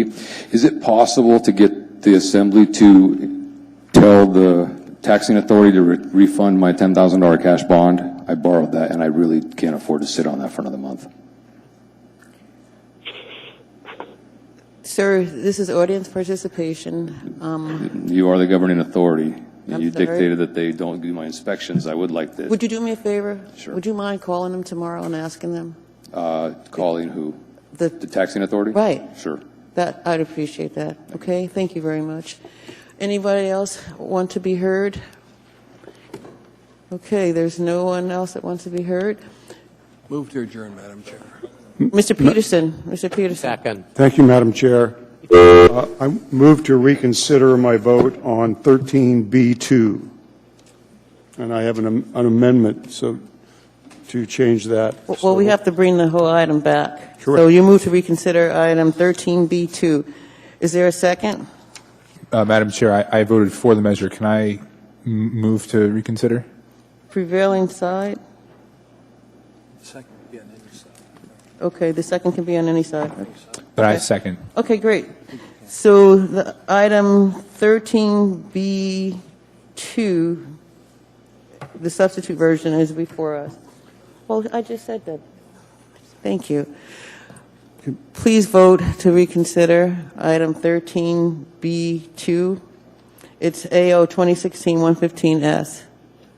Mr. Starr? Why do you want to reconsider? I'm sorry? Madam Chair. Mr. Trainee? Before I vote to reconsider it, what do you want to reconsider? Thank you, Mr. Trainee. Thank you, Madam Chair. Mr. Trainee, I want to consider, I want to change the language for the fine. Instead of being $100 a day, I want to make it $100 a week. I think it's more palatable. Thank you, Mr. Peterson. The motion before us is to reconsider item 13B2, AO 2016-115S. Are you urging a yes vote, Mr. Peterson? I'm urging a yes vote. Thank you. Mr. Starr? Anyway, that item is reconsidered. We have on the floor before us AO 2016-115S. Mr. Peterson, you need to make a motion first. I move amendment number 1. Well, you need to move to approve because it's back before us. Move to approve. Thank you, Second. Mr. Peterson. Thank you, Mr. Dunbar. Mr. Peterson. I move amendment number 1. You need a second? Second. Can you talk about what the amendment is first, Mr. Peterson, so that the public Madam knows? Chair. We are just going to change the language in the section where it talks about the fine, and instead of being $100 each day, the fine will be $100 each week. Thank you. And you did have a second, correct? Yes. Yes, Mr. Dunbar. Mr. Dunbar, on the motion. Thank you, Madam Chair. I urge approval of the amendment and then approval of the underlying measure. I voted for the underlying measure. I originally opposed reducing the fine from $100 a day. Unfortunately, the overall measure failed, and I think this is a good compromise. But I do, and so $100 a week I think is fair, and I urge approval of the amendment. Thank you, Madam Chair. Thank you, Mr. Dunbar. We have a little situation here because this ordinance was bifurcated. And Madam Clerk, would you like to explain the situation to us? Thank you. Since this item was bifurcated, you voted in favor of what I called Part 1 of Mr. Weddleton's amendment, and it is correct that you voted no on Part 2 of Mr. Weddleton's amendment, and that is what Mr. Peterson is bringing back before us. No. I might suggest that if Madam Clerk, he is not bringing back that second part. He's bringing back a separate kind of amendment. So the first one reduced it to just $100 flat. This is now $100 a week. If I can intervene, okay, we reconsidered the entire ordinance. Right. Right, which included what was bifurcated. Right. Right. Yes. Would you like to continue, Madam Clerk? I'm sorry, Madam Clerk. Thank you. It's okay, Mr. Dunbar. My concern is if you have the entire ordinance back before you, you need to vote on the Part 1 regarding the font size again, if you're going to vote on this. And so that's one option. And what I'd like to do is ask for a legal opinion on this. I think so long as the Assembly makes its intent clear, it will be fine. My sense is that by moving to reconsider, you are moving to reconsider the ordinance as it was amended and then failed. So what is back before the body prior to Mr. Peterson's new amendment is the ordinance with the paper size already changed, the first half of the divided amendment from Mr. Weddleton. Excellent. Thank you. Thank you. So now there is nobody else in the queue right now, and we're voting on Mr. Peterson's proposed amendment. Please vote. Mr. Starr? Okay, that amendment is approved. Now we have before us the main motion, 2016-115S as amended. There is no one in the queue. Please vote.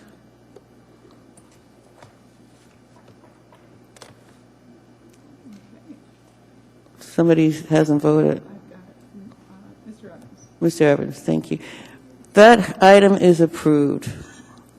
Can I have a motion to adjourn, please? Move to adjourn, Madam Thank you. Chair.